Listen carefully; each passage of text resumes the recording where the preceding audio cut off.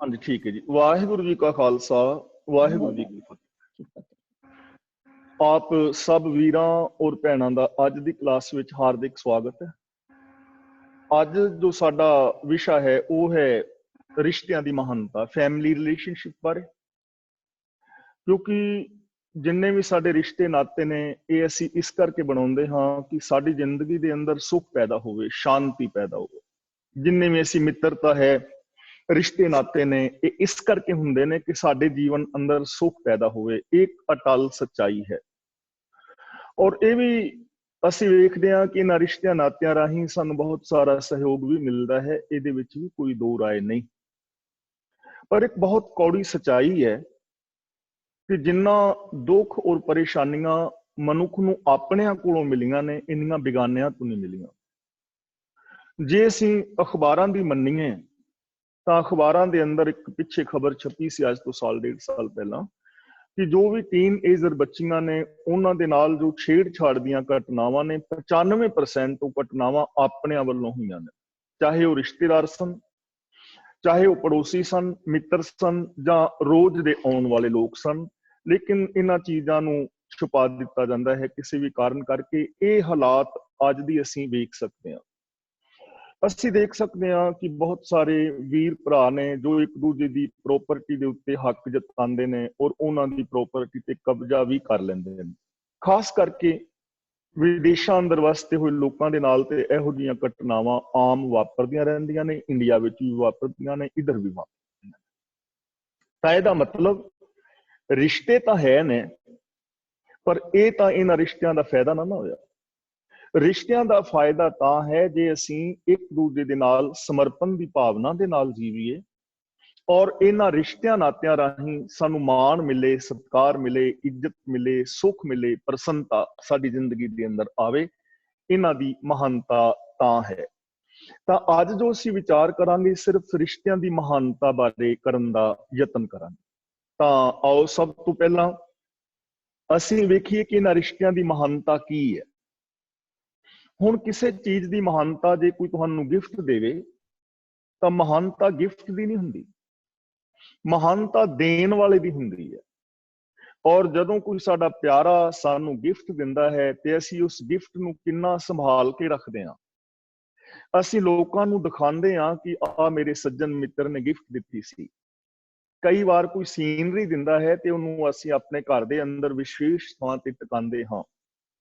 ਜਿਹੜੀਆਂ ਸਾਂਭਣ ਵਾਲੀਆਂ ਚੀਜ਼ਾਂ ਨੇ ਉਹਨਾਂ ਨੂੰ ਸਾਂਭ ਕੇ ਰੱਖਦੇ ਹਾਂ ਔਰ ਉਹਨਾਂ ਗਿਫਟਾਂ ਰਾਹੀਂ ਅਸੀਂ ਉਹਨੂੰ ਯਾਦ ਰੱਖਦੇ ਹਾਂ ਕਿਉਂਕਿ ਸਾਡਾ ਉਹਦੇ ਨਾਲ ਪਿਆਰ ਹੈ। ਇਹ ਗਿਫਟ ਦੀ ਮਹਾਨਤਾ ਹੁੰਦੀ ਹੈ। ਤੇ ਜੇ ਕੋਈ ਤੁਹਾਨੂੰ ਗਿਫਟ ਦੇਵੇ ਤੇ ਤੁਸੀਂ ਉਸ ਦੀ ਦਿੱਤੀ ਹੋਈ ਗਿਫਟ ਨੂੰ ਸਸਤੀ ਸਮਝ ਕੇ ਸੁੱਟ ਦਿਓ ਤੇ ਕੀ ਉਹ ਦੁਬਾਰਾ ਤੁਹਾਨੂੰ ਗਿਫਟ ਦੇਣ ਦਾ ਯਤਨ ਕਰੇਗਾ? ਜਾਂ ਤੁਸੀਂ ਕਿਸੇ ਨੂੰ ਗਿਫਟ ਦਿਓ और तुहाडी गिफ्ट नूं बिन दे विच पा देवे तुहाडे सामने, तां कि दोबारा उसनूं गिफ्ट देण दी हिम्मत करोगे? तुसीं उहदे नाल मिलना वरतना भी छड्ड दिओगे कि यार मैं इन्नी प्यार दे नाल गिफ्ट लैके गया लेकिन उन्हें मेरी दित्ती हुई गिफ्ट की कोई वैल्यू ही नहीं पाई, इसलिए अज तो लैके मेरा उहदा मिलवर्तन बंद है। ते जे मिलवर्तन रहिंदा भी है तो इस किस्म का रह जाता है ना वर्गा, वो एक रिश्ता बोझ बन के रह जाता है। इसलिए जदों कोई सानू गिफ्ट दिंदा है तो उस गिफ्ट की महानता हुंदी है और उस गिफ्ट नूं असीं साਂਭ के रखते हाँ। तो सब तो पहली इन्हां रिश्तियां की महानता यह है कि ये रिश्ते सानू रब ने दिते ने। देखो रब ने सारी दुनिया बनाई, सानू बनाया और ये रिश्ते सानू रब ने दिते। धन गुरु रामदास जी महाराज का वचन है पावन बाणी विच, माई बाप पुत्र सब हर के किए, सबना को संबंध हर कर दिए। कि ये मां बाप पुत्र भैन भरा ये सारे रिश्ते नाते रब ने दिते ने, ये रिश्ते रब ने बनाए ने, रब ने सानू ये रिश्ते दिते। तां जे असीं इस चीज नूं फील करिए कि रब ने रिश्ते दिते ने तां देखो ये रिश्ते किन्ने महान ने। ते इन्हां रिश्तियां दे असीं फर्जां नूं पूरा ना करिए तां इहदा मतलब असीं रब दी नाराजगी सहेड़ांगे।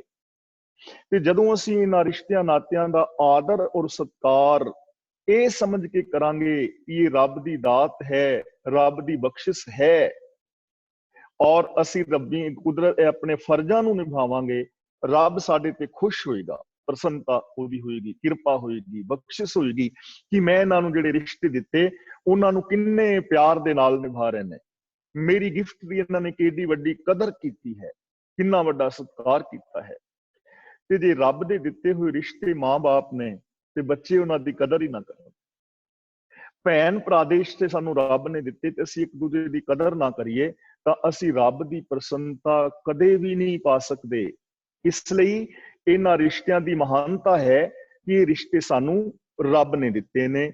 ਸਭ ਤੋਂ ਪਹਿਲੀ ਗੱਲ ਤੁਸੀਂ ਪੁਆਇੰਟ ਨੋਟ ਕਰ ਸਕਦੇ ਹੋ ਜਿਨ੍ਹਾਂ ਦੇ ਕੋਲ ਕਾਪੀਆਂ ਪੈਨ ਨੇ ਕਿ ਇਹਨਾਂ ਰਿਸ਼ਤਿਆਂ ਦੀ ਮਹਾਨਤਾ ਇਹ ਹੈ ਕਿ ਇਹ ਸਾਨੂੰ ਰੱਬ ਨੇ ਦਿੱਤੇ ਨੇ।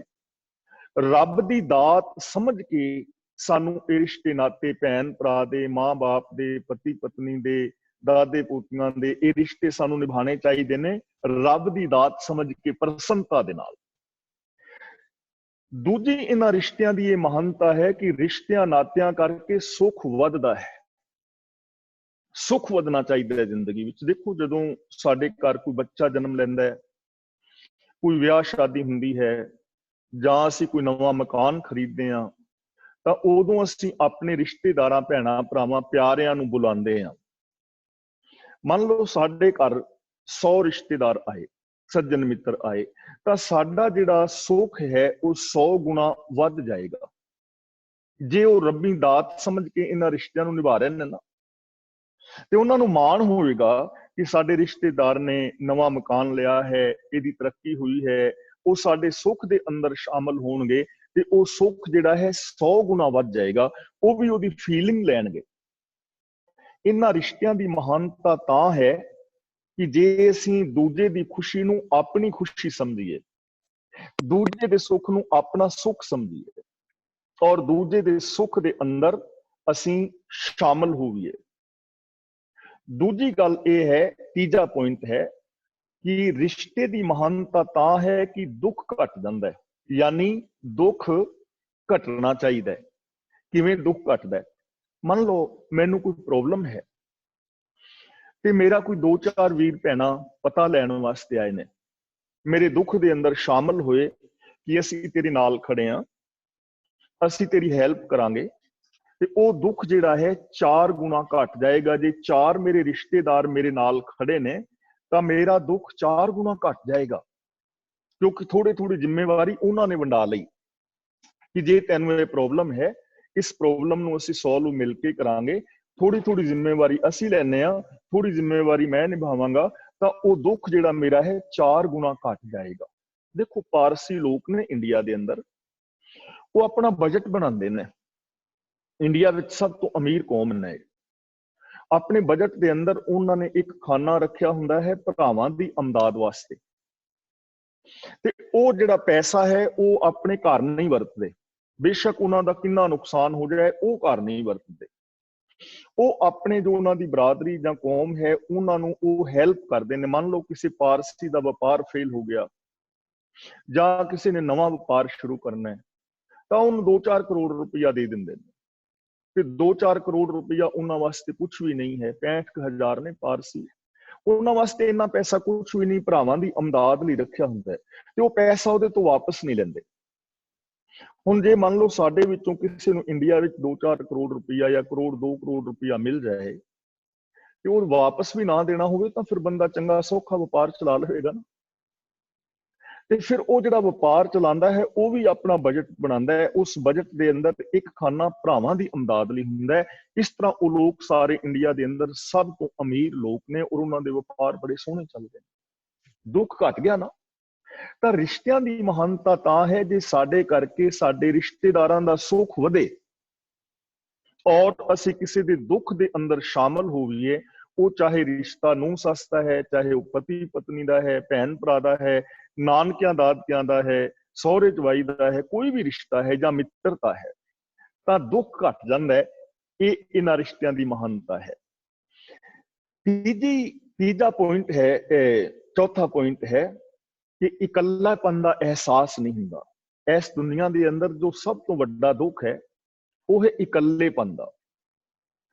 ਜਿੱਥੋਂ ਬੰਦਾ ਇਕੱਲਾ ਹੋ ਜਾਏ ਨਾ, ਮੰਨ ਲਓ ਇਸ ਦੁਨੀਆ ਵਿੱਚ ਕੋਈ ਵੀ ਬੰਦਾ ਨਾ ਰਹੇ, ਤੁਹਾਡੇ ਵਿੱਚੋਂ ਜਾਂ ਸਾਡੇ ਵਿੱਚੋਂ ਕੋਈ ਇਕੱਲਾ ਹੀ ਬੰਦਾ ਬਚ ਜਾਏ ਤੇ ਉਹਦੀ ਜ਼ਿੰਦਗੀ ਕੈਸੀ ਹੋਏਗੀ। ਜਦੋਂ ਬੰਦਾ ਇਕੱਲਾ ਹੁੰਦਾ ਹੈ ਤਾਂ ਆਮ ਲੋਕ ਡਿਪਰੈਸ਼ਨ ਦਾ ਸ਼ਿਕਾਰ ਹੋ ਜਾਂਦੇ ਨੇ। ਜੇਲ੍ਹਾਂ ਦੇ ਅੰਦਰ ਸਭ ਤੋਂ ਸਖਤ ਸਜ਼ਾ ਹੈ ਬੰਦੇ ਨੂੰ ਇਕੱਲਾ ਰੱਖਣਾ, ਔਰ ਜੇਲ੍ਹਾਂ ਦੇ ਅੰਦਰ ਜਿਹੜੇ ਲੋਕ ਨੇ ਉਹ ਆਪਣਾ ਮਾਨਸਿਕ ਸੰਤੁਲਨ ਖੋ ਲੈਂਦੇ ਨੇ। ਤੇ ਜਦੋਂ ਬੰਦਾ ਇਸ ਦੁਨੀਆ ਵਿੱਚ ਇਕੱਲਾ ਮਹਿਸੂਸ ਕਰਦਾ ਨਾ ਕਿ ਮੇਰਾ ਕੋਈ ਵੀ ਨਹੀਂ, ਤਾਂ ਉਹਦਾ ਨੈਗੇਟਿਵਿਟੀ ਦਾ ਸ਼ਿਕਾਰ ਹੋ ਜਾਂਦਾ ਹੈ, ਉਹਦੇ ਅੰਦਰ ਹੀਨ ਭਾਵਨਾ ਆ ਜਾਂਦੀ ਹੈ, ਉਹ ਡਿਪਰੈਸ਼ਨ ਦਾ ਸ਼ਿਕਾਰ ਹੋ ਸਕਦਾ ਹੈ। ਰਿਸ਼ਤਿਆਂ ਦੀ ਮਹਾਨਤਾ ਇਹ ਹੈ ਕਿ ਅਸੀਂ ਆਪਣੇ ਕਿਸੇ ਰਿਸ਼ਤੇਦਾਰ ਨੂੰ ਇਕੱਲਾਪਨ ਦਾ ਅਹਿਸਾਸ ਨਾ ਹੋਣ ਦੇਈਏ। ਜੇ ਕਿਤੇ ਉਹਨੂੰ ਕੋਈ ਪ੍ਰੋਬਲਮ ਹੈ ਤੇ ਅਸੀਂ ਛਾਤੀ ਤੇ ਹੱਥ ਮਾਰ ਕੇ ਆਖੀਏ ਕਿ ਸੱਜਣਾ ਅਸੀਂ ਤੇਰੇ ਨਾਲ ਖੜੇ ਹਾਂ ਅੰਦਰੋਂ। ਔਰ ਰਿਸ਼ਤੇਦਾਰ ਨੂੰ ਵੀ ਇਹ ਮਾਣ ਹੋਵੇ ਕਿ ਮੇਰੇ ਰਿਸ਼ਤੇਦਾਰ ਮੇਰੇ ਨਾਲ ਖੜੇ ਨੇ, ਮੈਂ ਇਕੱਲਾ ਨਹੀਂ ਹਾਂ, ਮੇਰੇ ਨਾਲ ਮੇਰੇ ਰਿਸ਼ਤੇਦਾਰ ਨੇ। ਫਾਰ ਐਗਜ਼ਾਮਪਲ, ਅਸੀਂ ਹੁਣ ਕਲਾਸ ਦੇ ਵਿੱਚ 25-30 ਜਿੰਨੇ ਵੀ ਵੀਰ ਭੈਣਾਂ ਹਾਂ, ਮੰਨ ਲਓ ਅਸੀਂ ਇਹਨਾਂ ਰਿਸ਼ਤਿਆਂ ਨੂੰ ਐਵੇਂ ਨਿਭਾਈਏ ਕਿ ਅਸੀਂ ਇਹਨਾਂ ਰਿਸ਼ਤਿਆਂ ਦੀ ਮਹਾਨਤਾ ਨੂੰ ਸਮਝੀਏ। ਤੇ ਫਾਰ ਐਗਜ਼ਾਮਪਲ, ਮੈਨੂੰ ਹੁਣ ਮਰਨ ਤੋਂ ਡਰ ਲੱਗਦਾ ਹੈ ਕਿ ਜੇ ਮੇਰੀ ਮੌਤ ਹੋ ਗਈ ਤੇ ਮੇਰੇ ਬੱਚਿਆਂ ਦਾ ਕੀ ਬਣੇਗਾ, ਮੇਰੇ ਬੱਚਿਆਂ ਦਾ ਪਿੱਛੇ ਕੀ ਬਣੇਗਾ। ਤੇ ਜੇ ਅਸੀਂ ਇਹਨਾਂ ਰਿਸ਼ਤਿਆਂ ਦੀ ਮਹਾਨਤਾ ਨੂੰ ਸਮਝਦੇ ਹੋਈਏ ਤਾਂ ਜੇ ਬਾਈ ਚਾਂਸ ਮੇਰੀ ਮੌਤ ਵੀ ਹੁੰਦੀ ਹੈ ਤਾਂ ਮੈਨੂੰ ਕੋਈ ਚਿੰਤਾ ਨਹੀਂ ਹੋਣੀ ਕਿ 30-32 ਜਿਹੜੇ ਕਲਾਸ ਵਾਲੇ ਵੀਰ ਭੈਣ ਨੇ ਮੇਰੇ ਆਪਣੇ ਸਾਥੀ ਨੇ, ਮੇਰੇ ਬੱਚਿਆਂ ਦਾ ਕੀ ਬਣਨਾ, ਸੰਭਾਲ ਲੈਣਗੇ, ਮੇਰੇ ਬੱਚਿਆਂ ਨੂੰ ਇਕੱਲੇਪਨ ਦਾ ਅਹਿਸਾਸ ਨਹੀਂ ਹੋਣ ਦੇਣਗੇ। ਤਾਂ ਇਹ ਰਿਸ਼ਤਿਆਂ ਦੀ ਮਹਾਨਤਾ ਹੈ ਕਿ ਇਕੱਲੇਪਨ ਦਾ ਅਹਿਸਾਸ ਨਾ ਹੋਏ। ਤੇ ਜੇ ਰਿਸ਼ਤੇ ਨਾਤੇ ਹੁੰਦਿਆਂ ਵੀ ਬੰਦਾ ਇਕੱਲਾਪਨ ਦਾ ਅਹਿਸਾਸ ਕਰਦਾ ਹੈ, ਇਹਦਾ ਮਤਲਬ ਉਹਦਾ ਸੰਬੰਧ ਰਿਸ਼ਤਿਆਂ ਦੇ ਨਾਲ ਠੀਕ ਨਹੀਂ ਹੈ, ਜਾਂ ਉਹਦੇ ਰਿਸ਼ਤੇਦਾਰਾਂ ਦਾ ਸੰਬੰਧ ਠੀਕ ਨਹੀਂ ਹੈ। ਰਿਸ਼ਤੇ ਨਾਤੇ ਤਾਂ ਬਹੁਤ ਨੇ, ਲੇਕਿਨ ਇਹਨਾਂ ਦੀ ਮਹਾਨਤਾ ਤਾਂ ਹੈ ਜੇ ਸਾਨੂੰ ਰਿਸ਼ਤਿਆਂ ਕਰਕੇ ਇਕੱਲੇਪਨ ਦਾ ਅਹਿਸਾਸ ਨਾ ਹੋਵੇ, ਅਸੀਂ ਉਹਦੇ ਪਿੱਠ ਦੇ ਪਿੱਛੇ ਹਿਮਾਲੇ ਪਰਬਤ ਦੀ ਤਰ੍ਹਾਂ ਖੜੇ ਹੋ ਗਏ। ਪੰਜਵਾਂ ਪੁਆਇੰਟ ਹੈ ਰਿਸ਼ਤਿਆਂ ਦੀ ਮਹਾਨਤਾ ਦਾ ਕਿ ਸਾਨੂੰ ਮਾਣ ਮਹਿਸੂਸ ਹੁੰਦਾ ਹੈ, ਸਾਨੂੰ ਮਾਣ ਮਹਿਸੂਸ ਹੁੰਦਾ ਹੈ।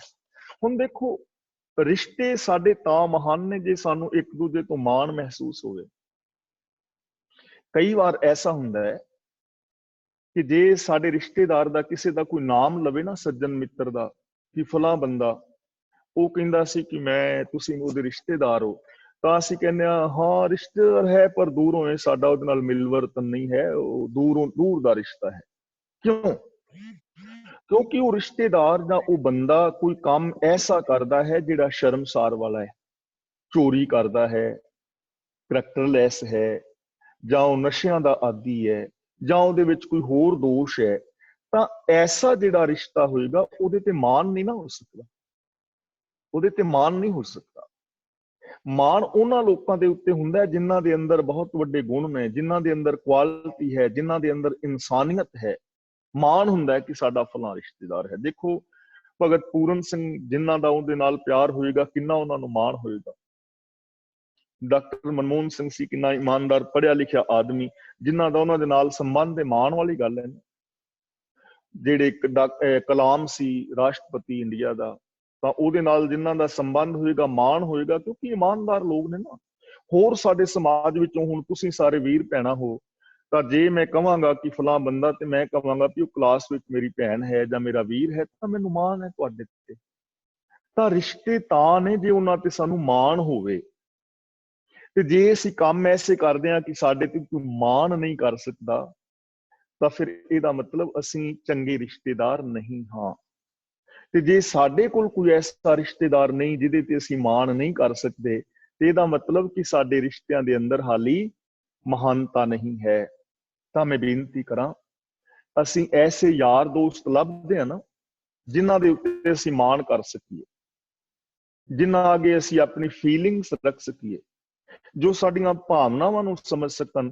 ਐਸੇ ਫਰੈਂਡ ਅਸੀਂ ਲੱਭਦੇ ਹਾਂ, ਐਸੇ ਮਿੱਤਰ ਲੱਭਦੇ ਹਾਂ ਜੋ ਮਨ, ਵਚਨ ਔਰ ਕਰਮ ਕਰਕੇ ਉੱਚ ਆਚਰਨ ਵਾਲੇ ਹੋਣ, ਜਿਨ੍ਹਾਂ ਤੇ ਮਾਣ ਕੀਤਾ ਜਾ ਸਕੇ।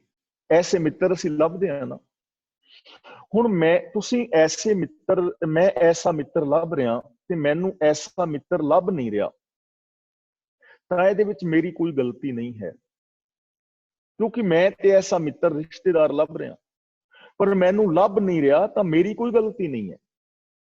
ਉਹ ਤੁਹਾਡੀ ਗਲਤੀ ਹੈ ਜੋ ਮੇਰੇ ਸਾਹਮਣੇ ਬੈਠੇ ਹੋ, ਕਿਉਂਕਿ ਤੁਹਾਡੇ ਵਿੱਚ ਐਸਾ ਬੰਦਾ ਨਹੀਂ ਹੈ ਤਾਂ ਮੈਨੂੰ ਨਹੀਂ ਲੱਭਿਆ। ਉਹਦੇ ਵਿੱਚ ਤੁਹਾਡੀ ਗਲਤੀ ਹੈ, ਮੇਰੀ ਗਲਤੀ ਨਹੀਂ। ਮੈਂ ਤਾਂ ਐਸਾ ਮਿੱਤਰ ਲੱਭ ਰਿਹਾ। ਪਹਿਲੀ ਗੱਲ, ਇਸ ਚੀਜ਼ ਨੂੰ ਧਿਆਨ ਨਾਲ ਸਮਝਿਓ। ਹੁਣ ਤੁਸੀਂ 30-32 ਜਣੇ ਜਾਂ ਜਿੰਨੇ ਵੀ ਕਲਾਸ ਵਿੱਚ ਵੀਰ ਬੈਠੇ ਹੋ ਭੈਣਾ, ਤੁਸੀਂ ਇੱਕ ਐਸਾ ਮਿੱਤਰ ਲੱਭ ਰਹੇ ਹੋ ਜਿਹੜਾ ਆਦਰਸ਼ਕ ਮਿੱਤਰ ਹੋਵੇ। ਤੇ ਜੇ ਤੁਹਾਨੂੰ ਇਹੋ ਜਿਹਾ ਮਿੱਤਰ ਨਹੀਂ ਲੱਭ ਰਿਹਾ ਤਾਂ 100% ਮੇਰੀ ਗਲਤੀ ਹੈ, ਮੈਂ ਗਲਤ ਹਾਂ। ਕਿਉਂ? ਕਿ ਤੁਸੀਂ ਤੇ ਐਸਾ ਮਿੱਤਰ ਲੱਭ ਰਹੇ ਹੋ, ਮੈਂ ਐਸਾ ਹੈ ਹੀ ਨਹੀਂ ਹਾਂ। ਜੇ ਮੈਂ ਐਸਾ ਹੋਵਾਂ ਤਾਂ ਤੁਹਾਨੂੰ ਤਾਂ ਇੱਕ ਮਿੱਤਰ ਲੱਭ ਸਕਦਾ ਨਾ। ਮੇਰੀ ਗੱਲ ਸਮਝ ਗਏ ਨਾ? ਕਿ ਜੇ ਤੁਹਾਨੂੰ ਕੋਈ ਇਹੋ ਜਿਹਾ ਮਿੱਤਰ ਨਹੀਂ ਮਿਲਿਆ ਤੇ ਤੁਹਾਨੂੰ ਆਪ ਇਹੋ ਜਿਹੇ ਬਣ ਜਾਣਾ ਚਾਹੀਦਾ ਕਿ ਕਿਸੇ ਦੀ ਖੋਜ ਪੂਰੀ ਹੋ ਜਾਏ, ਕਿਸੇ ਨੂੰ ਤੇ ਮਿੱਤਰ ਮਿਲੇ। ਜੇ ਮੈਨੂੰ ਇਹੋ ਜਿਹਾ ਮਿੱਤਰ ਨਹੀਂ ਮਿਲਿਆ ਤਾਂ ਮੈਨੂੰ ਇਹੋ ਜਿਹਾ ਮਹਾਨ ਇਨਸਾਨ ਹੋ ਜਾਣਾ ਚਾਹੀਦਾ ਹੈ ਕਿ ਤੁਹਾਨੂੰ ਤੇ ਕੋਈ ਐਸਾ ਮਿੱਤਰ ਮਿਲੇ, ਤੁਸੀਂ ਤੇ ਮੋਹਰ ਸਿੰਘ ਤੇ ਮਾਣ ਕਰ ਸਕੋ। ਸਾਨੂੰ ਆਪ ਐਸੇ ਬਣਨਾ ਚਾਹੀਦਾ ਹੈ।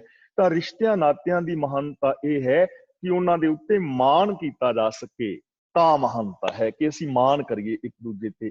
ਇਸ ਲਈ ਆਪਣੇ ਰਿਸ਼ਤਿਆਂ ਵਿੱਚ ਇੰਨੀ ਮਿਠਾਸ ਪੈਦਾ ਕਰੋ, ਇੰਨੀ ਨੇੜਤਾ ਪੈਦਾ ਕਰੋ, ਇੰਨੀ ਉੱਚਤਾ ਪੈਦਾ ਕਰੋ ਕਿ ਇਹਨਾਂ ਰਿਸ਼ਤਿਆਂ ਦੇ ਉੱਤੇ ਸਾਨੂੰ ਮਾਣ ਹੋ ਸਕੇ। 6ਵਾਂ ਪੁਆਇੰਟ ਆਪ ਨੋਟ ਕਰੋ ਕਿ ਰਿਸ਼ਤਿਆਂ ਨਾਤਿਆਂ ਦੀ ਮਹਾਨਤਾ ਤਾਂ ਹੈ ਜੇ ਪ੍ਰੇਮ ਔਰ ਸਤਿਕਾਰ ਮਿਲੇ। ਪ੍ਰੇਮ ਔਰ ਸਤਿਕਾਰ ਮਿਲੇ। ਤੇ ਪ੍ਰੇਮ ਬਾਰੇ ਮੈਂ ਤੁਹਾਡੇ ਨਾਲ ਪਹਿਲਾਂ ਵਿਚਾਰ ਕਰ ਚੁੱਕਾ ਹਾਂ ਕਿ ਇਸ ਦੁਨੀਆ ਦੇ ਵਿੱਚ ਪ੍ਰੀਤ ਝੂਠੀ ਹੈ, ਜ਼ਿਆਦੀ ਜਿਹੜੀ ਹੈ ਬਹੁਤਾਤ ਗਿਣਤੀ ਵਿੱਚ।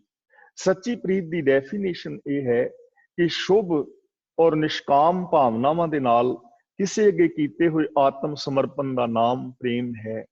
ਜਦੋਂ ਅਸੀਂ ਜਾਈਏ ਸਾਨੂੰ ਮਾਣ ਮਿਲੇ, ਸਾਨੂੰ ਸਤਿਕਾਰ ਮਿਲੇ, ਸਾਨੂੰ ਪ੍ਰੇਮ ਮਿਲੇ।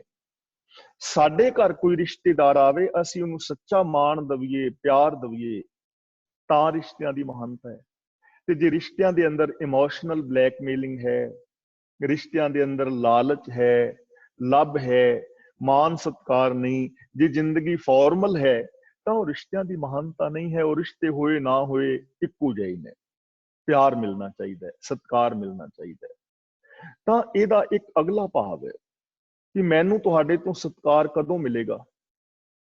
ਮੈਨੂੰ ਸਤਿਕਾਰ ਤਾਂ ਹੀ ਮਿਲੇਗਾ ਨਾ ਕਿ ਜੇ ਮੇਰਾ ਆਚਰਨ ਬੜਾ ਚੰਗਾ ਹੈ, ਮੇਰੀ ਬੋਲ ਬਾਣੀ ਬਹੁਤ ਵਧੀਆ ਹੈ, ਜੇਕਰ ਮੈਂ ਤੁਹਾਡੇ ਕੰਮ ਆਉਂਦਾ ਹਾਂ, ਤੁਹਾਡੀ ਧੀ ਭੈਣ ਨੂੰ ਆਪਣੀ ਧੀ ਭੈਣ ਸਮਝਣਾ, ਤੁਹਾਡੇ ਸੁੱਖ ਦੁੱਖ ਨੂੰ ਆਪਣਾ ਸੁੱਖ ਦੁੱਖ ਸਮਝਦਾ ਹਾਂ, ਤਾਂ ਮੇਰਾ ਸਤਿਕਾਰ ਕਰੋਗੇ ਨਾ, ਤਾਂ ਮੇਰੇ ਨਾਲ ਪਿਆਰ ਕਰੋਗੇ।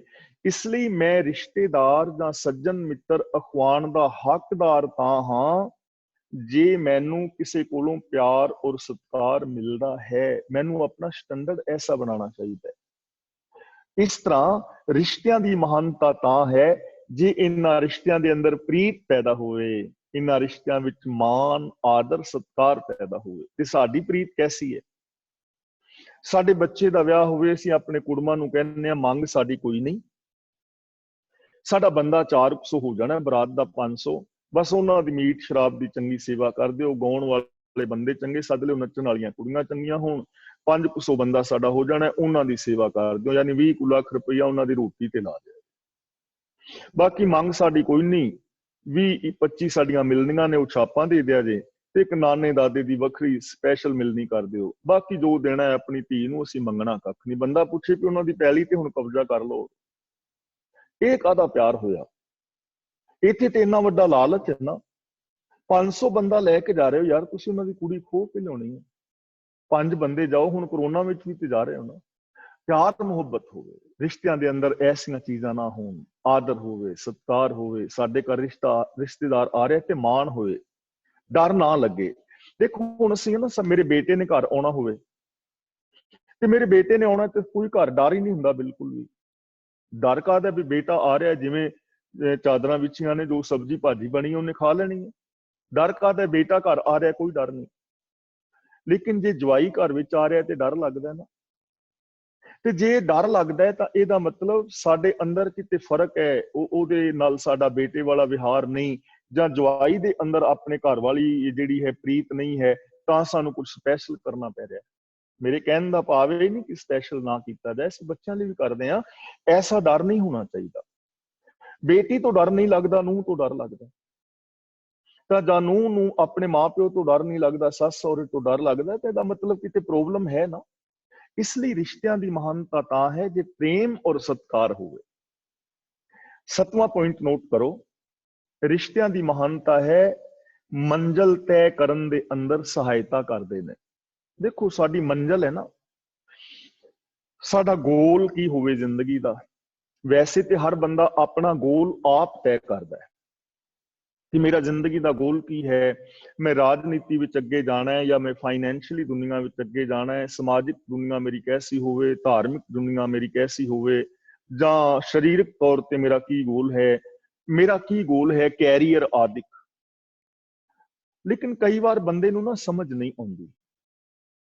ਤੇ ਜਿਹੜੇ ਚੰਗੇ ਰਿਸ਼ਤੇਦਾਰ ਨੇ, ਮਾਂ-ਬਾਪ ਨੇ, ਭੈਣ ਭਰਾ ਨੇ, ਨਾਨਕੇ ਦਾਦਕੇ ਨੇ, ਸਹੁਰੇ ਆਦਿਕ ਨੇ, ਤਾਂ ਉਹ ਸਾਨੂੰ ਕਈ ਵਾਰੀ ਬੜੀ ਚੰਗੀ ਸਲਾਹ ਦੇ ਦਿੰਦੇ ਨੇ ਕਿ ਜੇ ਤੇਰੇ ਵਿੱਚ ਇਹ ਗੁਣ ਨੇ, ਜੇ ਤੂੰ ਆਪਣੇ ਇਸ ਗੁਣ ਨੂੰ ਡਿਵੈਲਪ ਕਰੇ, ਇਹਨੂੰ ਕੈਰੀਅਰ ਬਣਾ ਲਵੇਂ, ਤਾਂ ਇਹਦੇ ਵਿੱਚ ਬਹੁਤ ਸਕੋਪ ਹੈ। ਤਾਂ ਬੰਦੇ ਨੂੰ ਮੰਜ਼ਿਲ ਤੈਅ ਕਰਨ ਦੇ ਅੰਦਰ ਸਹਾਇਤਾ ਮਿਲਦੀ ਹੈ। ਰਿਸ਼ਤਿਆਂ ਦੀ ਮਹਾਨਤਾ ਤਾਂ ਹੈ ਜੇ ਅਸੀਂ ਕਿਸੇ ਨੂੰ ਮੰਜ਼ਿਲ ਤੈਅ ਕਰਨ ਦੇ ਅੰਦਰ ਸਹਿਯੋਗ ਦੇ ਰਹੇ ਹਾਂ। ਤੇ ਜੇ ਅਸੀਂ ਮੰਜ਼ਿਲ ਤੈਅ ਕਰਨ ਵਿੱਚ ਸਹਿਯੋਗ ਨਹੀਂ ਦੇ ਰਹੇ, ਦੂਜੇ ਦੀ ਖਿੱਲੀ ਉਡਾ ਰਹੇ ਹਾਂ, ਤਾਂ ਇਹਦੇ ਵਿੱਚ ਕੋਈ ਰਿਸ਼ਤਿਆਂ ਦੀ ਮਹਾਨਤਾ ਤਾਂ ਹੈ ਨਹੀਂ। ਜੇ ਅਸੀਂ ਇੱਕ ਦੂਜੇ ਨੂੰ ਮੰਜ਼ਿਲ ਤੈਅ ਕਰਨ ਦੇ ਅੰਦਰ ਉਹਦੀ ਜ਼ਿੰਦਗੀ ਦਾ ਕੋਈ ਏਮ ਬਣਾਉਣ ਦੇ ਵਿੱਚ ਸਹਿਯੋਗ ਦੇਈਏ, ਤਾਂ ਇਹ ਰਿਸ਼ਤੇ ਕਿੰਨੇ ਮਹਾਨ ਹੋ ਜਾਣਗੇ। ਫਿਰ ਇਸ ਦੁਨੀਆ ਦੇ ਅੰਦਰ ਕੋਈ ਪਛੜਿਆ ਹੋਇਆ ਨਹੀਂ ਰਹੇਗਾ। ਅੱਛਾ, ਅਗਲੀ ਗੱਲ ਹੈ 8ਵਾਂ ਪੁਆਇੰਟ ਕਿ ਮੰਜ਼ਿਲ ਤੇ ਪਹੁੰਚਣ ਲਈ ਸਾਧਨਾਂ ਦੀ ਨਿਸ਼ਾਨਦੇਹੀ, ਕਿ ਮੰਜ਼ਿਲ ਤੇ ਪਹੁੰਚਣ ਲਈ ਸੋਰਸਿਸ ਕੀ ਨੇ। ਹੁਣ ਕਿਸੇ ਬੰਦੇ ਨੇ ਮੰਜ਼ਿਲ ਤਾਂ ਤੈਅ ਕਰ ਲਈ, ਪਰ ਉਸ ਮੰਜ਼ਿਲ ਤੇ ਪਹੁੰਚਣ ਲਈ ਉਹਦੇ ਕੋਲ ਸੋਰਸਿਸ ਨਹੀਂ ਹੈ, ਜਾਂ ਉਸ ਮੰਜ਼ਿਲ ਤੇ ਉਹਨੇ ਕਿਵੇਂ ਪਹੁੰਚਣਾ ਹੈ ਉਹਨੂੰ ਸੋਰਸਿਸ ਦਾ ਨਹੀਂ ਪਤਾ, ਤਾਂ ਵੀ ਉਹ ਬੰਦਾ ਨਹੀਂ ਨਾ ਪਹੁੰਚ ਪਾਏਗਾ। ਤੇ ਜੇ ਰਿਸ਼ਤੇਦਾਰ, ਸੱਜਣ ਮਿੱਤਰ, ਭੈਣ ਭਰਾ, ਨਾਨਕੇ ਦਾਦਕੇ, ਯਾਰ ਦੋਸਤ ਉਹਦਾ ਸਹਿਯੋਗ ਕਰਨ ਕਿ ਸੋਰਸਿਸ ਇਹ ਹੈ ਨੇ, ਇਸ ਤਰ੍ਹਾਂ ਤੂੰ ਆਪਣੀ ਮੰਜ਼ਿਲ ਤੇ ਪਹੁੰਚ ਸਕਦਾ ਹੈ, ਤੇ ਨਾਲ ਬਈ ਅਸੀਂ ਤੇਰਾ ਸਹਿਯੋਗ ਵੀ ਕਰਾਂਗੇ, ਸਾਡੇ ਕੋਲ ਇਹ ਸੋਰਸਿਸ ਹੈ, ਅਸੀਂ ਤੇਰਾ ਹੈਲਪ ਕਰਾਂਗੇ, ਤਾਂ ਰਿਸ਼ਤਿਆਂ ਦੀ ਮਹਾਨਤਾ ਹੈ। ਦੇਖੋ ਕਿੰਨੇ ਮਹਾਨ ਹੋ ਜਾਣਗੇ ਨਾ ਰਿਸ਼ਤੇ, ਜੇ ਅਸੀਂ ਕਿਸੇ ਦੀ ਮੰਜ਼ਿਲ ਤੇ ਪਹੁੰਚਣ ਵਾਸਤੇ ਸੋਰਸਿਸ ਕੀ ਨੇ ਉਹਨੂੰ ਦੱਸੀਏ। ਫਿਰ ਉਹ ਸੋਰਸਿਸ ਸਾਨੂੰ ਕਿੱਥੋਂ ਮਿਲਣਗੇ, ਇਹ ਅਸੀਂ ਉਹਦੇ ਵਿੱਚ ਸਹਿਯੋਗ ਕਰ ਸਕਦੇ ਹਾਂ। ਕਿਵੇਂ ਮਿਲਣਗੇ, ਅਸੀਂ ਇਹ ਸਹਿਯੋਗ ਕਰ ਸਕਦੇ ਹਾਂ, ਤੇ ਕਿੰਨੇ ਚਿਰ ਵਿੱਚ ਉਹਨੇ ਆਪਣੀ ਮੰਜ਼ਿਲ ਤੇ ਪਹੁੰਚਣਾ ਹੈ, ਇਹ ਗੱਲ ਹਰ ਬੰਦਾ ਆਪ ਤੈਅ ਕਰੇਗਾ। ਦੇਖੋ ਇਹਦੇ ਵਾਸਤੇ ਮੈਂ ਤੁਹਾਨੂੰ ਐਗਜ਼ਾਮਪਲ ਦਵਾਂ, ਇਹ 4-5 ਚੀਜ਼ਾਂ ਬਹੁਤ ਜ਼ਰੂਰੀ ਨੇ। ਸਭ ਤੋਂ ਪਹਿਲਾਂ ਮੇਰਾ ਏਮ ਕੀ ਹੈ, ਦੂਜੇ ਨੰਬਰ ਤੇ ਉਸ ਏਮ ਤੇ ਪਹੁੰਚਣ ਵਾਸਤੇ ਮੇਰੇ ਕੋਲ ਸੋਰਸਿਸ ਕੀ ਨੇ, ਤੀਜੇ ਨੰਬਰ ਤੇ ਉਹ ਸੋਰਸਿਸ ਕਿੱਥੋਂ ਮਿਲਣਗੇ, ਚੌਥੇ ਨੰਬਰ ਤੇ ਉਹ ਸੋਰਸਿਸ ਕਿਵੇਂ ਮਿਲਣਗੇ, ਤੇ ਪੰਜਵੀਂ ਗੱਲ ਹੈ ਕਿ ਮੈਂ ਕਿੰਨੇ ਸਮੇਂ ਦੇ ਅੰਦਰ ਆਪਣੀ ਮੰਜ਼ਿਲ ਤੇ ਪਹੁੰਚ ਜਾਵਾਂਗਾ। ਇਹ 5 ਪੁਆਇੰਟ ਮੰਜ਼ਿਲ ਤੇ ਪਹੁੰਚਣ ਲਈ ਜ਼ਰੂਰੀ ਨੇ। ਫਾਰ ਐਗਜ਼ਾਮਪਲ, ਮੈਂ ਇਸ ਵੇਲੇ ਵੁਲ 'ਚ ਬੈਠਾ ਹਾਂ ਤੇ ਮੈਂ ਸਾਊਥ ਹਾਲ ਜਾਣਾ ਚਾਹੁੰਦਾ, ਮੈਨੂੰ ਮੰਜ਼ਿਲ ਦਾ ਪਤਾ ਹੈ ਕਿ ਮੈਂ ਸਾਊਥ ਹਾਲ ਜਾਣਾ, ਪਰ ਮੈਨੂੰ ਹੁਣ ਇਹ ਨਹੀਂ ਪਤਾ ਕਿ ਸਾਊਥ ਹਾਲ ਜਾਵਾਂ ਕਿਵੇਂ, ਪੈਦਲ ਤਾਂ ਮੈਂ ਪਹੁੰਚ ਨਹੀਂ ਸਕਦਾ, ਰਾਹ ਦਾ ਨਹੀਂ ਪਤਾ। ਹੁਣ ਸਾਊਥ ਹਾਲ ਜਾਣ ਵਾਸਤੇ ਮੇਰੇ ਕੋਲ ਸਾਧਨ ਚਾਹੀਦੇ ਨੇ, ਤੇ ਸਾਹਮਣੇ ਗਿਆਨੀ ਦੀਪਿੰਦਰ ਸਿੰਘ ਬੈਠੇ ਨੇ, ਮੈਨੂੰ ਦੱਸਣ ਕਿ ਉੱਥੇ ਤਾਂ ਬੱਸ ਜਾਂਦੀ ਹੈ, ਸਾਊਥ ਹਾਲ ਬੱਸ ਜਾਂਦੀ ਹੈ। ਹੁਣ ਇਹਨਾਂ ਨੇ ਮੈਨੂੰ ਦੱਸਤਾ ਕਿ ਬੱਸ ਜਾਂਦੀ ਹੈ, ਮੈਨੂੰ ਪਤਾ ਲੱਗ ਗਿਆ ਕਿ ਮੈਂ ਹੁਣ ਸਾਊਥ ਹਾਲ ਪਹੁੰਚ ਸਕਣਾ, ਹਾਲੇ ਨਹੀਂ। ਮੈਨੂੰ ਹੁਣ ਇਹ ਨਹੀਂ ਪਤਾ ਕਿ ਬੱਸ ਕਿੱਥੋਂ ਮਿਲੇਗੀ, ਕਦੇ ਮੈਂ ਇਸ ਗਲੀ ਵਿੱਚ, ਕਦੇ ਇਸ ਗਲੀ ਵਿੱਚ ਘੁੰਮ ਰਿਹਾ। ਸਾਹਮਣੇ ਜਗਨੀਤ ਕੌਰ ਬੈਠੀ, ਉਹਨੇ ਮੈਨੂੰ ਦੱਸਿਆ ਕਿ ਦਾਦਾ ਜੀ ਬੱਸ ਤੇ ਨਾਲ ਵਾਲੀ ਲਾਈਟ ਤੋਂ ਜਾਂਦੀ ਹੈ, ਖੱਬੇ ਪਾਸੇ ਜਾ ਕੇ ਮੁੜੋਗੇ ਅੱਗੇ ਬੱਸ ਅੱਡਾ ਹੈ। ਤਾਂ ਹੁਣ ਮੈਨੂੰ ਪਤਾ ਲੱਗ ਗਿਆ ਕਿ ਉਹ ਸੋਰਸਿਸ ਕਿੱਥੋਂ ਮਿਲਣਗੇ, ਤਾਂ ਹੁਣ ਤਾਂ ਮੈਂ ਪਹੁੰਚ ਸਕਣਾ ਨਹੀਂ, ਹਾਲੇ ਵੀ ਨਹੀਂ। ਮੈਂ ਆਪਣਾ ਸਮਾਨ ਚੁੱਕ ਕੇ ਬੱਸ ਵਿੱਚ ਚੜਨ ਲੱਗਦਾ ਹਾਂ, ਤੇ ਡਰਾਈਵਰ ਕਹਿੰਦਾ ਪੈਸੇ ਕਿਰਾਇਆ, ਹੁਣ ਕਿਰਾਇਆ ਮੇਰੇ ਕੋਲ ਹੈ ਨਹੀਂ, ਤਾਂ ਮੈਨੂੰ ਇਹ ਪਤਾ ਹੋਣਾ ਚਾਹੀਦਾ ਸੋਰਸਿਸ ਕਿਵੇਂ ਮਿਲਣਗੇ। ਫਾਰ ਐਗਜ਼ਾਮਪਲ, ਸਾਊਥ ਹਾਲ ਤੱਕ ਦਾ ਕਿਰਾਇਆ ਹੈ 10 ਪਾਉਂਡ, ਤੇ ਮੈਂ ਹੁਣ 500 ਪਾਉਂਡ ਜੇਬ ਵਿੱਚ ਪਾਏ ਨੇ। ਹੁਣ ਤਾਂ ਮੈਂ ਪਹੁੰਚ ਸਕਣਾ ਨਾ, ਲੇਕਿਨ ਨਹੀਂ ਪਹੁੰਚ ਸਕਦਾ, ਕਿਉਂਕਿ ਸਾਊਥ ਹਾਲ ਬੱਸ ਜਾਂਦੀ ਇੱਕ 3 ਵਜੇ ਔਰ ਇੱਕ ਸਵੇਰੇ 9 ਵਜੇ, ਇੱਕ ਸ਼ਾਮ ਨੂੰ 3 ਵਜੇ। ਮੈਂ ਡਿਸਾਈਡ ਨਹੀਂ ਕਰ ਰਿਹਾ ਕਿ ਮੈਂ ਸਵੇਰੇ 9 ਵਾਲੀ ਬੱਸ ਤੇ ਜਾਣਾ ਹੈ ਕਿ ਸ਼ਾਮੀ 5 ਵਾਲੀ ਤੇ ਜਾਣਾ ਹੈ। ਜੇ ਮੈਂ ਇਹ ਡਿਸਾਈਡ ਨਹੀਂ ਕਰਦਾ ਤਾਂ ਮੈਂ ਸਾਊਥ ਹਾਲ ਕਦੇ ਵੀ ਨਹੀਂ ਪਹੁੰਚ ਸਕਦਾ। ਭਾਵੇਂ ਮੈਨੂੰ ਬੱਸ ਦਾ ਵੀ ਪਤਾ ਹੈ, ਇਹ ਵੀ ਪਤਾ ਹੈ ਕਿੱਥੋਂ ਜਾਣੀ ਹੈ, ਕਿਰਾਇਆ ਵੀ ਮੇਰੇ ਕੋਲ ਹੈ, ਲੇਕਿਨ ਮੈਂ ਸਮਾਂ ਨਿਸ਼ਚਿਤ ਨਹੀਂ ਕਰਦਾ ਤਾਂ ਮੈਂ ਕਦੇ ਵੀ ਨਹੀਂ ਪਹੁੰਚ ਪਾਵਾਂਗਾ। ਇਸ ਲਈ ਆਪਣੀ ਮੰਜ਼ਿਲ ਤੇ ਪਹੁੰਚਣ ਲਈ ਸਮਾਂ ਮਨੁੱਖ ਨੇ ਆਪ ਤੈਅ ਕਰਨਾ ਹੈ। ਤਾਂ ਸਾਡੇ ਇਹਨਾਂ ਰਿਸ਼ਤਿਆਂ ਨਾਤਿਆਂ ਦੀ ਮਹਾਨਤਾ ਤਾਂ ਹੈ ਕਿ ਮੰਜ਼ਿਲ ਤੇ ਪਹੁੰਚਣ ਦੇ ਅੰਦਰ ਸਹਿਯੋਗ ਕਰਦੇ ਨੇ। ਤੇ ਜੇ ਸਾਨੂੰ ਰਿਸ਼ਤਿਆਂ ਨਾਤਿਆਂ ਤੋਂ ਸਹਿਯੋਗ ਨਹੀਂ ਮਿਲਦਾ ਤਾਂ ਫਿਰ ਕਾਹਦੇ ਰਿਸ਼ਤੇ ਨਾਤੇ? ਯਾਨੀ ਇਹ ਰਿਸ਼ਤੇ ਨਾਤੇ ਮਹਾਨ ਹੋ ਸਕਦੇ ਨੇ, ਅਸੀਂ ਇੱਕ ਦੂਜੇ ਦੀ ਇਸ ਤਰ੍ਹਾਂ ਹੈਲਪ ਕਰ ਸਕਦੇ ਹਾਂ। ਤੇ ਅਗਲਾ ਪੁਆਇੰਟ ਹੈ, 10ਵਾਂ ਪੁਆਇੰਟ ਹੈ ਰਿਸ਼ਤਿਆਂ ਦੀ ਮਹਾਨਤਾ ਦਾ, ਕਿ ਇਹ ਸੁੱਖ ਔਰ ਦੁੱਖ ਦੇ ਸਾਥੀ। ਜੋ ਮੈਂ ਪਹਿਲਾਂ ਗੱਲ ਕਰ ਚੁੱਕਾ ਕਿ ਸੁੱਖ ਵੱਧ ਜਾਂਦਾ ਹੈ ਔਰ ਦੁੱਖ ਘਟ ਜਾਂਦਾ ਹੈ। ਜੇ ਸਾਡੀ ਜ਼ਿੰਦਗੀ ਦੇ ਅੰਦਰ ਕੋਈ ਸੁੱਖ ਆਇਆ ਹੈ ਤੇ ਜੇ ਸਾਡੇ ਘਰ 100 ਬੰਦਾ ਆਉਂਦਾ ਹੈ ਤੇ ਸੁੱਖ 100 ਗੁਣਾ ਵੱਧ ਜਾਏਗਾ ਜੇ ਅਸੀਂ ਉਸ ਖੁਸ਼ੀ ਨੂੰ ਆਪਣੀ ਖੁਸ਼ੀ ਸਮਝਾਂ। ਤੁਸੀਂ ਮੇਰੇ ਵੀਰ ਨੇ ਕੋਈ ਮਕਾਨ ਲਿਆ, ਉਸ ਖੁਸ਼ੀ ਨੂੰ ਮੈਂ ਆਪਣੀ ਖੁਸ਼ੀ ਸਮਝਿਆ, ਕਿਆ ਬਾਤ, ਸੁੱਖ ਵੱਧ ਜਾਏਗਾ। ਅਸੀਂ ਨਾ, ਮੇਰੇ ਮਿੱਤਰ ਨੇ ਇੱਕ ਪਟਿਆਲੇ, ਉਹ ਕੈਂਪ ਲਗਾਉਂਦੇ ਨੇ ਬੱਚਿਆਂ ਦਾ, ਤੇ ਸਾਨੂੰ ਵੀ ਉਹਨਾਂ ਨੇ ਇਨਵਾਈਟ ਕੀਤਾ ਸੀ ਕਲਾਸ ਲਗਾਉਣ ਵਾਸਤੇ। ਮੈਂ ਸਾਂ, ਮੇਰੇ ਬੇਟਾ ਸੀ, ਮੇਰੀ ਪੁੱਤਰੀ, ਨੂੰਹ ਰਾਣੀ, ਮੇਰਾ ਔਰ ਮੈਂ ਖੁਦ ਵੀ, ਘਰ ਵਾਲੀ ਵੀ, 5-6 ਜਣੇ ਅਸੀਂ ਸਾਰੇ ਪਰਿਵਾਰ ਦੇ ਮੈਂਬਰ, ਤੇ ਇੱਕ ਹਫ਼ਤਾ ਰਹਿਣਾ ਸੀ ਉਹਨਾਂ ਦੇ ਘਰ ਹੀ। ਤੇ ਬੱਚੇ ਕਹਿਣ ਲੱਗੇ ਵੀ ਡੈਡੀ ਤੁਸੀਂ ਇੱਕ ਹਫ਼ਤਾ ਸਾਰਾ ਟੱਬਰ ਉਹਨਾਂ ਦੇ ਘਰ ਜਾ ਕੇ ਰਵਾਂਗੇ। ਮੈਂ ਕਿਹਾ ਵੀ ਤੁਸੀਂ ਇਹ ਫੀਲ ਨਾ ਕਰੋ ਕਿ ਅਸੀਂ ਉਹਨਾਂ ਦੇ ਘਰ ਵਿੱਚ ਰਵਾਂਗੇ, ਤੁਸੀਂ ਇਹ ਫੀਲ ਕਰੋ ਕਿ ਇੱਕ ਹਫ਼ਤਾ ਉਹਨਾਂ ਨੇ ਸਾਡੇ ਘਰ ਵਿੱਚ ਰਹਿਣਾ ਹੈ, ਕਿਉਂਕਿ ਉਹ ਘਰ ਉਹਨਾਂ ਦਾ ਥੋੜਾ, ਸਾਡਾ ਘਰ ਹੈ, ਮੇਰਾ ਮਿੱਤਰ ਹੈ ਉਹ, ਸਾਡੇ ਉਹਨਾਂ ਦੇ ਵਿੱਚ ਕੋਈ ਫਰਕ ਥੋੜਾ ਹੈ। ਤਾਂ ਇੱਕ ਹਫ਼ਤਾ ਉੱਥੇ ਰਹਿ, ਬੜਾ ਆਨੰਦ ਮਾਣਿਆ। ਤਾਂ ਜੇ ਸਾਡੇ ਅੰਦਰ ਇਹ ਭਾਵਨਾਵਾਂ ਹੋਣ ਤਾਂ ਕਿੰਨੇ ਮਹਾਨ ਹੋ ਸਕਦੇ ਨੇ ਨਾ ਇਹ ਰਿਸ਼ਤੇ। ਪਰ ਅਸੀਂ ਇਹਨਾਂ ਰਿਸ਼ਤਿਆਂ ਦੀ ਮਹਾਨਤਾ ਨੂੰ ਸਮਝਿਆ ਹੀ ਨਹੀਂ। ਅਸੀਂ ਆਪਣੀ ਆਪਣੀ ਈਗੋ ਲੈ ਕੇ ਫਿਰ ਰਹੇ ਹਾਂ, ਆਪਣੇ ਆਪਣੇ ਸਵਾਰਥ ਲੈ ਕੇ ਲੋਕ ਫਿਰੇ ਜਾਂਦੇ ਨੇ, ਤੇ ਫਿਰ ਕਹਿੰਦੇ ਨੇ ਸਾਡਾ ਉਹ ਰਿਸ਼ਤੇਦਾਰ ਹੈ। ਰਿਸ਼ਤੇਦਾਰ ਘੱਟੇ ਮਿੱਟੀ ਦਾ। ਤਾਂ ਸੁੱਖ ਔਰ ਦੁੱਖ ਦੇ ਸਾਥੀ ਨੇ। ਜੇ ਕੋਈ ਦੁੱਖ ਹੈ ਤਾਂ ਉਹ ਸਾਡੇ ਨਾਲ ਸ਼ਾਮਲ ਹੁੰਦੇ ਨੇ। 11ਵਾਂ ਪੁਆਇੰਟ ਨੋਟ ਕਰੋ ਕਿ ਰਿਸ਼ਤੇ ਸਾਡੀ ਪਹਿਚਾਣ ਨੇ ਔਰ ਅਸੀਂ ਉਹਨਾਂ ਦੀ ਪਹਿਚਾਣ ਬਣਦੇ ਹਾਂ। ਪਹਿਚਾਣ ਨੇ ਸਾਡੀ। ਜੇ ਕੋਈ ਚੰਗਾ ਬੰਦਾ ਹੈ ਨਾ, ਤੁਸੀਂ ਉਸ ਚੰਗੇ ਬੰਦੇ ਦਾ ਕਿਤੇ ਜਾ ਕੇ ਨਾਮ ਲਓ ਤੇ ਉਹ ਕਹਿਣਗੇ, ਤੁਹਾਨੂੰ ਆਪਣੇ ਗਲੇ ਲਾ ਲੈਣਗੇ, ਯਾਰ ਫਲਾਂ ਬੰਦਾ, ਯਾਨੀ ਮੇਰੀ ਜ਼ਿੰਦਗੀ ਐਸੀ ਹੋਣੀ ਚਾਹੀਦੀ ਹੈ ਕਿ ਕੱਲ ਨੂੰ ਮੇਰਾ ਕੋਈ ਬੱਚਾ ਜਾਂ ਕੋਈ ਮੇਰਾ ਸੱਜਣ ਮਿੱਤਰ ਇੱਥੇ ਇੰਗਲੈਂਡ ਵਿੱਚ ਆਉਂਦਾ ਹੈ ਤੇ ਤੁਸੀਂ ਕਲਾਸ ਦੇ ਅੰਦਰ ਇੰਗਲੈਂਡ ਦੇ ਵੀਰ ਪ੍ਰਬੰਧਕ ਤੇ ਹੋਰ ਸੰਗਤਾਂ 20-25 ਜਣੇ ਬੈਠੇ ਹੋ, ਤੇ ਮੈਂ ਤੁਹਾਡਾ ਕਿਸੇ ਦਾ ਐਡਰੈਸ ਦੇ ਦਿੰਦਾ ਕਿ ਫਲਾਂ ਬੰਦੇ ਨੂੰ ਜਾ ਕੇ ਮਿਲ ਲੈਣਾ, ਤੇ ਉਹ ਆਣ ਕੇ ਤੁਹਾਡੇ ਨਾਲ ਗੱਲ ਕਰੇ ਕਿ ਮੈਂ ਮੋਹਰ ਸਿੰਘ ਦਾ ਰਿਸ਼ਤੇਦਾਰ ਹਾਂ, ਤੇ ਤੁਸੀਂ ਖਿੜੇ ਮੱਥੇ ਉਹਨੂੰ ਜੱਫੀ ਪਾਓ, ਵਾਹ ਵੀ ਕਿਆ ਬਾਤ, ਵੀ ਮੋਹਰ ਸਿੰਘ ਬਹੁਤ ਗਜਬ ਦਾ ਬੰਦਾ ਹੈ, ਮੋਹਰ ਸਿੰਘ ਦਾ ਰਿਸ਼ਤੇਦਾਰ ਹੈ, ਤੇ ਯਾਰ ਤੂੰ ਸਾਡਾ ਹੀ ਰਿਸ਼ਤੇਦਾਰ ਹੈ, ਸਾਡਾ ਹੀ ਬੱਚਾ ਹੈ। ਉਹਦਾ ਮਾਣ ਸਤਿਕਾਰ ਉਹਨੂੰ ਦਿਓ, ਔਰ ਉਹਨੂੰ ਮੇਰਾ ਨਾਮ ਲੈਣ ਦੇ ਨਾਲ ਹੀ ਮਾਣ ਸਤਿਕਾਰ ਮਿਲੇ, ਸਹਿਯੋਗ ਮਿਲੇ, ਤਾਂ ਮੇਰਾ ਰਿਸ਼ਤੇਦਾਰ ਹੋਣ ਦਾ ਫਾਇਦਾ ਤਾਂ ਹੈ। ਮੈਂ ਤੁਸੀਂ ਕਿਤੇ ਇੰਡੀਆ ਕਿਸੇ ਨੂੰ ਭੇਜਣਾ ਹੋਵੇ ਕੰਮ, ਤੇ ਤੁਸੀਂ ਕਹੋ ਵੀ ਉੱਥੇ ਭਾਈ ਮੋਹਰ ਸਿੰਘ ਹੈਗੇ ਨੇ ਮੋਹਾਲੀ, ਤੁਸੀਂ ਜਾਣਾ ਹੈ, ਤਾਂ ਉਹਨਾਂ ਨੂੰ ਮਿਲ ਲਿਓ, ਤੁਹਾਡੇ ਰਹਿਣ ਸਹਿਣ ਦਾ ਇੰਤਜ਼ਾਮ ਕਰ ਦੇਣਗੇ। ਤੇ ਕੋਈ ਮੈਨੂੰ ਆਣ ਕੇ ਤੁਹਾਡਾ ਨਾਮ ਲਵੇ ਕਿ ਮੇਰਾ ਰਿਸ਼ਤੇਦਾਰ ਨੇ ਇੰਗਲੈਂਡ ਤੋਂ, ਤੇ ਮੈਂ ਇੱਥੇ ਇੱਕ ਰਾਤ ਰੁਕਣਾ ਸੀ, ਮੈਨੂੰ ਕਿਸੇ ਹੋਟਲ ਵਗੈਰਾ 'ਚ ਕਮਰਾ ਲੈ ਦਿਓ, ਤੇ ਮੈਂ ਉਹਨੂੰ ਜੱਫੀ ਪਾ ਕੇ ਆਖਾਂ, ਭਰਾਵਾ ਕਮਰਾ ਕਿਉਂ, ਘਰ ਹੀ ਤੇਰਾ ਯਾਰ, ਤੂੰ ਉਹਨਾਂ ਦਾ ਬੰਦਾ, ਉਹਨਾਂ ਦਾ ਰਿਸ਼ਤੇਦਾਰ, ਉਹ ਤੇ ਇੰਨੇ ਮਹਾਨ ਨੇ, ਸਾਡੇ ਧੰਨ ਭਾਗ ਨੇ ਕਿ ਉਹਨਾਂ ਦਾ ਰਿਸ਼ਤੇਦਾਰ, ਉਹਨਾਂ ਦਾ ਸੱਜਣ ਮਿੱਤਰ ਸਾਡੇ ਘਰ ਵਿੱਚ ਆਇਆ, ਉਹ ਇੰਨੇ ਚੰਗੇ ਨੇ, ਤੂੰ ਹੀ ਉਹਨਾਂ ਹੀ ਚੰਗਾ ਹੋਵੇਂਗਾ। ਕਿਉਂਕਿ ਚੰਗੇ ਬੰਦੇ ਜਿਹੜੇ ਨੇ, ਉਹਨਾਂ ਦੇ ਸੱਜਣ ਮਿੱਤਰ ਵੀ ਚੰਗੇ ਹੁੰਦੇ ਨੇ, ਉਹ ਕਿਸੇ ਗਲਤ ਬੰਦੇ ਨੂੰ ਦੂਜੇ ਦੇ ਕੋਲ ਭੇਜਣਗੇ ਹੀ ਨਹੀਂ। ਤਾਂ ਰਿਸ਼ਤਿਆਂ ਦੀ ਮਹਾਨਤਾ ਤਾਂ ਹੈ ਕਿ ਉਹ ਸਾਡੀ ਪਹਿਚਾਣ ਬਣਨ, ਅਸੀਂ ਉਹਨਾਂ ਦੀ ਪਹਿਚਾਣ ਬਣੀਏ, ਸਾਡਾ ਨਾਮ ਲੈਣ ਦੇ ਨਾਲ ਕਿਸੇ ਨੂੰ ਮਾਣ ਮਿਲੇ, ਕਿਸੇ ਰਿਸ਼ਤੇਦਾਰ ਦਾ ਨਾਮ ਲੈਣ ਨਾਲ ਸਾਨੂੰ ਮਾਣ ਮਿਲੇ। ਇਹਨਾਂ ਰਿਸ਼ਤਿਆਂ ਦੀ ਮਹਾਨਤਾ ਇਹ ਹੈ। ਤੇ ਜੇ ਅਸੀਂ ਇਹਨਾਂ ਰਿਸ਼ਤਿਆਂ ਨੂੰ ਇਸ ਸਿਖਰ ਤੱਕ ਲੈ ਕੇ ਨਹੀਂ ਜਾਂਦੇ ਤਾਂ ਫਿਰ ਇਹ ਰਿਸ਼ਤੇਦਾਰ ਬੇਕਾਰ ਨੇ, ਫਿਰ ਇਹ ਵਿਅਰਥ ਨੇ, ਫਿਰ ਤਾਂ ਇਹਨਾਂ ਦਾ ਕੋਈ ਲਾਭ ਨਹੀਂ ਹੈ। अगली मैं बेनतियां थोड़ियां जिहियां करनियां चाहांगा कि हुण असीं इन्हां रिश्तियां नातियां नूं वरतना किवें है। देखो, साडे बहुत सारे रिश्ते नाते ने, पर मैं कुछ कुछ रिश्तियां बारे आप नाल विचार साझी करांगा। जिवें पति और पत्नी ने, इन्हां दा रिश्ता देखो किन्ना महान है। हुण आम लोग कहंदे ने भी तुहाडी नूं की लैके आई है, दाज दहेज विच की लैके आई है। आम पुछदियां ने, खास करके औरतां तां जरूर पुछदियां ना, बीबियां तां ਜਦੋਂ तक पुछ ना लैण इन्हां नूं बहुतियां नूं रोटी हजम नहीं हुंदी, की लैके आई है इहनूं, दाज किन्ना मिलिया है।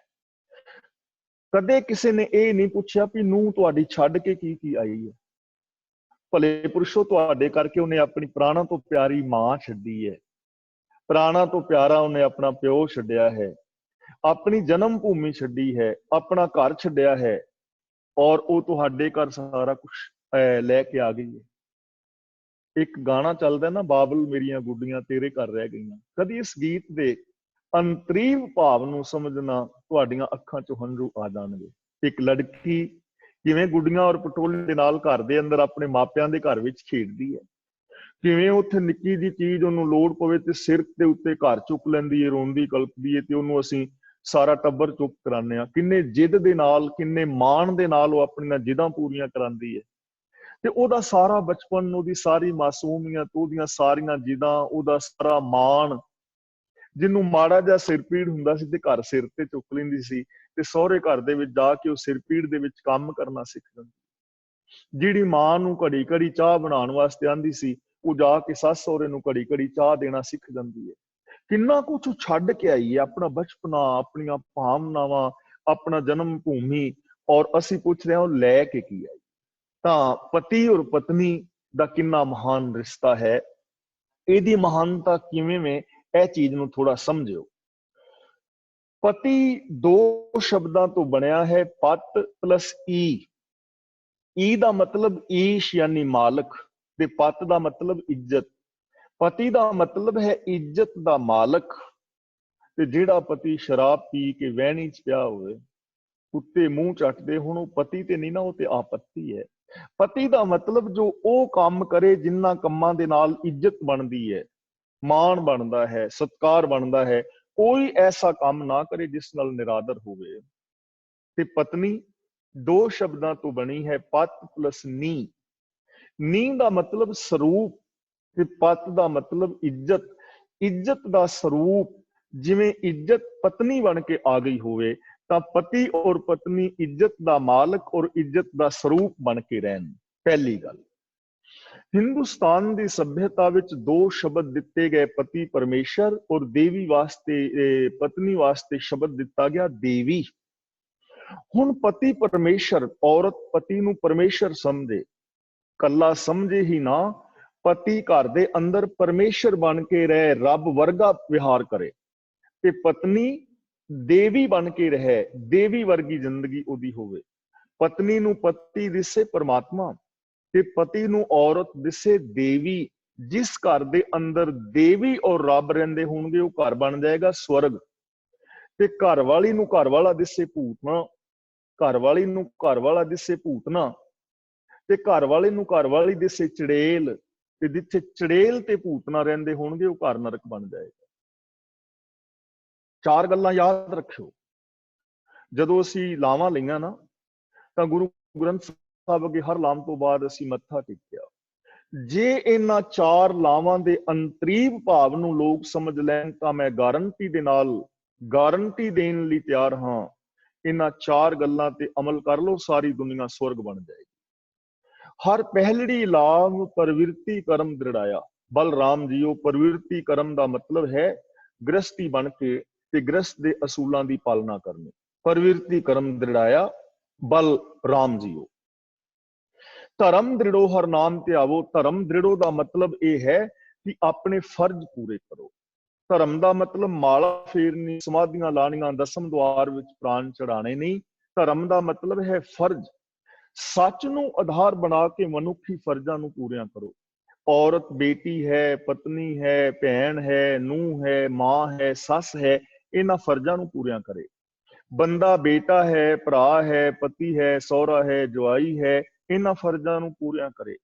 ते ਇਹ ਫਰਜ਼ ਇੱਥੇ ਹੀ ਖਤਮ ਨਹੀਂ ਹੋ ਜਾਂਦੇ। ਜਿਹੜਾ ਵੱਡਾ ਯੂਨੀਵਰਸ ਹੈ ਓਡੇ ਵੱਡੇ ਹੀ ਫਰਜ਼ ਨੇ। ਤੁਹਾਡੇ ਪਾਣੀ ਲਈ ਕੀ ਫਰਜ਼ ਨੇ, ਵਨਸਪਤੀ ਲਈ ਕੀ ਫਰਜ਼ ਨੇ, ਜੀਵ ਜਨਤਾ ਵਾਸਤੇ ਕੀ ਫਰਜ਼ ਨੇ। ਇਹਨਾਂ ਸਾਰੇ ਫਰਜ਼ਾਂ ਨੂੰ ਪੂਰੇ ਕਰਨ ਦਾ ਨਾਮ ਧਰਮ ਹੈ। ਦੇਖੋ, ਪਤੀ ਔਰ ਪਤਨੀ ਦੀ ਆਪਸ ਦੇ ਅੰਦਰ ਲੜਾਈ ਹੋ ਰਹੀ ਹੈ। ਫਾਰ ਐਗਜ਼ਾਮਪਲ, ਮੈਂ ਘਰ ਵਿੱਚ ਜਾਣਾ ਤੇ ਮੈਂ ਘਰ ਵਿੱਚ ਜਾ ਕੇ ਆਪਣੀ ਘਰਵਾਲੀ ਨੂੰ ਕਹਿਣਾ ਕਿ ਦੇਖ ਆ ਸਾਡਾ ਗੁਆਂਢੀ ਹੈ, ਉਹਦੀ ਘਰਵਾਲੀ ਕਿੰਨੀ ਚੰਗੀ ਹੈ, ਉਹਦੇ ਵਾਸਤੇ ਪਾਣੀ ਗਰਮ ਕਰਦੀ ਹੈ, ਸਵੇਰੇ ਉਹਦਾ ਟਿਫਨ ਤਿਆਰ ਕਰਦੀ ਹੈ, ਉਹਦੇ ਕੱਪੜੇ ਪ੍ਰੈਸ ਕਰਦੀ ਹੈ, ਉਹਦਾ ਮਾਣ ਆਦਰ ਸਤਿਕਾਰ ਕਰਦੀ ਹੈ। ਉਹ ਜਦੋਂ ਬਾਹਰੋਂ ਆਉਂਦਾ ਹੈ ਤੇ ਉਹਦੇ ਵਾਸਤੇ ਚਾਹ ਲੈ ਕੇ ਖੜੀ ਹੁੰਦੀ ਤੇ ਤੂੰ ਤੇ ਮੇਰੀ ਘਰਵਾਲੀ ਨਾਲ ਦੇ ਨਾਲ ਅੱਗੋਂ ਟੁੱਟ ਕੇ ਪੈ ਜਾਂਦੀ ਹੈ। ਤੈਨੂੰ ਗੁਆਂਢੀ ਦੀ ਘਰਵਾਲੀ ਤੇ ਦਿਸਦੀ ਹੈ, ਤੈਨੂੰ ਗੁਆਂਢੀ ਨਹੀਂ ਦਿਸਦਾ। ਉਹ ਆਪਣੀ ਘਰਵਾਲੀ ਨੂੰ ਮਟਰ ਮਾਲਾ ਲਿਆ ਕੇ ਦਿੱਤੀ ਹੈ, ਉਹਨੇ ਉਹਨੂੰ ਕੈਂਠੇ ਲੈ ਕੇ ਦਿੱਤੇ ਨੇ, ਹਰ ਮਹੀਨੇ 'ਚ ਇੱਕ ਅੱਧਾ ਗਹਿਣਾ ਲਿਆ ਕੇ ਦਿੰਦਾ ਹੈ, ਹਫ਼ਤੇ ਵਿੱਚ 2 ਵਾਰੀ ਹੋਟਲ ਤੇ ਰੋਟੀਆਂ ਖਵਾਉਣ ਲਿਜਾਂਦਾ ਹੈ, ਕਦੇ ਜੰਮੂ ਤੇ ਕਦੇ ਕਿਤੇ ਘੁਮਾਉਣ ਲਿਜਾਂਦਾ ਹੈ, ਤੇ ਤੂੰ ਮੈਨੂੰ ਕੈਦੀ ਕੀਤਾ। ਮੇਰੇ ਹੱਕ ਮੈਨੂੰ ਮਿਲਣੇ ਚਾਹੀਦੇ ਨੇ। ਹੁਣ ਪਤੀ ਆਪਣੇ ਹੱਕ ਮੰਗ ਰਿਹਾ ਹੈ, ਪਤਨੀ ਆਪਣੇ ਹੱਕ ਮੰਗਦੀ ਹੈ। ਘਰ ਦੇ ਵਿੱਚ ਕੁਸੁੰਨ ਮੁੱਕੀ, ਘਰ ਕੁਰੂਕਸ਼ੇਤਰ ਦਾ ਮੈਦਾਨ ਬਣਿਆ ਹੈ। ਇਹਦਾ ਸੋਲੂਸ਼ਨ ਕੀ? ਇਹਦਾ ਸੋਲੂਸ਼ਨ ਇਹ ਹੈ ਕਿ ਪਤੀ ਆਪਣੇ ਹੱਕ ਨਾ ਮੰਗੇ, ਇਮਾਨਦਾਰੀ ਦੇ ਨਾਲ ਆਪਣੇ ਫਰਜ਼ ਪੂਰੇ ਕਰੇ। ਜੋ ਪਤੀ ਦੇ ਫਰਜ਼ ਨੇ ਉਹ ਪਤਨੀ ਦੇ ਹੱਕ ਨੇ, ਉਹਨੂੰ ਬਿਨਾਂ ਮੰਗਣ ਤੋਂ ਮਿਲ ਜਾਣਗੇ। ਤੇ ਪਤਨੀ ਇਮਾਨਦਾਰੀ ਦੇ ਨਾਲ ਹੱਕ ਨਾ ਮੰਗੇ, ਆਪਣੇ ਫਰਜ਼ ਪੂਰੇ ਕਰੇ। ਜੋ ਪਤਨੀ ਦੇ ਫਰਜ਼ ਨੇ ਉਹ ਪਤੀ ਦੇ ਹੱਕ ਨੇ, ਆਪੇ ਮਿਲ ਜਾਣਗੇ, ਘਰ ਸਵਰਗ ਬਣ ਜਾਏ। ਪਹਿਲੀ ਗੱਲ। ਦੂਜੀ ਗੱਲ ਹੈ ਕਿ ਜ਼ਿੰਦਗੀ 'ਚ ਪਾਪ ਨਾ ਹੋਵੇ, ਪਾਪ ਸਜਾਇਆ। ਦੂਜੀ ਲਾਮ ਵਿੱਚ ਕਹਿੰਦੇ ਨੇ ਹਰ ਦੂਜੜੀ ਲਾਮ ਸਤਿਗੁਰ ਪੁਰਖ ਮਿਲਾਇਆ, ਯਾਨੀ ਗੁਰੂ ਵਾਲੇ ਹੋਣਾ ਹੈ। ਯੂਨੀਵਰਸਲ ਟਰੁੱਥ ਨੂੰ ਬੇਸ ਬਣਾਉਣਾ ਹੈ। ਤੁਹਾਨੂੰ ਪਤਾ ਨਹੀਂ ਲੱਗਣਾ ਪੁੰਨ ਕੀ ਹੈ, ਪਾਪ ਕੀ ਹੈ, ਬੁਰਾ ਕੀ ਹੈ, ਭਲਾ ਕੀ ਹੈ, ਆਤਮ ਕੀ, ਅਨਾਤਮ ਕੀ, ਹਾਨੀ ਕੀ, ਲਾਭ ਕੀ। ਇਹਨਾਂ ਚੀਜ਼ਾਂ ਦੀ ਸਮਝ ਨਹੀਂ ਆਉਣੀ। ਇਸ ਲਈ ਦੂਜਾ ਪੁਆਇੰਟ ਹੈ ਗਿਆਨ ਦੀ ਵਰਤੋਂ, ਅਕਲ ਦੀ ਵਰਤੋਂ ਕਰਨੀ, ਗੁਰੂ ਗਿਆਨ ਮੁਤਾਬਕ ਜ਼ਿੰਦਗੀ ਹੈ। ਤੇ ਤੀਜਾ ਪੁਆਇੰਟ ਹੈ ਹਰ ਤੀਜੜੀ ਲਾਮ ਮਨ ਚਾਓ ਭਇਆ ਬੈਰਾਗੀਆ ਬਲਰਾਮ ਜੀ। ਚਾਓ ਦਾ ਮਤਲਬ ਚੜ੍ਹਦੀ ਕਲਾ, ਪੋਜ਼ਿਟਿਵ ਥਿੰਕਿੰਗ, ਸਕਾਰਾਤਮਕ ਸੋਚ ਹੋਵੇ ਦੋਵਾਂ ਦੀ, ਤੇ ਨਾਲ ਪਰਸਪਰ ਪਿਆਰ ਹੋਵੇ। ਤੇ ਚੌਥੀ ਲਾਮ ਵਿੱਚ ਹੈ ਹਰ ਚੌਥੜੀ ਲਾਮ ਮਨ ਸਹਿਜ ਭਇਆ। ਸਹਿਜ ਦਾ ਮਤਲਬ ਇਹ ਨਹੀਂ ਕਿ ਇੰਜ ਦੋਨੋਂ ਵੱਟਾ ਬਣ ਕੇ ਸਮਾਧੀ ਲਾ ਕੇ ਬਹਿ ਜਾਓ। ਸਹਿਜ ਦਾ ਮਤਲਬ ਇਹ ਨਹੀਂ ਹੈ। ਸਹਿਜ ਦਾ ਮਤਲਬ ਮਨ, ਬਚਨ ਔਰ ਕਰਮ ਦੀ ਇਕਸਾਰਤਾ ਹੈ। ਜਿਹੜੀਆਂ 3 ਗੱਲਾਂ ਉੱਤੇ ਸੁਣੀਆਂ ਨੇ ਨਾ, ਮੈਂਟੈਲਿਟੀ ਵੀ ਵੈਸੀ ਹੋ ਜਾਏ, ਬੋਲ ਵੀ ਵੈਸੇ ਹੋ ਜਾਣ, ਵਿਹਾਰ ਵੀ ਵੈਸਾ ਹੋ ਜਾਏ, ਫਿਰ ਕੀ ਹੋਏਗਾ? ਹਰ ਪਾਇਆ ਬਲਰਾਮ ਜੀ, ਤੁਸੀਂ ਰੱਬ ਨੂੰ ਪਾਲੋਗੇ, ਰੱਬ ਵਰਗੇ ਹੋ ਜਾਓਗੇ। ਤਾਂ ਪਤੀ ਪਤਨੀ ਦੇ ਰਿਸ਼ਤੇ ਦੀ ਮਹਾਨਤਾ ਤਾਂ ਹੈ ਕਿ ਦੋਵੇਂ ਰੱਬ ਵਰਗੇ ਹੋ ਕੇ ਜੀ ਸਕਣ। ਧਨ ਫਿਰ ਇਹ ਨਾ ਆਖੀਏ ਬਹਿਨ ਇਕੱਠੇ ਹੋਏ, ਏਕ ਜੋਤ ਦੋਇ ਮੂਰਤੀ ਧਨ ਫਿਰ ਕਹੀਏ ਸੋਏ। ਇਹ ਪੋਸੀਬਿਲਿਟੀ ਸਾਰਿਆਂ ਦੇ ਵਿੱਚ ਹੈ। ਹੁਣ ਪਤਨੀ ਦੇ ਕੁਝ ਮੋਟੇ-ਮੋਟੇ ਫਰਜ਼ ਮੈਂ ਦੱਸਦਿਆਂ ਕਿ ਰਸੋਈ ਘਰ ਦੀ ਸਾਂਭ ਸੰਭਾਲ ਪਤਨੀ ਕਰਦੀ ਔਰ ਕਰਨੀ ਚਾਹੀਦੀ ਹੈ, ਔਰ ਪਿਆਰ ਦੇ ਨਾਲ ਕਰੇ। ਗੱਲ ਨੂੰ ਧਿਆਨ ਦੇ ਨਾਲ ਪਹਿਲਾਂ ਸੁਣੇ, ਪਤੀ ਦੀ ਗੱਲ ਨੂੰ ਜਾਂ ਸਹੁਰਿਆਂ ਦੀ ਗੱਲ ਨੂੰ ਧਿਆਨ ਨਾਲ ਸੁਣੇ, ਫਿਰ ਉਹਦਾ ਜਵਾਬ ਦੇਵੇ। ਮੈਨੂੰ ਯਾਦ ਆਉਂਦੀ ਹੈ, ਇੱਕ ਪਤਨੀ ਆਪਣੇ ਪਤੀ ਨੂੰ ਲੈ ਕੇ ਗਈ ਡਾਕਟਰ ਕੋਲ, ਤੇ ਜਾ ਕੇ ਕਹਿੰਦੀ ਡਾਕਟਰ ਜੀ ਰਾਤ ਨੂੰ ਸੁਪਨੇ ਵਿੱਚ ਬੋਲਦੇ ਬਹੁਤ ਨੇ, ਬਰੜਾਉਂਦੇ ਬੜਾ, ਸੁਪਨੇ ਵਿੱਚ ਬੋਲਦੇ ਬਹੁਤ ਨੇ। ਤੇ ਪਤੀ ਨੇ, ਡਾਕਟਰ ਨੇ ਪਤਨੀ ਨੂੰ ਨੀਂਦ ਦੀਆਂ ਗੋਲੀਆਂ ਦੇ ਦਿੱਤੀਆਂ। ਕਹਿਣ ਲੱਗਾ ਬੀਬੀ ਐ ਲੈ, ਦਿਨੇ ਤੂੰ ਇਹ ਨੀਂਦ ਦੀ ਗੋਲੀ ਲਿਆ ਕਰ। ਉਹ ਕਹਿਣ ਲੱਗੀ ਰਾਤ ਨੂੰ ਤੇ ਇਹ ਬਰੜਾਉਂਦਾ ਹੈ ਤੇ ਗੋਲੀਆਂ ਨੀਂਦ ਦੀਆਂ ਦਿਨੇ ਮੈਨੂੰ ਦੇ ਰਿਹਾ। ਕਹਿਣ ਲੱਗਾ ਬੀਬੀ ਤੂੰ ਦਿਨੇ ਸਵੇਂਗੀ, ਇਹਨੂੰ ਦਿਨੇ ਬੋਲਣ ਦਾ ਮੌਕਾ ਮਿਲੇਗਾ ਤੇ ਰਾਤ ਨੂੰ ਨਹੀਂ ਬਰੜਾਏਗਾ। ਇਹਨੂੰ ਮੌਕਾ ਤੇ ਦੇ ਬੋਲਣ ਦਾ ਵਿਚਾਰੇ ਨੂੰ। ਜੇ ਹੁਣ ਮੌਕਾ ਹੀ ਨਾ ਦਿਓਗੇ, ਪਤਨੀ ਮੌਕਾ ਹੀ ਨਾ ਦੇਵੇ, ਤਾਂ ਫਿਰ ਗੜਬੜ ਹੋ ਗਈ ਨਾ। ਇਸ ਲਈ ਠਰਮੇ ਦੇ ਨਾਲ ਪਹਿਲਾਂ ਗੱਲ ਸੁਣੋ, ਟੁੱਟ ਕੇ ਗੱਲ ਨਾ ਪਵੋ। ਅਗਲੀ ਗੱਲ ਕਿ ਜੇ ਪ੍ਰੋਫੈਸ਼ਨ ਹੈ ਪਤੀ ਦਾ, ਉਸ ਪ੍ਰੋਫੈਸ਼ਨ ਦੇ ਅੰਦਰ ਪਤਨੀ ਉਹਦਾ ਸਹਿਯੋਗ ਕਰੇ ਔਰ ਸਕਾਰਾਤਮਕ ਹੌਸਲਾ ਦੇਵੇ। ਦੇਖੋ 2 ਤਰ੍ਹਾਂ ਦੀਆਂ ਪਤਨੀਆਂ ਹੁੰਦੀਆਂ ਨੇ। ਪਤੀ ਬਾਹਰੋਂ ਥੱਕ ਟੁੱਟ ਕੇ ਕੰਮ ਕਰਕੇ ਆਇਆ, ਉਹਨੂੰ ਬੌਸ ਤੋਂ ਝਿੜਕਾਂ ਪੈ ਸਕਦੀਆਂ ਨੇ, ਉਹ ਕਈਆਂ ਤੋਂ ਹੋ ਸਕਦਾ ਇਨਸਲਟ ਕਰਾ ਕੇ ਵੀ ਹੋਵੇ, ਥੱਕਿਆ ਟੁੱਟਿਆ ਹੋਵੇ, ਤੇ ਘਰ ਵਾਲੀ ਆਉਂਦਿਆਂ ਨੂੰ ਲਿੰਬਾਂ ਖਿਲਾਰ ਕੇ ਬੈਠੀ ਹੈ ਤੇ ਆਉਂਦਿਆਂ ਸਾਰ ਪੈ ਜਾਂਦੀ ਹੈ, ਤੁਹਾਨੂੰ ਪਤਾ ਨਹੀਂ ਕਰਦਾ, ਤੁਸੀਂ 15 ਮਿੰਟ ਲੇਟ ਹੋ ਗਏ ਹੋ, ਕਿੱਥੇ ਰਹਿ ਗਏ ਹੋ, ਆ ਮੱਝ ਜਿਹੜੀ ਹੈ, ਮੱਝ ਦਾ ਕੱਟਾ ਤੌਲੀਆ ਖਾ ਗਿਆ, ਮੁੰਡੇ ਨੇ ਕਾਚੂ ਮਾਰ ਲਿਆ ਹੈ, ਬੱਚਿਆਂ ਦੀ ਫੀਸ ਭਰਨੀ ਹੈ, ਬਿੱਲ ਵਾਲੇ ਉਹ ਮੀਟਰ ਕੱਟ ਗਏ ਨੇ, ਤੁਹਾਨੂੰ ਹੋਸ਼ ਨਹੀਂ, ਤੁਹਾਨੂੰ ਤੇ ਸ਼ਰਮ ਹੀ ਨਹੀਂ, ਤੁਸੀਂ ਤੇ ਲਾ ਹੀ ਬੈਠੇ। ਹੁਣ ਉਸ ਪਤੀ ਦਾ ਹਾਲ ਕੀ ਹੋਏਗਾ? ਪਤੀ ਦਾ ਹਾਲ ਕੀ ਹੋਏਗਾ? ਦੂਜੀ ਪਤਨੀ ਹੈ, ਜਦੋਂ ਪਤੀ ਨੇ ਆਉਣਾ ਹੁੰਦਾ ਹੈ, ਉਹ ਨਹਾ ਧੋ ਕੇ ਉਹਨੇ ਇਸ਼ਨਾਨ ਪਾਨ ਕੀਤਾ ਹੈ, ਥੋੜੀ ਜਿਹੀ ਤਿਆਰ ਹੋਈ ਹੈ, ਉਹਨੇ ਪਤੀ ਵਾਸਤੇ ਕੁਝ ਖਾਣ ਪੀਣ ਵਾਸਤੇ ਤਿਆਰ ਕੀਤਾ ਹੈ। ਆਉਂਦਿਆਂ ਸਾਰ ਪਤੀ ਨੂੰ ਸਤਿ ਸ੍ਰੀ ਅਕਾਲ ਜਾਂ ਜੋ ਵੀ ਕਹਿੰਦੀ ਹੈ, ਉਹਨੂੰ ਪਾਣੀ ਦਾ ਗਲਾਸ ਦਿੰਦੀ ਹੈ ਔਰ ਬੜੇ ਪਿਆਰ ਦੇ ਨਾਲ ਕਹਿੰਦੀ ਹੈ ਕਿ ਤੁਸੀਂ ਕਿੰਨੇ ਚੰਗੇ ਹੋ, ਕਿੰਨੇ ਮਹਾਨ ਹੋ, ਕਿੰਨੀ ਤੁਸੀਂ ਸ਼ਿੱਦਤ ਦੇ ਨਾਲ ਕੰਮ ਕਰਦੇ ਹੋ, ਘਰ ਦੀਆਂ ਜ਼ਿੰਮੇਵਾਰੀਆਂ ਨੂੰ ਤੁਸੀਂ ਕਿੰਨਾ ਨਿਭਾਉਂਦੇ ਹੋ। ਅੱਜ ਮੈਂ ਨਾ ਤੁਹਾਡੇ ਵਾਸਤੇ ਨਿੱਕੀਆਂ ਲਾਚੀਆਂ ਤੇ ਲੌਂਗ ਪਾ ਕੇ ਚਾਹ ਬਣਾਈ ਹੈ, ਥੋੜੇ ਪਕੌੜੇ ਤਲੇ ਨੇ, ਇਹ ਤੁਸੀਂ ਖਾਓ ਤੇ ਫਿਰ ਮੈਨੂੰ ਦੱਸੋ ਹੋਰ ਕੀ ਬਣਾਵਾਂ। ਤੇ ਜਦੋਂ ਉਹ ਚਾਹ ਪੀਣ ਲੱਗੇ ਨਾ, ਫਿਰ ਉਹਨੂੰ ਕਹੋ ਵੀ ਬੱਚਿਆਂ ਦੀ ਫੀਸ ਭਰਨੀ ਸੀ, ਪ੍ਰੋਬਲਮ ਤਾਂ ਹੈ ਮੈਨੂੰ ਪਤਾ ਹੈ, ਪਰ ਬੱਚਿਆਂ ਦੀ ਫੀਸ ਵੀ ਭਰਨੀ ਹੈ, ਬਿਜਲੀ ਦਾ ਬਿੱਲ ਵੀ ਭਰਨਾ ਸੀ। ਤਾਂ ਉਸ ਪਤੀ ਨੂੰ ਹੌਸਲਾ ਹੋਏਗਾ ਪਤਨੀਆਂ ਇਸ ਢੰਗ ਨਾਲ ਕਰਨ। ਤੇ ਪਤੀ, ਹੁਣ ਦੇਖੋ ਪਤਨੀਆਂ ਜਿਹੜੀਆਂ ਨੇ, ਸਵੇਰ ਤੋਂ ਲੈ ਕੇ ਪਤਨੀ ਸਵੇਰੇ ਸਭ ਤੋਂ ਪਹਿਲਾਂ ਜਾਗਦੀ ਹੈ, ਪਤੀ ਦਾ ਟਿਫਨ ਤਿਆਰ ਕਰਦੀ ਹੈ, ਬੱਚਿਆਂ ਨੂੰ ਇਸ਼ਨਾਨ ਕਰਾਉਂਦੀ ਹੈ, ਬੱਚਿਆਂ ਨੂੰ ਸਕੂਲ ਭੇਜਦੀ ਹੈ, ਫਿਰ ਉਸ ਤੋਂ ਬਾਅਦ ਸੱਸ ਸਹੁਰੇ ਨੂੰ ਲੰਗਰ ਪਾਣੀ ਛਕਾਉਂਦੀ ਹੈ, ਫਿਰ ਬਰਤਨ ਮਾਂਜਦੀ ਹੈ, ਉਹਨੇ ਚਿਰ ਨੂੰ ਬੱਚਿਆਂ ਦੇ ਦੁਪਹਿਰ ਦਾ ਟਾਈਮ ਹੋ ਜਾਂਦਾ ਹੈ, ਖਾਣਾ ਬਣਾਉਂਦੀ ਹੈ, ਬੱਚਿਆਂ ਨੂੰ ਸਕੂਲ ਤੋਂ ਲੈ ਕੇ ਆਉਂਦੀ ਹੈ, ਸ਼ਾਮ ਦੇ ਖਾਣੇ ਦਾ ਤਿਆਰ ਹੋ ਜਾਂਦਾ ਹੈ, ਫਿਰ ਸ਼ਾਮ ਦਾ ਖਾਣਾ। ਕਈ ਵਾਰੀ ਪਤਨੀ ਸਾਰਾ ਦਿਨ ਆਪ ਖਾਣਾ ਹੀ ਨਹੀਂ ਖਾ ਪਾਉਂਦੀ, ਰਾਤ ਨੂੰ ਸਾਰੇ ਸੌਂ ਜਾਂਦੇ ਨੇ, ਫਿਰ ਘਰ ਵਾਲੀ ਸੌਂਦੀ ਹੈ। ਜੇ ਅਸੀਂ ਕਹਿੰਦੇ ਆ ਵਿਹਲੀ, ਵਿਹਲੀ ਨਹੀਂ ਹੈ, ਉਹਨਾਂ ਦੇ ਕੰਮ ਦਾ ਵੀ ਅੰਦਾਜ਼ਾ ਲਾਓ ਨਾ, ਸਵੇਰ ਤੋਂ ਲੈ ਕੇ ਸ਼ਾਮ ਤੱਕ ਕਿੰਨਾ ਕੰਮ ਕਰਦੀਆਂ ਨੇ। ਹੁਣ ਇੱਕ ਪਤੀ ਦਫ਼ਤਰ ਤੋਂ ਆਇਆ ਹੈ, ਠੀਕ ਹੈ ਕੰਮ ਕਰਕੇ ਆਇਆ, ਆਉਂਦਿਆਂ ਸਾਰ ਘਰ ਵਾਲੀ ਦੇ ਦੁਆਲੇ ਹੋ ਜਾਏ ਕਿ ਤੂੰ ਬੜੀ ਬਦਤਮੀਜ਼ ਹੈ, ਭਾਂਡੇ ਖਿਲ ਰਹੇ ਨੇ, ਬੱਚੇ ਇੱਧਰ ਪਏ ਨੇ, ਦੂਜਾ ਤੀਜਾ, ਤੈਨੂੰ ਅਕਲ ਨਹੀਂ, ਤੈਨੂੰ ਮੌਤ ਨਹੀਂ, ਤੂੰ ਕਦੀ ਵੀ ਕੁਛ ਨਹੀਂ ਕਾਮਯਾਬ ਹੋ ਸਕਦੀ। ਤਾਂ ਉਸ ਪਤਨੀ ਦੇ ਉੱਤੇ ਕੀ ਬੀਤੇਗੀ ਜੋ ਸਵੇਰ ਤੋਂ ਲੈ ਕੇ ਸ਼ਾਮ ਤੱਕ ਇੰਨਾ ਕੰਮ ਕਰਦੀ ਰਹੀ? ਹੋ ਸਕਦਾ ਉਹਨੂੰ ਸਿਰ ਦਰਦ ਹੋਵੇ, ਉਹਨੂੰ ਬੁਖਾਰ ਹੋਇਆ ਹੋਵੇ। ਦੂਜਾ ਪਤੀ ਐਸਾ ਹੈ, ਜਦੋਂ ਦਫ਼ਤਰ ਤੋਂ ਆਉਂਦਾ ਨਾ, ਤੇ ਜੇ ਕਿਤੇ ਬਰਤਨ ਖਿਲ ਰਹੇ ਵੇਖਦਾ ਵੀ ਹੈ, ਤੇ ਪਤਨੀ ਨੂੰ ਆਣ ਕੇ ਬੜੇ ਪਿਆਰ ਦੇ ਨਾਲ ਬੁਲਾਉਂਦਾ ਹੈ ਕਿ ਤੂੰ ਕਿੰਨੀ ਚੰਗੀ ਹੈ, ਕਿੰਨੇ ਸ਼ਿੱਦਤ ਦੇ ਨਾਲ ਤੂੰ ਬੱਚਿਆਂ ਨੂੰ ਸੰਭਾਲ ਰਹੀ ਹੈ, ਘਰ ਦੀ ਸਾਫ਼ ਸਫਾਈ ਕਰਦੀ ਹੈ, ਕਿੰਨਾ ਤੂੰ ਕੰਮ ਕਰਨੀ ਹੈ, ਸਵੇਰੇ ਮੈਨੂੰ ਵੀ ਤਿਆਰ ਕਰਕੇ ਭੇਜਦੀ ਹੈ, ਮਾਂ ਪਿਓ ਦੀ ਸੰਭਾਲ ਕਰਦੀ ਹੈ, ਬਰਤਨ ਭਾਂਡੇ ਮਾਂਜਦੀ ਹੈ, ਇੰਨਾ ਸਾਰਾ ਕੰਮ ਕਰਦੀ ਹੈ, ਇੰਨੀ ਤੂੰ ਜ਼ਿੰਮੇਵਾਰੀ ਨਿਭਾਉਣੀ ਹੈ।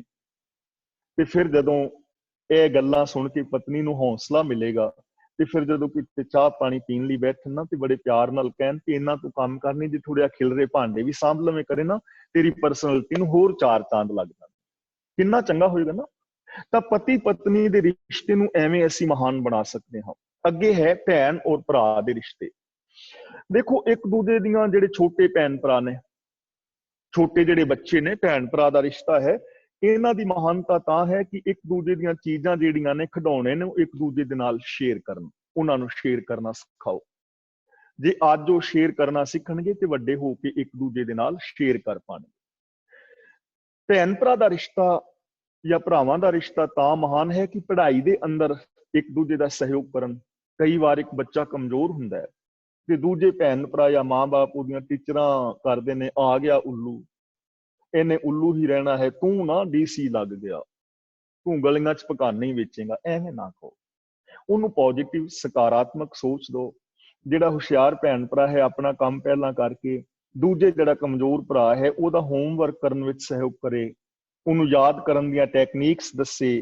ਇਸ ਤੋਂ ਇਲਾਵਾ ਸਕਾਰਾਤਮਕ ਸੋਚ ਦੇਵੇ ਔਰ ਚੰਗੀ ਸੰਗਤ ਲਈ ਪ੍ਰੇਰਨਾ ਦੇਵੇ। ਜੇ ਕੋਈ ਬੱਚਾ ਮਾੜੀ ਸੰਗਤ ਵਿੱਚ ਹੈ ਨਾ, ਤਾਂ ਦੂਜੇ ਭੈਣ ਭਰਾ ਦਾ ਫਰਜ਼ ਬਣਦਾ ਹੈ ਉਹਨੂੰ ਚੰਗੀ ਸੰਗਤ ਦੀ ਪ੍ਰੇਰਨਾ ਦੇਵੇ। ਚੰਗੇ ਬੱਚਿਆਂ ਦੇ ਨਾਲ ਸੰਗਤ ਕਰੋਗੇ ਤਾਂ ਫਿਰ ਤੁਹਾਡਾ ਜਿਹੜਾ ਹੈ ਦਿਮਾਗ ਚੰਗਾ ਕੰਮ ਕਰੇਗਾ। ਇੱਕ ਨਿੱਕਾ ਜਿਹਾ ਬੱਚਾ ਸੀ, ਕਹਿਣ ਲੱਗਾ ਪਹਿਲਾਂ ਮੇਰਾ ਨਾ ਪੜ੍ਹਾਈ ਵਿੱਚ ਦਿਮਾਗ ਬਿਲਕੁਲ ਨਹੀਂ ਸੀ ਲੱਗਦਾ, ਦਿਲ ਨਹੀਂ ਸੀ ਲੱਗਦਾ ਪੜ੍ਹਾਈ ਵਿੱਚ। ਕਹਿੰਦਾ ਫਿਰ ਮੇਰੇ ਪਾਪਾ ਨੇ 3-4 ਚੰਗੇ ਬੰਦਿਆਂ ਦੇ ਨਾਲ ਮੇਰਾ ਸਾਥ ਕਰਾ ਦਿੱਤਾ, ਤੇ ਕਹਿੰਦਾ ਹੁਣ ਉਹਨਾਂ ਚਾਰਾਂ ਦਾ ਵੀ ਨਹੀਂ ਲੱਗਦਾ। ਪਹਿਲਾਂ ਮੇਰਾ ਦਿਲ ਨਹੀਂ ਸੀ ਲੱਗਦਾ, ਫਿਰ ਮੈਂ ਦੋਸਤੀ ਕਰ ਲਈ, ਕਹਿੰਦਾ ਹੁਣ ਉਹਨਾਂ ਚਾਰਾਂ ਦਾ ਵੀ ਨਹੀਂ ਲੱਗਦਾ। 4 ਹੋਰ ਮੰਗਾੜ ਦਿੱਤੇ ਨਾ। ਚੰਗੀ ਸੰਗਤ ਦੇ ਵਿੱਚ ਪਾਓ, ਜਿਹੜੇ ਪੋਜ਼ਿਟਿਵ ਸਕਾਰਾਤਮਕ ਸੋਚ ਦੇ ਸਕਣ, ਔਰ ਬੁਰੀ ਸੰਗਤ ਤੋਂ ਵਰਜਨ ਦਾ ਜਿਹੜਾ ਹੈ ਨਾ, ਬੱਚੇ ਇੱਕ ਦੂਜੇ ਨੂੰ ਸਹਿਯੋਗ ਕਰਨ। ਇਸ ਤੋਂ ਬਾਅਦ ਭੈਣ ਦਾ ਵਿਆਹ ਹੋ ਜਾਣਾ ਹੈ, ਤੇ ਭੈਣ ਦੇ ਵਿਆਹ ਤੋਂ ਬਾਅਦ ਭੈਣ ਨੇ ਚਲੀ ਜਾਣਾ ਹੈ ਸਹੁਰੇ ਪਰਿਵਾਰ ਵਿੱਚ। ਤਾਂ ਉਦੋਂ ਸਾਡੇ ਜਿਹੜੇ ਭਰਾ ਨੇ, ਉਹਨਾਂ ਦਾ ਕੀ ਫਰਜ਼ ਬਣਦਾ ਹੈ। ਇਹ ਰਿਸ਼ਤੇ ਦੀ ਮਹਾਨਤਾ ਨੂੰ ਬਰਕਰਾਰ ਰੱਖਣਾ ਹੈ ਕਿ ਭੈਣ ਦੇ ਨਾਲ ਬਚਪਨ ਵਾਲੇ ਪਿਆਰ ਨੂੰ ਕਾਇਮ ਰੱਖੋ।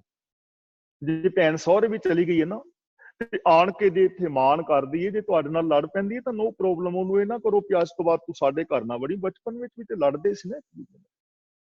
ਜੇ ਕਿਸੇ ਗੱਲ ਤੋਂ ਅਣਬਣ ਹੋ ਜਾਂਦੀ ਹੈ ਤਾਂ ਉਸ ਭੈਣ ਦੇ ਬਚਪਨ ਵਾਲੇ ਪਿਆਰ ਨੂੰ ਬਰਕਰਾਰ ਰੱਖੋ, ਔਰ ਵਿਆਹ ਤੋਂ ਬਾਅਦ ਆਪਣੀਆਂ ਭੈਣਾਂ ਨੂੰ ਬੇਗਾਨਗੀ ਦਾ ਅਹਿਸਾਸ ਨਾ ਹੋਣ ਦਿਓ ਕਿ ਉਹ ਘਰ ਦੇ ਵਿੱਚ ਆਉਣ ਤੇ ਬੇਗਾਨਾ ਆਪਣੇ ਆਪ ਨੂੰ ਸਮਝਣ ਨਾ। ਉਹਨਾਂ ਨੂੰ ਇਹ ਅਹਿਸਾਸ ਹੋਵੇ ਕਿ ਮੈਂ ਅੱਜ ਵੀ ਇਸ ਘਰ ਦੀ ਮਾਲਕ ਹਾਂ। ਤੇ ਯਾਦ ਰੱਖਿਓ, ਭੈਣਾਂ ਜਦੋਂ ਸਹੁਰੇ ਘਰ ਦੇ ਵਿੱਚੋਂ ਮਿਲਣ ਪੇਕੇ ਘਰ ਆਉਂਦੀਆਂ ਨੇ ਨਾ, ਤਾਂ ਉਹ ਕੁਝ ਲੈਣ ਨਹੀਂ ਆਉਂਦੀਆਂ। ਤੁਸੀਂ ਉਹਨਾਂ ਨੂੰ ਕੀ ਦੇ ਸਕਦੇ ਹੋ ਯਾਰ? ਉਹ ਤੇ ਆਪਣਾ ਹਿੱਸਾ ਵੀ ਪ੍ਰੋਪਰਟੀ ਤੋਂ ਛੱਡ ਗਈਆਂ ਨੇ। ਉਹ ਸਿਰਫ ਆਪਣੇ ਪਿਓ ਦਾ ਘਰ ਵੇਖਣ ਆਉਂਦੀਆਂ ਨੇ। ਉਹ ਤੁਹਾਡੇ ਨਾਲ ਪਿਆਰ ਪੈਦਾ ਕਰਨ, ਪ੍ਰਗਟ ਕਰਨ ਆਉਂਦੀਆਂ ਨੇ, ਔਰ ਉਹ ਵੇਖਣਾ ਚਾਹੁੰਦੀਆਂ ਨੇ ਕਿ ਮੇਰੇ ਭਰਾ, ਮੇਰੇ ਭਤੀਜੇ, ਮੇਰੀਆਂ ਭਰਜਾਈਆਂ, ਮੇਰੇ ਮਾਂ-ਬਾਪ ਖੁਸ਼ੀ ਵਸਤ ਰਹੇ ਨੇ। ਉਹ ਇਹ ਵੇਖਣ ਲਈ ਆਉਂਦੀਆਂ ਨੇ। ਉਹਨੇ ਆਪਣੇ ਬਚਪਨ ਨੂੰ ਦੇਖਣਾ ਹੁੰਦਾ ਹੈ, ਜਿੱਥੇ ਉਹ ਜੰਮੀ ਪਲੀ ਹੁੰਦੀ ਹੈ, ਉਹਦੀਆਂ ਭਾਵਨਾਵਾਂ ਹੁੰਦੀਆਂ ਨੇ। ਉਹ ਤੁਹਾਨੂੰ ਮਿਲਣ ਆ ਰਹੀ ਹੈ, ਉਹ ਕੁਛ ਲੈਣ ਨਹੀਂ ਆ ਰਹੀ। ਇਸ ਲਈ ਭੈਣਾਂ ਦੇ ਨਾਲ ਆਪਣੇ ਉਸ ਪਿਆਰ ਨੂੰ ਬਰਕਰਾਰ ਰੱਖੋ, ਬੇਗਾਨਗੀ ਦਾ ਅਹਿਸਾਸ ਨਾ ਹੋਣ ਦਿਓ। ਉਹਨਾਂ ਨੂੰ ਇਹ ਅਹਿਸਾਸ ਹੋਵੇ ਕਿ ਮੈਂ ਇਸ ਘਰ ਦੀ ਮਾਲਕ ਹੀ ਹਾਂ। ਔਰ ਬਹੁਤ ਭੈਣਾਂ ਇਸ ਤਰ੍ਹਾਂ ਕਹਿੰਦੀਆਂ ਵੀ ਨੇ, ਮੇਰੇ ਮਾਂ ਪਿਓ ਤੋਂ ਬਾਅਦ ਮੇਰੇ ਭਰਾਵਾਂ ਨੇ ਮੈਨੂੰ ਅਹਿਸਾਸ ਨਹੀਂ ਹੋਣ ਦਿੱਤਾ। ਅੱਜ ਵੀ ਮੈਂ ਜਾਵਾਂ, ਮੇਰੀਆਂ ਭਰਜਾਈਆਂ, ਮੇਰੇ ਭਰਾ ਕਦਰ ਕਰਦੇ ਨੇ, ਮੈਨੂੰ ਉਸ ਘਰ ਦਾ ਮਾਲਕ ਸਮਝਦੇ ਨੇ। ਗੱਲ ਤੇ ਇੰਨੀ ਕਿ ਇਸ ਰਿਸ਼ਤੇ ਦੀ ਮਹਾਨਤਾ ਤਾਂ ਹੈ। ਅਗਲੀ ਗੱਲ ਹੈ ਬੱਚੇ। ਜਿਹੜੇ ਬੱਚੇ ਨੇ, ਬੱਚੇ ਆਪਣੇ ਮਾਂ-ਬਾਪ ਦੀਆਂ ਚੰਗੀਆਂ ਭਾਵਨਾਵਾਂ ਦਾ ਕਦਰ ਕਰਨ। ਬੱਚੇ ਔਰ ਮਾਂ-ਬਾਪ ਦੇ ਰਿਸ਼ਤੇ ਦੀ ਮਹਾਨਤਾ ਤਾਂ ਹੀ ਹੈ ਨਾ, ਜੋ ਮਾਂ-ਬਾਪ ਦੀਆਂ ਚੰਗੀਆਂ ਭਾਵਨਾਵਾਂ ਨੇ, ਬੱਚੇ ਉਹਨਾਂ ਭਾਵਨਾਵਾਂ ਦਾ ਕਦਰ ਕਰਨ, ਜਨਰੇਸ਼ਨ ਗੈਪ ਨੂੰ ਸਮਝਣ। ਦੇਖੋ, ਬੱਚਿਆਂ ਦੇ ਕੋਲ ਗਿਆਨ ਜ਼ਿਆਦਾ ਹੈ। ਜਿਹੜੇ ਸਾਡੇ ਬੱਚੇ ਨੇ, ਪੋਤਰੀਆਂ ਪੋਤਰੇ ਨੇ, ਉਹਨਾਂ ਦੇ ਕੋਲ ਨੌਲੇਜ ਸਾਡੇ ਨਾਲੋਂ ਜ਼ਿਆਦਾ ਹੈ, ਗਿਆਨ ਜ਼ਿਆਦਾ ਹੈ। ਪਰ ਉਹਨਾਂ ਨੂੰ ਇਹ ਨਹੀਂ ਪਤਾ ਕਿ ਤਜਰਬਾ ਸਾਡੇ ਕੋਲ ਜ਼ਿਆਦਾ ਹੈ। ਤਜਰਬਾ ਸਾਡੇ ਕੋਲ ਜ਼ਿਆਦਾ ਹੈ। ਫਾਰ ਐਗਜ਼ਾਮਪਲ, ਹੁਣ ਮੇਰੀ ਪੋਤਰੀ ਹੈ ਨਾ, 12-13 ਸਾਲ ਦੀ ਹੈ। ਉਹਦੇ ਕੋਲ ਨੌਲੇਜ ਮੇਰੇ ਨਾਲ ਜ਼ਿਆਦਾ ਹੈ। ਉਹ ਫ੍ਰੈਂਚ ਵੀ ਸਿੱਖ ਰਹੀ ਹੈ, ਇੰਗਲਿਸ਼ ਬੋਲ ਲੈਂਦੀ ਹੈ, ਕੰਪਿਊਟਰ ਵਗੈਰਾ ਹੋਰ ਬਹੁਤ ਕੁਝ ਜੋ ਮੈਨੂੰ ਨਹੀਂ ਪਤਾ। ਪਰ ਮੇਰੇ ਕੋਲ ਤਜਰਬਾ ਹੈ ਕਿ 60 ਸਾਲ ਦੀ ਉਮਰ ਦੇ ਅੰਦਰ ਸਰੀਰ ਵਿੱਚ ਆਣ ਕੇ ਕੀ ਗੜਬੜ ਹੁੰਦੀ ਹੈ, ਕੀ ਬਦਲਾਵ ਆਉਂਦਾ, ਇਹਦਾ ਉਹਨੂੰ ਨਹੀਂ ਪਤਾ। ਪਰਿਵਾਰ ਦੇ ਅੰਦਰ ਕਿਵੇਂ ਜ਼ਿੰਦਗੀ ਜੀਵੀ ਦੀ ਹੈ, ਕਿਹੜੀ ਕਿਹੜੀ ਪ੍ਰੋਬਲਮ ਆਉਂਦੀ ਹੈ, ਕਿਸ ਪ੍ਰੋਬਲਮ ਨੂੰ ਕਿਵੇਂ ਸੋਲਵ ਕਰਨਾ, ਉਹਨਾਂ ਬੱਚਿਆਂ ਨੂੰ ਨਹੀਂ ਪਤਾ। ਬਜ਼ੁਰਗਾਂ ਦੇ ਕੋਲ ਤਜਰਬਾ ਹੈ, ਬੱਚਿਆਂ ਦੇ ਕੋਲ ਗਿਆਨ ਹੈ। ਜੇ ਬੱਚੇ ਆਪਣਾ ਗਿਆਨ ਬਜ਼ੁਰਗਾਂ ਨੂੰ ਦੇਣ, ਔਰ ਬੱਚਿਆਂ ਜਿਹੜੇ ਨੇ ਆਪਣੇ ਬਜ਼ੁਰਗਾਂ ਤੋਂ ਤਜਰਬਾ ਸਿੱਖਣ, ਜੇ ਬੱਚਿਆਂ ਦਾ ਗਿਆਨ ਔਰ ਬਜ਼ੁਰਗਾਂ ਦਾ ਤਜਰਬਾ ਮਿਲ ਕੇ ਚੱਲੇ ਤਾਂ ਜਨਰੇਸ਼ਨ ਗੈਪ ਖਤਮ ਹੋ ਜਾਏਗਾ ਔਰ ਜੀਵਨ ਸਵਰਗ ਬਣ ਜਾਏਗਾ। ਇਸ ਲਈ ਬੱਚਿਆਂ ਦਾ ਫਰਜ਼ ਹੈ ਕਿ ਜਨਰੇਸ਼ਨ ਗੈਪ ਨੂੰ ਸਮਝਣ ਦਾ ਯਤਨ ਕਰਨ। ਆਪਣੇ ਮਾਂ-ਬਾਪ ਨੂੰ ਨਵੇਂ ਯੁੱਗ ਬਾਰੇ ਬੜੇ ਪਿਆਰ ਦੇ ਨਾਲ ਸਮਝਾਉਣ। ਉਹਨਾਂ ਨੂੰ ਇਹ ਨਾ ਕਹਿਣ ਬਾਪੂ ਤੈਨੂੰ ਕੁਛ ਨਹੀਂ ਆਉਂਦਾ, ਤੈਨੂੰ ਨਹੀਂ ਬੇਬੇ ਸਮਝ ਆਉਣੀ ਨਾ। ਉਹਨਾਂ ਨੂੰ ਨਵੇਂ ਯੁੱਗ ਬਾਰੇ ਪਿਆਰ ਦੇ ਨਾਲ ਸਮਝਾਓ ਕਿ ਹੁਣ ਪਿਤਾ ਜੀ ਇਹ ਚੀਜ਼ਾਂ ਨਵੀਆਂ ਆ ਗਈਆਂ ਨੇ, ਇਸ ਚੀਜ਼ ਨੂੰ ਅਸੀਂ ਐਵੇਂ ਕਰ ਸਕਦੇ ਹਾਂ, ਜੇ ਅਸੀਂ ਐਵੇਂ ਕਰੀਏ ਤਾਂ ਸਾਨੂੰ ਇਹਨਾਂ ਚੀਜ਼ਾਂ ਦਾ ਲਾਭ ਹੋ ਸਕਦਾ ਹੈ। ਨਵੀਂ ਜੋ ਟੈਕਨੋਲੋਜੀ ਹੈ, ਨਵਾਂ ਜੋ ਸਾਇੰਸ ਦਾ ਗਿਆਨ ਹੈ, ਆਪਣੇ ਮਾਂ ਪਿਓ ਨੂੰ ਬੜੇ ਪਿਆਰ ਨਾਲ ਸਮਝਾਓ। ਮਾਂ-ਬਾਪ ਦੇ ਤਜਰਬੇ ਦਾ ਲਾਭ ਲਓ। ਬੱਚਿਆਂ ਦਾ ਫਰਜ਼ ਬਣਦਾ ਹੈ ਕਿ ਮਾਂ-ਬਾਪ ਦੀਆਂ ਜ਼ਰੂਰੀ ਜੋ ਲੋੜਾਂ ਨੇ ਉਹ ਸਮੇਂ ਸਿਰ ਪੂਰੀਆਂ ਕਰਨ। ਤੇ ਮਾਂ-ਬਾਪ ਦੀ ਬਹੁਤੀ ਜ਼ਰੂਰਤ ਨਹੀਂ ਰਹਿ ਜਾਂਦੀ। ਉਹਨਾਂ ਨੇ ਕੱਪੜਾ ਪਾਣਾ ਹੁੰਦਾ ਹੈ, ਰੋਟੀ ਖਾਣੀ ਹੁੰਦੀ ਹੈ, ਜ਼ਿਆਦਾ ਹੈ ਤਾਂ ਕੋਈ ਛੋਟਾ ਮੋਟਾ ਕਿਤੇ ਮਿਲਣ ਵਾਸਤੇ ਜਾਣਾ ਹੁੰਦਾ, ਇੰਨੀਆਂ ਕੁ ਲੋੜਾਂ ਰਹਿ ਜਾਂਦੀਆਂ ਨੇ ਉਹਨਾਂ ਦੀਆਂ।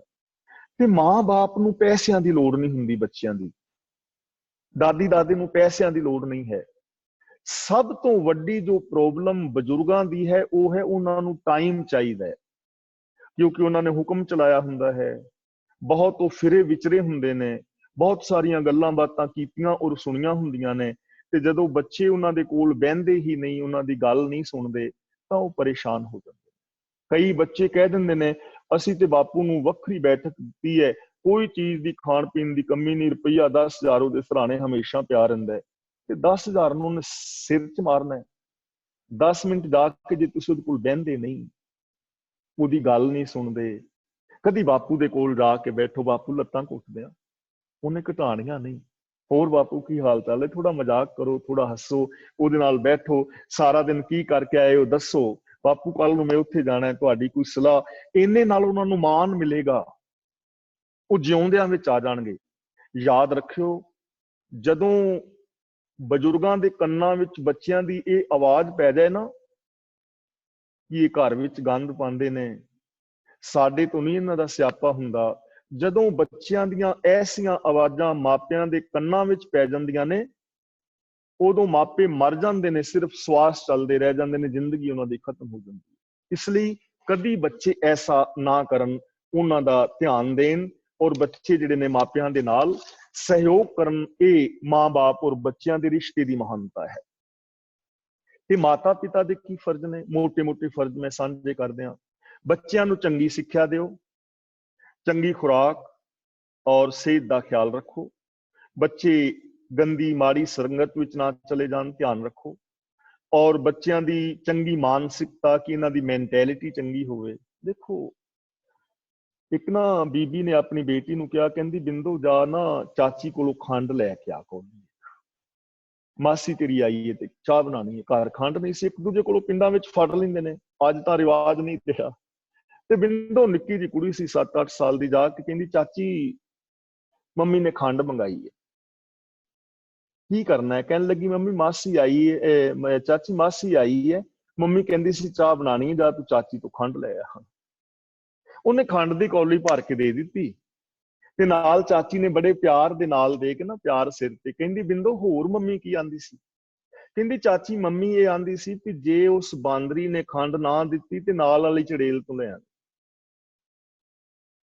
ਜੇ ਉਹਨੇ ਬਾਂਦਰੀ ਨੇ ਖੰਡ ਨਾ ਦਿੱਤੀ ਤੇ ਨਾਲ ਵਾਲੀ ਚੜੇਲ ਤੋਂ ਲੈ ਆਂਦੀ। ਹੁਣ ਐਸੀ ਮੈਂਟੈਲਿਟੀ ਜੇ ਬੱਚਿਆਂ ਦੇ ਅੰਦਰ ਪਾਓਗੇ ਤੇ ਉਹਨਾਂ ਦਾ ਬਣੇਗਾ ਕੀ ਆਉਣ ਵਾਲੇ ਟਾਈਮ 'ਚ? ਇਸ ਲਈ ਮਾਪਿਆਂ ਦਾ ਫਰਜ਼ ਹੈ ਇਹੋ ਜਿਹੀ ਸ਼ਬਦਾਵਲੀ ਨਾ ਬੋਲਣ, ਸਰਬੱਤ ਦੇ ਭਲੇ ਵਾਲੀ ਮੈਂਟੈਲਿਟੀ ਆਪਣੇ ਬੱਚਿਆਂ ਦੀ ਤਿਆਰ ਕਰਨ, ਉਹਨਾਂ ਦੇ ਅੰਦਰ ਇਨਸਾਨੀਅਤ ਪੈਦਾ ਕਰਨ। ਜੇ ਅੱਜ ਉਹਨਾਂ ਦੇ ਅੰਦਰ ਇਨਸਾਨੀਅਤ ਪੈਦਾ ਕਰੋਗੇ ਤਾਂ ਬਜ਼ੁਰਗ ਅਵਸਥਾ ਦੇ ਅੰਦਰ ਉਹ ਤੁਹਾਡੀ ਸੇਵਾ ਕਰਨਗੇ। ਜੇ ਉਹਨਾਂ ਵਿੱਚ ਇਨਸਾਨੀਅਤ ਦਾ ਗੁਣ ਪੈਦਾ ਨਾ ਕੀਤਾ ਤੇ ਬਜ਼ੁਰਗ ਅਵਸਥਾ ਵਿੱਚ ਤੁਹਾਡੀ ਵੀ ਉਹਨਾਂ ਨੇ ਪਰਵਾਹ ਨਹੀਂ ਕਰਨੀ। ਇਨਸਾਨੀਅਤ ਪੈਦਾ ਕਰਨ, ਉਹਨਾਂ ਦਾ ਕਾਰੋਬਾਰ ਦੇ ਵਿੱਚ ਸਹਿਯੋਗ ਕਰਨ, ਉਹਨਾਂ ਵਾਸਤੇ ਚੰਗੇ ਰਿਸ਼ਤੇ ਲੱਭਣ ਔਰ ਚੰਗੇ ਰਿਸ਼ਤੇ ਵਾਸਤੇ ਉਹਨਾਂ ਨੂੰ ਸਲਾਹ ਦੇਣ। ਜੇ ਬੱਚਿਆਂ ਨੇ ਆਪ ਕੋਈ ਬੱਚਾ ਪਸੰਦ ਕੀਤਾ ਹੈ ਤਾਂ ਉਹਦੇ ਵਿੱਚ ਵੀ ਉਹਨੂੰ ਸਲਾਹ ਦੇਣ ਕਿ ਕੈਸੀ ਬੱਚੀ ਜਾਂ ਕੈਸਾ ਬੱਚਾ ਤੈਨੂੰ ਚਾਹੀਦਾ ਹੈ, ਉਹਦੀ ਮੈਂਟੈਲਿਟੀ ਕੈਸੀ ਹੋਵੇ, ਉਹਦਾ IQ ਕੈਸਾ ਹੋਵੇ, ਉਹਦਾ ਗੋਲ ਕੈਸਾ ਹੈ। ਇਹ ਸਾਰੀਆਂ ਚੀਜ਼ਾਂ ਬਾਰੇ ਉਹਨਾਂ ਨੂੰ ਦੱਸਣ, ਕਿਉਂਕਿ ਇਹ ਮਾਂ-ਬਾਪ ਦਾ ਤਜਰਬਾ ਹੁੰਦਾ ਹੈ। ਉਹਨਾਂ ਦੇ ਜੀਵਨ ਦੇ ਅੰਦਰ ਨਾਜਾਇਜ਼ ਦਖਲਅੰਦਾਜ਼ੀ ਨਾ ਕਰਨ। ਨੂੰਹ ਪੁੱਤਰ ਦੇ ਪਰਿਵਾਰ ਦੇ ਅੰਦਰ ਉਹਨਾਂ ਦੀ ਜ਼ਿੰਦਗੀ ਵਿੱਚ ਨਾਜਾਇਜ਼ ਦਖਲਅੰਦਾਜ਼ੀ ਨਾ ਕਰਨ ਕਿ ਤੁਸੀਂ ਇੱਧਰ ਨਹੀਂ ਜਾ ਸਕਦੇ, ਤੁਸੀਂ ਉਹ ਨਹੀਂ ਕਰ ਸਕਦੇ। ਉਹਨਾਂ ਨੂੰ ਜ਼ਿੰਦਗੀ ਆਪਣੇ ਹਿਸਾਬ ਦੇ ਨਾਲ ਜੀਣ ਦੇਣ, ਸੰਸਕਾਰ ਚੰਗੇ ਦੇਣ, ਚੰਗੀ ਸਲਾਹ ਦੇਣ, ਚੰਗੇ ਇਨਸਾਨ ਬਣਾਉਣ ਤੇ ਉਹਨਾਂ ਦੀ ਜ਼ਿੰਦਗੀ ਵਿੱਚ ਇੰਟਰਫੇਅਰ ਨਾ ਕਰਨ ਕਿ ਉਹਨਾਂ ਨੇ ਕੀ ਕਰਨਾ ਹੈ। ਐਵੇਂ ਹੀ ਕੱਲੀ ਗੱਲ ਦੀ CID ਨਾ ਕਰਦੇ ਫਿਰਨ, ਇਹ ਖਿਆਲ ਰੱਖਣ।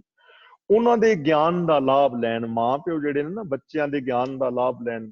ਜਿਵੇਂ ਅਸੀਂ ਹੁਣ ਬਜ਼ੁਰਗ ਹਾਂ ਤਾਂ ਅਸੀਂ ਆਪਣੇ ਬੱਚਿਆਂ ਤੋਂ ਕੰਪਿਊਟਰ ਸਿੱਖ ਸਕਦੇ ਹਾਂ, ਅਸੀਂ ਈਮੇਲ ਕਰਨਾ ਸਿੱਖ ਸਕਦੇ ਹਾਂ, ਆਪਣੇ ਮੋਬਾਈਲ ਦੇ ਉੱਤੇ ਜਿਹੜੀਆਂ ਬਹੁਤ ਚੰਗੀਆਂ ਵੈਬਸਾਈਟਸ ਨੇ ਉਹਨਾਂ ਦੇ ਵਿੱਚ ਬੜੇ ਚੰਗੇ ਆਰਟੀਕਲ ਨੇ, ਉਹ ਅਸੀਂ ਕਿਵੇਂ ਪੜ੍ਹਨਾ ਹੈ, ਜਾਂ ਹੋਰ ਜਿਹੜਾ ਵੀ ਉਹਨਾਂ ਦੇ ਕੋਲ ਨੌਲੇਜ ਹੈ, ਅਸੀਂ ਕੁਛ ਨਾ ਕੁਛ ਸਿੱਖ ਸਕਦੇ ਹਾਂ।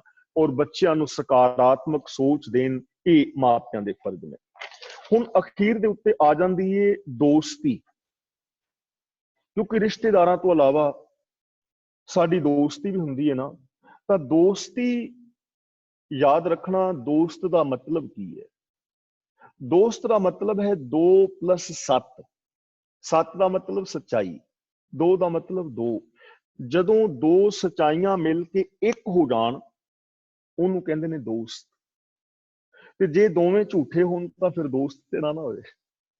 ਦੋਸਤ ਦਾ ਮਤਲਬ 2 ਉੱਚੇ ਸੁੱਚੇ ਆਚਰਨ ਔਰ ਆਦਰਸ਼ ਵਾਲੇ ਬੰਦਿਆਂ ਨੇ ਮਿਲ ਕੇ ਇੱਕ ਹੋ ਕੇ ਚੱਲਣ ਦਾ ਪ੍ਰਣ ਕੀਤਾ ਹੈ, ਉਹ ਦੋਵੇਂ ਇੱਕ ਹੋ ਗਏ ਨੇ। ਦੋਸਤੀ ਦਾ ਆਧਾਰ ਸੱਚ ਹੋਵੇ। ਜਿਵੇਂ ਆਪਣਾ ਮੈਂ ਕੱਲ ਬੇਨਤੀ ਕੀਤੀ ਸੀ ਨਾ ਕਿ ਨਿਸ਼ਕਾਮ ਔਰ ਨਿਸਵਾਰਥ ਭਾਵਨਾਵਾਂ ਦੇ ਨਾਲ ਇੱਕ ਦੂਜੇ ਅੱਗੇ ਕੀਤੇ ਹੋਏ ਆਤਮ ਸਮਰਪਣ ਦਾ ਨਾਮ ਪ੍ਰੇਮ ਹੈ। ਉਹਦੇ ਅੰਦਰ, ਦੋਸਤ ਦੇ ਅੰਦਰ ਇਹ ਭਾਵਨਾ ਹੋਵੇ ਕਿ ਮੇਰਾ ਦੋਸਤ ਤਰੱਕੀ ਕਰੇ, ਵਿਕਾਸ ਕਰੇ ਔਰ ਉਹਦੀ ਤਰੱਕੀ ਦੇ ਅੰਦਰ ਉਹ ਸਹਿਯੋਗ ਕਰੇ, ਸੁੱਖ ਔਰ ਦੁੱਖ ਦਾ ਸਾਥੀ ਹੋਵੇ ਔਰ ਉਹਦੀ ਇੱਜ਼ਤ ਦਾ ਭਾਈਵਾਲ ਹੋਵੇ। ਇਹ ਕੁਝ ਕੁ ਦੋਸਤੀ ਦੇ ਗੁਣ ਨੇ। ਇਹਨਾਂ ਗੁਣਾਂ ਨੂੰ ਸਾਨੂੰ ਅਪਣਾਉਣਾ ਚਾਹੀਦਾ ਹੈ। ਇਸੇ ਤਰ੍ਹਾਂ ਭਰਾਵਾਂ ਦਾ ਰਿਸ਼ਤਾ ਹੈ ਤਾਂ ਭਰਾਵਾਂ ਦਾ ਇੱਕ ਦੂਜੇ ਵਾਸਤੇ ਸਮਰਪਣ ਹੋਣਾ ਚਾਹੀਦਾ ਹੈ, ਇੱਕ ਦੂਜੇ ਦੇ ਵਿਕਾਸ ਦੇ ਅੰਦਰ ਉਹਨਾਂ ਨੂੰ ਸਹਿਯੋਗ ਕਰਨਾ ਚਾਹੀਦਾ ਹੈ। ਮੈਂ ਇੱਕ ਨਿੱਕੀ ਜੀ ਕਹਾਣੀ ਸੁਣਾਉਣਾ ਤੇ ਫਿਰ ਮੈਂ ਸਮਾਪਤੀ ਕਰਦਾ। ਕਹਿੰਦੇ ਨੇ ਦੋ ਭਰਾ ਸਨ। ਕਹਾਣੀ ਇੱਕ, ਉਹਨਾਂ ਨੇ ਫਸਲਬਾੜੀ ਪੈਦਾ ਕੀਤੀ, ਇੱਕ ਦਾ ਵਿਆਹ ਹੋ ਗਿਆ ਤੇ ਦੂਜੇ ਦਾ ਹਾਲੇ ਵਿਆਹ ਨਹੀਂ ਸੀ ਹੋਇਆ, ਲੇਕਿਨ ਉਹ ਅਲੱਗ-ਅਲੱਗ ਸਨ, ਕਾਰੋਬਾਰ ਅਲੱਗ ਸਨ। ਤਾਂ ਇਹਨਾਂ ਨੇ ਕਣਕ ਇਕੱਠੀ ਸੀ, ਬਾਹਰ ਦਾ ਕੰਮ ਘਰ ਦਾ ਇਕੱਲਾ ਸਨ। ਤਾਂ ਜਦੋਂ ਸ਼ਾਮ ਪਈ ਤੇ ਵੱਡਾ ਭਰਾ ਜਿਹੜਾ ਨਾ ਛੋਟੇ ਨੂੰ ਕਹਿੰਦਾ ਵੀ ਜਾ ਤੂੰ ਰੋਟੀ ਖਾ ਆ ਤੇ ਫਿਰ ਤੂੰ ਰਾਤ ਨੂੰ ਇੱਥੇ ਕਣਕ ਦੇ ਰਾਖੀ ਸੌਂ ਜਾਈ, ਮੈਂ ਘਰ ਚਲਾ ਜਾਵਾਂਗਾ।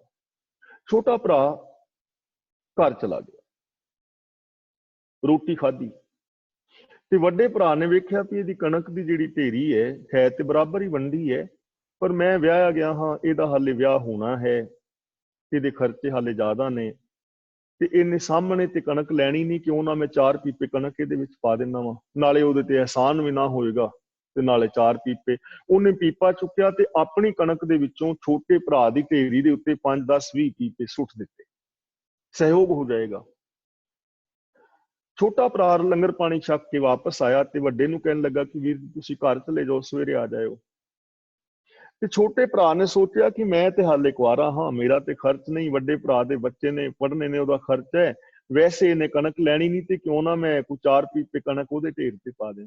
ਉਹਨੇ ਪੀਪਾ ਚੁੱਕਿਆ ਤੇ 5, 10 ਪੀਪੇ ਆਪਣੇ ਢੇਰ ਦੇ ਵਿੱਚੋਂ ਚੁੱਕ ਕੇ ਉਹਦੇ ਢੇਰ ਦੇ ਉੱਤੇ ਪਾ ਦਿੱਤੇ। ਦੇਖੋ ਭਾਵਨਾਵਾਂ ਇਹ ਹੋਣ ਤਾਂ ਇਹ ਨਾ ਭਰਾ, ਤੇ ਇੱਥੇ ਤੇ ਭਰਾ ਭਰਾਵਾਂ ਦੀਆਂ ਪ੍ਰੋਪਰਟੀਆਂ ਖਾ ਰਹੇ ਨੇ। ਹੁਣ ਉਹ ਉਹਨੂੰ ਸਹਿਯੋਗ ਦੇ ਰਿਹਾ, ਉਹਨੂੰ ਕਣਕ ਫਿਰ ਵੀ ਬਰਾਬਰ ਹੀ ਰਹੀ ਹੈ। ਜੇ ਐਸਾ ਸਟੈਂਡਰਡ ਭਰਾਵਾਂ ਦਾ ਹੈ ਤਾਂ ਇਹ ਭਰਾਵਾਂ ਦਾ ਰਿਸ਼ਤਾ ਮਹਾਨ ਹੈ। ਇਸੇ ਤਰ੍ਹਾਂ ਨੂੰਹ ਔਰ ਸੱਸ ਦਾ ਰਿਸ਼ਤਾ ਹੈ ਤਾਂ ਉਹਨੂੰ ਮਾਂ ਔਰ ਧੀ ਦੀ ਤਰ੍ਹਾਂ ਸਮਝੋ। ਜਿਵੇਂ ਨੂੰਹ ਹੈ ਤਾਂ ਜਿੱਦਾਂ ਆਪਣੇ ਮਾਤਾ ਪਿਤਾ ਦੇ ਨਾਲ ਪਿਆਰ ਕਰਦੀ ਹੈ ਨਾ, ਉਸੇ ਤਰ੍ਹਾਂ ਆਪਣੇ ਸੱਸ ਸਹੁਰੇ ਦਾ ਸਤਿਕਾਰ ਕਰੇ, ਆਦਰ ਕਰੇ, ਉਹਨਾਂ ਦੀਆਂ ਸਮੇਂ ਸਿਰ ਲੋੜਾਂ ਪੂਰੀਆਂ ਕਰੇ। ਜੋ ਸੱਸਾਂ ਨੇ ਜਿਵੇਂ ਆਪਣੀ ਧੀ ਦੇ ਨਾਲ ਪਿਆਰ ਕਰਦੀਆਂ ਸਨ ਤੇ ਧੀਆਂ ਕਈ ਵਾਰ ਲੜ ਪੈਂਦੀਆਂ ਨੇ ਤੇ ਧੀਆਂ ਨੂੰ ਫਿਰ ਮਨਾਈਦਾ ਸੀ ਨਾ, ਤੇ ਇਸੇ ਤਰ੍ਹਾਂ ਜੇ ਨੂੰਹ ਵੀ ਕਿਤੇ ਲੜ ਪਏ, ਉਹ ਵੀ ਬੱਚੀ, ਉਹਨੂੰ ਫਿਰ ਮਨਾ ਲਓ। ਜੇ ਰੁੱਸ ਜਾਂਦੀ ਹੈ, ਬਹਿ ਜਾਂਦੀ ਹੈ, ਤਾਂ ਉਹਨੂੰ ਵੱਖਰਿਆ ਨਾ ਕਰੋ, ਉਹਨੂੰ ਮਨਾ ਲਓ। ਕੁੜੀ ਨੂੰ ਵੀ ਤੇ ਮਨਾਉਂਦੇ ਸੀ, ਉਹਨੂੰ ਕਿਹੜਾ ਘਰੋਂ ਕੱਢੀਦੇ ਸੀ। ਤਾਂ ਇਹੋ ਜਿਹਾ ਜੇ ਅਸੀਂ ਵਿਹਾਰ ਕਰਦੇ ਹਾਂ ਇੱਕ ਦੂਜੇ ਨਾਲ, ਤਾਂ ਇਹ ਸਾਡੇ ਰਿਸ਼ਤੇ ਮਹਾਨ ਨੇ ਔਰ ਇਹ ਇਹਨਾਂ ਰਿਸ਼ਤਿਆਂ ਦੀ ਮਹਾਨਤਾ ਹੈ ਔਰ ਇਹ ਪੋਸੀਬਿਲਿਟੀ ਹੈ। ਇਹ ਹਵਾਈ ਗੱਲਾਂ ਨਹੀਂ ਹਨ। ਜੇ ਅਸੀਂ ਚਾਹੀਏ ਤਾਂ ਐਸਾ ਹੋ ਸਕਦਾ ਹੈ ਔਰ ਸਾਡੇ ਰਿਸ਼ਤੇ ਨਾਤੇ ਸਾਡੇ ਜੀਵਨ ਨੂੰ ਸਵਰਗ ਬਣਾਉਣ ਦੇ ਅੰਦਰ ਸਹਿਯੋਗ ਕਰ ਸਕਦੇ ਨੇ ਤੇ ਪੂਰੀ ਮਨੁੱਖਤਾ, ਪੂਰਾ ਸਮਾਜ ਬੇਗਮਪੁਰਾ ਹੋ ਸਕਦਾ ਹੈ। ਲੜਾਈਆਂ ਦੰਗੇ ਖਤਮ ਹੋ ਸਕਦੇ ਨੇ, ਦਾਜ ਦਹੇਜ ਖਤਮ ਹੋ ਸਕਦਾ ਹੈ, ਜਾਤੀਵਾਦ ਖਤਮ ਹੋ ਸਕਦਾ ਹੈ, ਇੱਕ ਭਾਈਚਾਰਕ ਸਮਾਜ ਦੀ ਸਿਰਜਣਾ ਹੋ ਸਕਦੀ ਹੈ। ਤੇ ਸ਼ੁਰੂਆਤ ਸਾਨੂੰ ਸਾਰਿਆਂ ਨੂੰ ਆਪਣੇ ਆਪ ਤੋਂ ਕਰਨੀ ਪਵੇਗੀ। ਆਪ ਨੇ ਇੰਨਾ ਕੁ ਮੈਂ ਵਿਚਾਰ ਕਰਦਾ ਖਿਮਾ ਦਾ ਜਾਚਕ ਹਾਂ। ਆਪ ਸਾਰੇ ਹੀ ਮੇਰੇ ਨਾਲੋਂ ਸਿਆਣੇ ਔਰ ਪੜ੍ਹੇ ਲਿਖੇ ਹੋ। ਆਪ ਨੇ ਬੜੇ ਪਿਆਰ ਧਿਆਨ ਦੇ ਨਾਲ ਸਰਵਣ ਕੀਤਾ। ਮੇਰੇ ਤੋਂ ਬੋਲਦਿਆਂ ਕਿਸੇ ਤਰ੍ਹਾਂ ਦੀ ਗਲਤੀ ਭੁੱਲ ਹੋ ਗਈ ਹੋਵੇ ਤਾਂ ਉਹਦਾ ਮੈਂ ਖਿਮਾ ਦਾ ਜਾਚਕ ਹਾਂ। ਸਾਡੇ ਵਿੱਚ ਭਾਈ ਜਤਿੰਦਰ ਸਿੰਘ ਜੀ ਵੀ ਹਾਜ਼ਰ ਨੇ ਤੇ ਮੈਂ ਚਾਹੁੰਦਾ ਹਾਂ ਕਿ ਕੱਲ ਦਾ ਜਿਹੜਾ ਸਮਾਂ ਹੈ, ਜੇ ਅਸੀਂ ਭਾਈ ਜਤਿੰਦਰ ਸਿੰਘ ਨੂੰ ਦਈਏ, ਜਿਸ ਤਰ੍ਹਾਂ ਵੀ ਆਪ ਚਾਹੋਗੇ, ਜੇ ਕੱਲ ਦਾ ਕੋਈ ਟੌਪਿਕ ਉਹ ਲੈ ਕੇ ਆਉਣ ਤਾਂ ਉਹਨਾਂ ਨੂੰ ਦਿੱਤਾ ਜਾਏ ਸਮਾਂ। ਫਿਰ ਉਸ ਤੋਂ ਅਗਲਾ ਜਿਹੜਾ ਪ੍ਰੋਗਰਾਮ ਹੈ ਬੱਚਿਆਂ ਵਾਲਾ, ਉਹ ਮੈਂ ਆਪ ਦੇ ਨਾਲ ਫਿਰ ਸਾਂਝਾ ਕਰ ਦਿਆਂਗਾ। ਤੇ ਜੇ ਤੁਸੀਂ ਆਪਣੇ ਵਿਊਜ਼ ਦੇਣਾ ਚਾਹੁੰਦੇ ਹੋ, ਵਿਊਜ਼ ਦੇ ਸਕਦੇ ਹੋ। ਭਾਈ ਸਾਹਿਬ ਜੀ ਹੁਣ ਆਪਣਾ ਅਨਮਿਊਟ ਹੋ ਗਏ ਨੇ। ਮੈਂ ਇੱਥੇ ਹੀ ਸਮਾਪਤੀ ਕਰਦਾ, ਫਿਰ ਤੁਹਾਡੇ ਵਿਚਾਰ ਸਰਵਣ ਕਰਦੇ ਹਾਂ। ਵਾਹਿਗੁਰੂ ਜੀ ਕਾ ਖਾਲਸਾ, ਵਾਹਿਗੁਰੂ ਜੀ ਕੀ ਫਤਿਹ ਜੀ। ਧੰਨਵਾਦ ਹਮੇਸ਼ਾ ਦੀ ਤਰ੍ਹਾਂ ਆਪ ਜੀ ਦਾ ਗਿਆਨੀ ਜੀ। ਤੇ ਆਪ ਸਾਰੀਆਂ ਸੰਗਤਾਂ ਨੇ ਅੱਜ ਦਾ ਜਿਹੜਾ ਟੌਪਿਕ ਸੀਗਾ ਰਿਸ਼ਤਿਆਂ ਦੀ ਮਹਾਨਤਾ, ਉਹਦੇ ਬਾਰੇ ਇਹਨਾਂ ਨੇ ਡਿਟੇਲ ਦੇ ਨਾਲ ਸਭ ਕੁਝ ਦੱਸਿਆ ਹੈ ਤੇ ਅਸੀਂ ਸਾਰਿਆਂ ਨੇ ਸੁਣਿਆ ਹੈ। ਤੇ ਇਤਾਬ ਜੀ ਦੇ ਜਿਹੜੇ ਵਿਊਜ਼ ਵਿਚਾਰ ਹੋਣਗੇ ਉਹਨਾਂ ਨੂੰ ਆਪਾਂ ਹਮੇਸ਼ਾ ਦੀ ਤਰ੍ਹਾਂ ਐਕਸਚੇਂਜ ਕਰਨ ਦੀ ਕੋਸ਼ਿਸ਼ ਕਰਾਂਗੇ। ਤੇ ਸਾਡੇ ਨਾਲ 2-3 ਨਵੇਂ ਸਰੋਤੇ ਅੱਜ ਮੈਂ ਦੇਖੇ ਆ ਜੀ। ਹੋ ਸਕਦਾ ਪਹਿਲਾਂ ਵੀ ਆਏ ਹੋਣ, ਪਰ ਮੇਰੀ ਸਕਰੀਨ ਤੇ ਜੋ ਨਜ਼ਰ ਆਏ ਆ, ਇੱਕ ਸੀਗੀ ਜੀ ਹਰਭਜਨ ਸਿੰਘ, ਉਹਦੇ ਨਾਲ ਨੰਬਰ 2 ਲੱਗਾ ਹੋਇਆ ਹੈ ਤੇ ਉਹ ਆਪਣੇ ਪਰਿਵਾਰ ਦੇ ਸਮੇਤ ਬੈਠੇ ਸਨ। ਤੇ ਇੱਕ ਹੈ Oppo A31 ਫੋਨ ਦਾ ਨਾਮ, ਤੇ ਉਹਨਾਂ ਨੂੰ ਵੀ ਧੰਨਵਾਦ ਜੀ ਤੇ ਨਾਲੇ ਵੈਲਕਮ। ਤੇ ਇੱਕ ਨਾਂ ਤਾਂ ਲਿਖਿਆ ਹੈ ਜੀ ਅਪਸੈਟ, ਪਰ ਉਹ ਸਗੇ ਬਹੁਤ ਖੁਸ਼ ਨਜ਼ਰ ਵੀ ਆ ਰਹੇ ਮੈਨੂੰ। ਚਿੱਟੀ ਦਸਤਾਰ ਬੰਨੀ ਆ ਜੀ ਤੁਸੀਂ, ਤੇ ਥੈਂਕ ਯੂ ਸੋ ਮਚ ਤੁਹਾਡੇ ਜੁੜਨ ਦਾ ਵੀ। ਤੇ ਅਗਰ ਤੁਸੀਂ ਇਹਨਾਂ ਨੇ ਕੋਈ ਗੱਲਬਾਤ ਕਰਨੀ ਹੋਵੇ ਤਾਂ ਤੁਸੀਂ ਅਨਮਿਊਟ ਹੋ ਕੇ ਆਪਣੇ ਵੇਟ ਕਰਿਓ, ਮੈਂ ਤੁਹਾਡੇ ਵੱਲ ਵੀ ਆਊਂਗਾ ਜੇ ਕੋਈ ਤੁਸੀਂ ਗੱਲਬਾਤ ਕਰਨੀ ਹੋਵੇ, ਐਕਸਚੇਂਜ ਕਰਨਾ ਹੋਵੇ ਆਪਣਾ ਵਿਊ। ਤੇ ਮੈਂ ਸੁਜੈਸਟ ਸਭ ਨੂੰ ਕਰਦਾ ਹਾਂ ਜਿਨ੍ਹਾਂ ਦੇ ਫੋਨ ਦੇ ਸਾਹਮਣੇ ਆਪਣਾ ਨਾਂ ਹੀ ਨਹੀਂ ਨਾ ਲਿਖਿਆ ਹੁੰਦਾ, ਜਦੋਂ ਤੁਸੀਂ ਆਉਂਦੇ ਆ ਤਾਂ ਆਪਣਾ ਨਾਂ ਤੁਸੀਂ ਲਿਖ ਲਿਆ ਕਰੋ ਤਾਂ ਕਿ ਅਸੀਂ ਉਸ ਤਰ੍ਹਾਂ ਆਪ ਨਾਲ ਸੰਬੋਧਨ ਹੋ ਸਕੀਏ। ਚਲੋ ਕੱਲ ਨੂੰ ਇੱਦਾਂ ਕਰ ਲਿਓ ਜੀ, ਜਾਂ ਮੈਨੂੰ ਮੈਸੇਜ ਭੇਜ ਦਿਆ ਕਰੋ ਤਾਂ ਮੈਂ ਨਾਂ ਚੇਂਜ ਇੱਥੇ ਕਰ ਸਕਦਾ। ਬੜੀ ਬੜੀ ਮਿਹਰਬਾਨੀ। ਤੇ ਹੁਣ ਮੈਂ ਹਮੇਸ਼ਾ ਦੀ ਤਰ੍ਹਾਂ ਸਤਨਾਮ ਸਿੰਘ ਜੀ ਨਾਗਰਾ ਸਭ ਤੋਂ ਪਹਿਲਾਂ ਅਨਮਿਊਟ ਹੈਗੇ, ਮੈਂ ਉਹਨਾਂ ਦੇ ਕੋਲੇ ਆਊਂਗਾ। ਸਤਨਾਮ ਸਿੰਘ ਜੀ। ਵਾਹਿਗੁਰੂ ਜੀ ਖਾਲਸਾ, ਵਾਹਿਗੁਰੂ ਜੀ ਫਤਿਹ ਜੀ। ਵਾਹਿਗੁਰੂ ਜੀ ਕੀ ਫਤਿਹ। ਬੜਾ ਹੀ ਆਪਨੇ ਰਿਸ਼ਤਿਆਂ ਦੀ ਮਹਾਨਤਾ ਬਾਰੇ ਦੱਸਿਆ, ਬਹੁਤ ਅੱਛਾ। ਤੇ ਜਿਹੜਾ ਤੁਸੀਂ ਆਪਨੇ 4 ਲਾਵਾਂ ਦੇ ਵਾਸਤੇ ਵਿਚਾਰ ਦਿੱਤੀ ਹੈ, ਬਹੁਤ ਹੀ ਸੁੰਦਰ ਵਿਚਾਰ ਸੀਗੀ। ਤੇ ਮੇਰਾ ਇੱਕ ਥੋੜਾ ਜਿਹਾ ਹੈਗਾ ਵੀ ਜਿਸ ਤਰ੍ਹਾਂ ਰਿਸ਼ਤਿਆਂ ਦੇ ਵਿੱਚ ਅਮੀਰੀ ਤੇ ਗਰੀਬੀ ਦੀ ਆੜ ਜ਼ਰੂਰ ਆ ਜਾਂਦੀ ਹੈ। ਹਾਂਜੀ।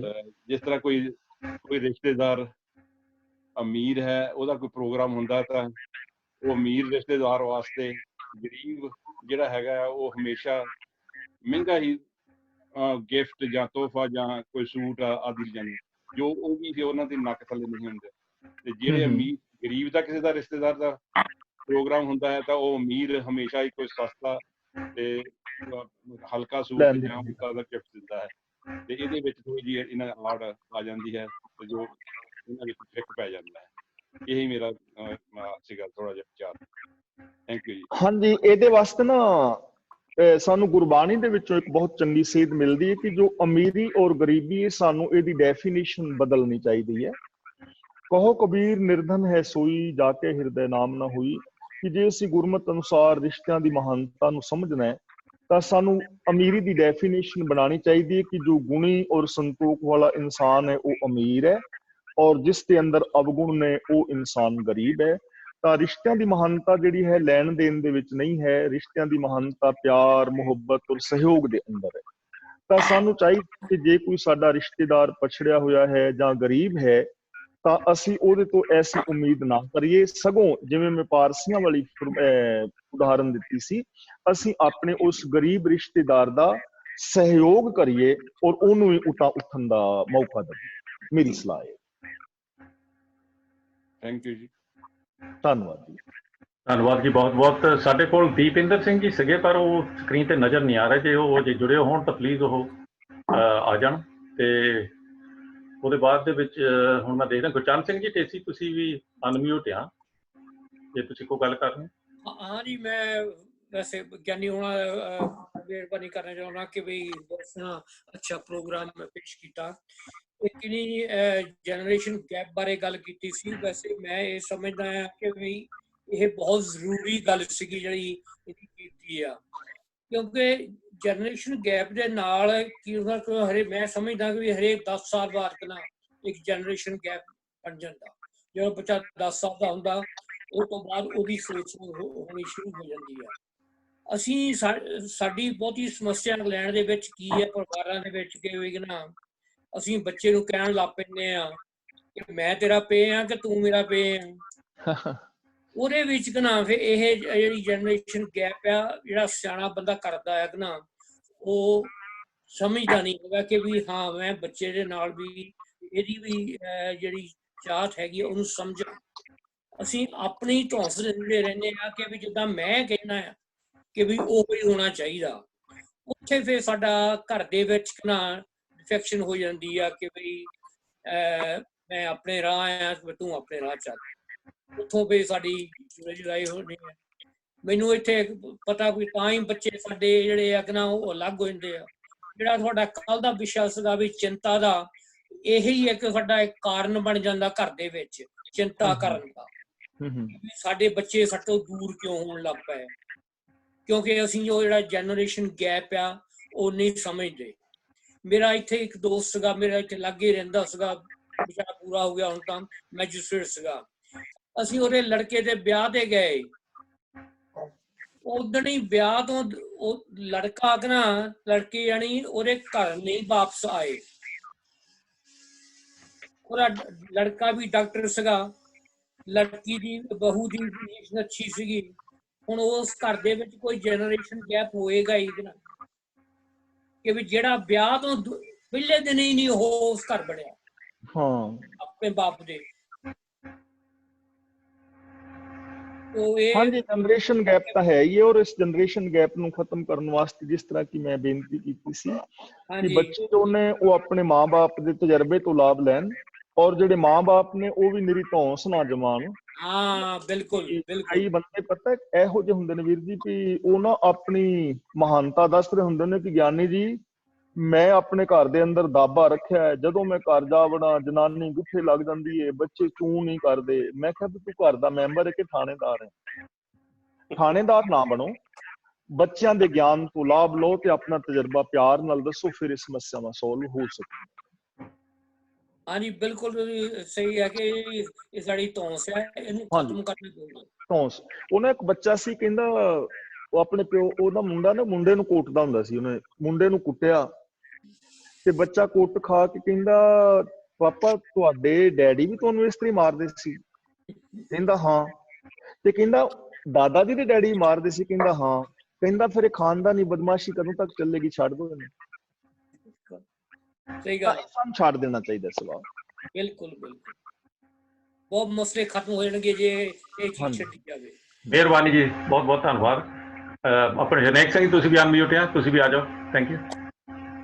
ਵਾਹਿਗੁਰੂ ਜੀ ਕਾ ਖਾਲਸਾ, ਵਾਹਿਗੁਰੂ ਜੀ ਕੀ ਫਤਿਹ। ਗਿਆਨੀ ਜੀ ਫਤਿਹ ਜੀ।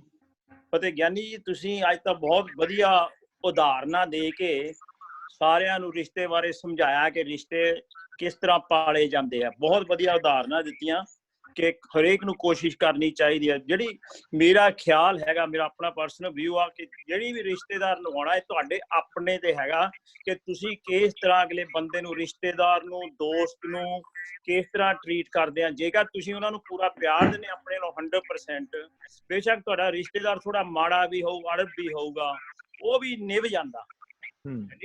ਇਸੇ ਤਰ੍ਹਾਂ ਦੋਸਤੀ ਹੈ, ਜੇ ਦੋਸਤ ਨੂੰ ਪਾਲਣਾ ਹੋਵੇ ਤਾਂ ਦੋਸਤੀ ਨਿਭਾਉਣੀ ਹੋਵੇ।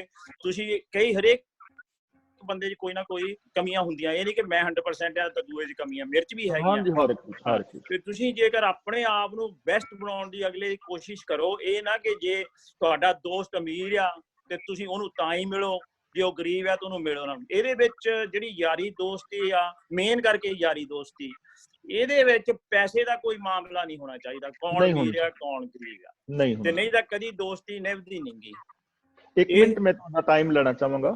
ਦੇਖੋ ਇਹਦੇ ਵਿੱਚ ਨਾ ਅਸੀਂ ਕੁਛ ਅਸੀਂ ਆਪਣੇ ਵੱਲੋਂ ਕੋਸ਼ਿਸ਼ ਕੀ ਕਰ ਸਕਦੇ ਹਾਂ। ਹੁਣ ਅਸੀਂ ਨਾ ਜਦੋਂ ਵੀ ਆਪਣੇ ਰਿਸ਼ਤੇਦਾਰਾਂ ਦੇ ਵਿਆਹ ਵਿੱਚ ਜਾਂਦੇ ਹਾਂ, ਮੈਂ ਆਪਣੀ ਗੱਲ ਕਰ ਰਿਹਾ, ਅਸੀਂ ਜਿਹਨੂੰ ਨਿਉਂਦਰਾ ਕਹਿੰਦੇ ਆ ਜਾਂ ਮਤਲਬ ਜੋ ਗਿਫਟ ਦੇਣੀ ਹੁੰਦੀ ਹੈ, ਪੈਸਾ ਜਾਂ ਕੱਪੜੇ, ਜੋ ਸੀ ਹਰ ਬੰਦਾ ਨਿਉਂਦਰਾ ਵਗੈਰਾ ਨਿਉਂਦਰਾ ਕਹਿ ਦਿੰਦੇ ਨੇ। ਤੇ ਜਦੋਂ ਮੇਰੇ ਬੱਚਿਆਂ ਦਾ ਵਿਆਹ ਹੋਇਆ ਸੀ ਨਾ, ਤਾਂ ਮੈਂ ਸਭ ਨੂੰ ਕਹਿਤਾ ਸੀ ਮੈਂ ਕੋਈ ਚੀਜ਼ ਲੈਣੀ ਨਹੀਂ ਹੈ ਕਿਸੇ ਤੋਂ ਵੀ। ਤਾਂ ਮੇਰੇ ਚਾਚੇ ਤਾਇਆਂ ਦੇ ਪੁੱਤਰ ਸਨ, ਭਰਾ ਮੇਰੇ, ਕਹਿਣ ਲੱਗੇ ਵੀ ਤੇਰਾ ਨਿਉਂਦਰਾ ਵਗੈਰਾ ਸਾਡੇ ਵੱਲ ਆਇਆ ਹੈ। ਤੇ ਮੈਂ ਕਿਹਾ ਵੀ ਮੈਂ ਉਹ ਲੈਣ ਵਾਸਤੇ ਨਹੀਂ ਸੀ ਦਿੱਤਾ, ਮੇਰੇ ਬੱਚੇ ਸਨ, ਮੇਰੇ ਜੋ ਮੇਰਾ ਮਤਲਬ ਸੀ ਮੈਂ ਪਿਆਰ ਦਿਆ ਵੀ ਮੈਂ ਕੁਛ ਵੀ ਨਹੀਂ ਲੈਣਾ, ਮੈਂ ਆਪਣੇ ਕਿਸੇ ਵੀ ਰਿਸ਼ਤੇਦਾਰ ਤੋਂ ਕੋਈ ਵੀ ਗਿਫਟ ਵਗੈਰਾ ਲਈ ਨਹੀਂ ਸੀ ਹੈ। ਤੇ ਅਸੀਂ ਇਸ ਤਰ੍ਹਾਂ ਵੀ ਕਰ ਸਕਦੇ ਹਾਂ। ਇਹਦੇ ਵਿੱਚ ਅਮੀਰੀ ਗਰੀਬੀ ਦੇ ਵਿਤਕਰੇ ਖਤਮ ਹੋ ਜਾਣਗੇ ਵੀ ਜਿਹੜਾ ਗਰੀਬ ਬੰਦਾ ਮੰਨ ਲਓ ਕੋਈ ਮਾੜਾ ਹੈ ਤਾਂ ਉਹਨੂੰ ਤੁਹਾਡੇ ਘਰ ਜਾਣ ਦੀ ਕੋਈ ਪ੍ਰੋਬਲਮ ਨਹੀਂ ਹੋਣੀ। ਜਦੋਂ ਤੁਸੀਂ ਕੋਈ ਗਿਫਟ ਲੈਣੀ ਨਹੀਂ ਹੈ ਤਾਂ ਲੰਗਰ ਪਾਣੀ ਛਕਣ ਲਈ ਤੇ ਸਾਰੇ ਆ ਜਾਣਗੇ, ਕੋਈ ਗੱਲ ਨਹੀਂ ਹੈ। ਅਸੀਂ ਇਸ ਤਰ੍ਹਾਂ ਕਰ ਸਕਦੇ। ਹਾਂਜੀ, ਮੋਸਟਲੀ ਗਿਆਨੀ ਹੁਣ ਅੱਜ ਕੱਲ ਵੈਸੇ ਇਹ ਰਿਵਾਜ ਇੰਗਲੈਂਡ ਤਾਂ ਇਹ ਰਿਵਾਜ ਹੋ ਚੁੱਕਾ। ਉਦਾਂ ਤੇ ਮੈਨੂੰ ਤਰਲੋਚਨ ਸਿੰਘ ਹੁਣੀ ਬਹੁਤ 40 ਸਾਲ ਤੋਂ ਜਾਣਦੇ ਆ ਕਿ ਵੈਸੇ ਮੈਂ ਭਤੀਜੇ ਦੋਵਾਂ ਦੇ ਵਿਆਹ ਕੀਤੇ ਸੀ ਤਾਂ ਅਸੀਂ ਕੋਈ ਜਾਇਦਾਦ ਕੋਈ ਇਹਨਾਂ ਨੂੰ ਪਤਾ ਕਿ ਨਹੀਂ ਲਿਆ ਸੀਗਾ। ਵੈਰੀ ਗੁੱਡ, ਹਾਂਜੀ ਅੱਜ ਬਹੁਤ ਚਿਰਾਂ ਦੀ ਗੱਲ, ਨਾਲੇ ਉਹ 25 ਸਾਲ ਦੀ ਗੱਲ ਹੈਗੀ ਆ। ਵੈਰੀ ਤੇ ਗੁੱਡ। ਇਸ ਜਿਹੜੀ ਹੈਗੀ ਅੱਜ ਕੱਲ, ਚਲੋ ਉਦਾਂ ਤਾਂ ਇੰਗਲੈਂਡ ਹੁਣ ਕਾਫੀ ਚੇਂਜਿੰਗ ਆ ਗਈ ਆ ਕਿ ਅੱਬਲ ਤਾਂ ਨਿਆਣੇ ਹੁਣ ਖੁਦ ਹੀ ਕਰਾਉਂਦੇ ਵਿਆਹ, ਦਾ ਲੈਣ ਦੇਣ ਦਾ ਚੱਕਰ ਹੀ ਖਤਮ ਹੋ ਗਿਆ। ਹਾਂ, ਤੇ ਥੋੜੇ ਵਾਲੇ ਜੇ ਬੰਦੇ ਹੈਗੇ ਆ ਉਹ ਵੀ ਕਾਫੀ ਸਮਝ ਗਏ ਹੈਗੇ ਆ, ਪੁਰਾਣੇ ਬੰਦੇ ਸੀ ਲੈਣ ਦੇਣ ਦੇ ਚੱਕਰ ਉਹ ਖਤਮ ਹੋ ਗਿਆ, ਹੁਣ ਉਹ ਨਹੀਂ ਗੇ। ਜਿਹੜੀ ਗੱਲ ਤੁਹਾਡਾ ਅੱਜ ਦਾ ਸੀਗਾ ਮੁੱਦਾ ਉਹ ਸੀਗਾ ਰਿਸ਼ਤੇਦਾਰੀਆਂ ਤਾਂ ਕਿਸ ਤਰ੍ਹਾਂ ਨਿਭਾਈਆਂ ਜਾਂਦੀਆਂ, ਹਨਾ। ਉਹਦੇ ਵਿੱਚ ਤਾਂ ਜਿਹੜਾ ਐਂਡ ਇਹ ਆਇਆ ਮੇਰੇ ਆਪਣੇ ਖਿਆਲ ਨਾਲ ਕਿ ਜੇ ਤੁਸੀਂ ਚੰਗੇ ਆ, ਤੁਸੀਂ ਖੁਦ ਠੀਕ ਹੈ ਤੁਹਾਡੇ, ਫੇਰ ਤੁਸੀਂ ਹਰੇਕ ਨਾਲ ਵੀ ਨਿਭਾ ਸਕਦੇ। ਹਾਂ, ਹਰੇਕ ਕਈ ਬੰਦੇ ਦੇਖੋ ਜਿਹੜੇ ਮਿਲਣ ਵਾਲਾ ਤੁਹਾਨੂੰ ਅਸੀਂ ਉਹ ਹਮੇਸ਼ਾ ਹਰ ਕੋਈ 100% ਚੰਗਾ ਨਹੀਂ ਹੁੰਦਾ, ਉਹ 'ਚ ਵੀ ਗਲਤੀਆਂ ਹੁੰਦੀਆਂ। ਜੇ ਤੁਹਾਨੂੰ ਗਲਤ ਮਾੜਾ ਮੋਟਾ ਕਹਿ ਵੀ ਗਿਆ ਤੇ ਤੁਹਾਨੂੰ ਇੰਨਾ ਹੋਣਾ ਚਾਹੀਦਾ ਕਿ ਕਮ ਸੇ ਕਮ ਤੁਸੀਂ ਸਬਰ ਕਰੋ ਥੋੜੇ ਚਿਰ ਲਈ, ਫੇਰ ਭਾਵੇਂ ਉਹਨੂੰ ਉਹ ਗੱਲ ਉਹਨੂੰ ਸਮਝਾਓ ਵੀ ਆਹ ਤੇਰੇ ਤੋਂ ਗਲਤ ਹੋ ਗਈ, ਉਹ ਬੰਦਾ ਸਮਝ ਜਾਂਦਾ ਜਾ ਕੇ ਬਿਲਕੁਲ ਹੀ ਤੁਹਾਨੂੰ। ਤੇ ਜੇ ਤੁਸੀਂ ਲਾਲਚ ਦੇ ਨਾਲ ਚੱਲਦੇ ਆ ਵੀ ਇਹਦੇ ਤੋਂ ਮੈਂ ਤਾਂ ਹੀ ਮੰਨਣਾ ਵਰਤਣਾ ਜੇ ਮੈਨੂੰ ਇਹਦੇ ਤੋਂ ਕੋਈ ਫਾਇਦਾ ਹੋਊਗਾ, ਹਾਂਜੀ, ਕੋਈ ਉਹ ਕਦੀ ਉਹ ਰਿਸ਼ਤੇਦਾਰੀ ਕਦੀ ਨਹੀਂ ਨਿਭਦੀ, ਨਾ ਉਹ ਦੋਸਤੀ ਨਿਭਦੀ। ਇੰਨਾ ਹੀ ਆਈ ਜਾਂਦੀ। Thank you very much. ਧੰਨਵਾਦ ਜੀ, ਧੰਨਵਾਦ। ਧੰਨਵਾਦ ਜੀ ਤੁਹਾਡਾ, ਬਹੁਤ ਬਹੁਤ ਧੰਨਵਾਦ। ਸਤਿੰਦਰ ਸਿੰਘ ਜੀ, ਮੈਂ ਤੁਹਾਡੇ ਕੋਲ 1 ਮਿੰਟ ਦੇ ਵਿੱਚ ਆ ਰਿਹਾ, ਤੇ ਆਪਣੇ ਤੂਰ ਸਾਹਿਬ ਤੁਸੀਂ ਵੀ ਅਨਮਿਊਟ ਹੋ, ਤੁਸੀਂ ਵੀ ਜੇ ਕੁਝ ਕਹਿਣਾ ਹੋਵੇ ਤਾਂ ਪਲੀਜ਼ ਆ ਜਾਓ। ਵਾਹਿਗੁਰੂ ਜੀ ਕਾ ਖਾਲਸਾ, ਵਾਹਿਗੁਰੂ ਜੀ ਕੀ ਫਤਿਹ ਜੀ। ਯਾਨੀ ਜੀ ਕੋਈ ਸਵਾਲ ਨਹੀਂ ਹੈਗਾ, ਪਰ ਧੰਨਵਾਦ ਹੈ।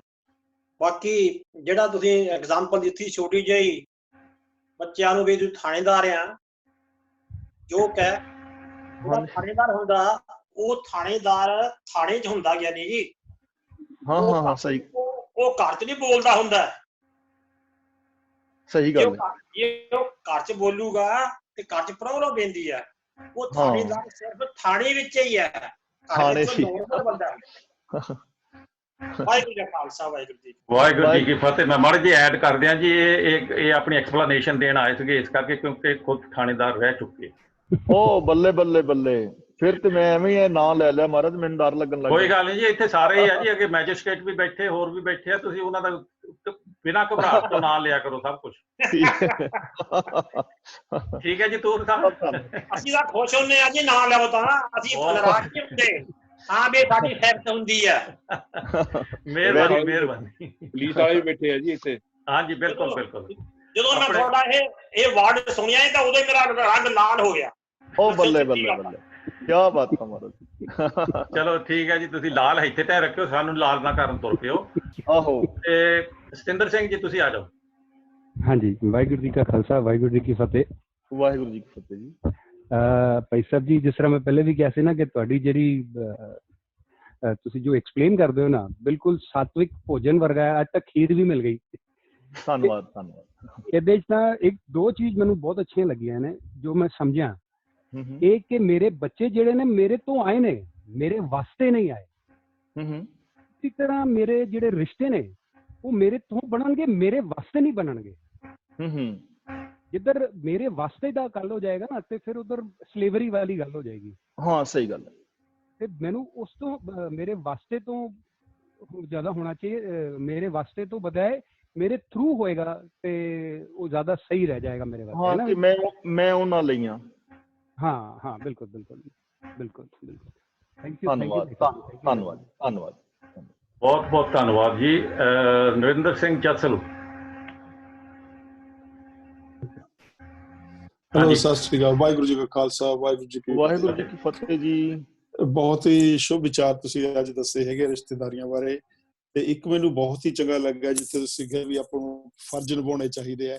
ਇਹ ਫਰਜ਼ ਆਪਾਂ ਨੂੰ ਕੁਦਰਤ ਵੱਲ ਵੀ ਲਿਜਾਣੇ ਚਾਹੀਦੇ ਆ, ਧਰਤ ਮਾਤਾ ਤੇ ਹਵਾ, ਗੁਰੂ ਤੇ ਪਾਣੀ, ਇਹਨਾਂ ਆਪਣੇ ਜਿਹੜੀ এনवायरमेंट ਹੈਗਾ, ਇਹ ਰਿਸ਼ਤੇਦਾਰੀਆਂ ਆਪਾਂ ਨੂੰ ਉਹਨਾਂ ਨਾਲ ਵੀ ਬਣਾਉਣੀਆਂ ਚਾਹੀਦੀਆਂ ਨੇ।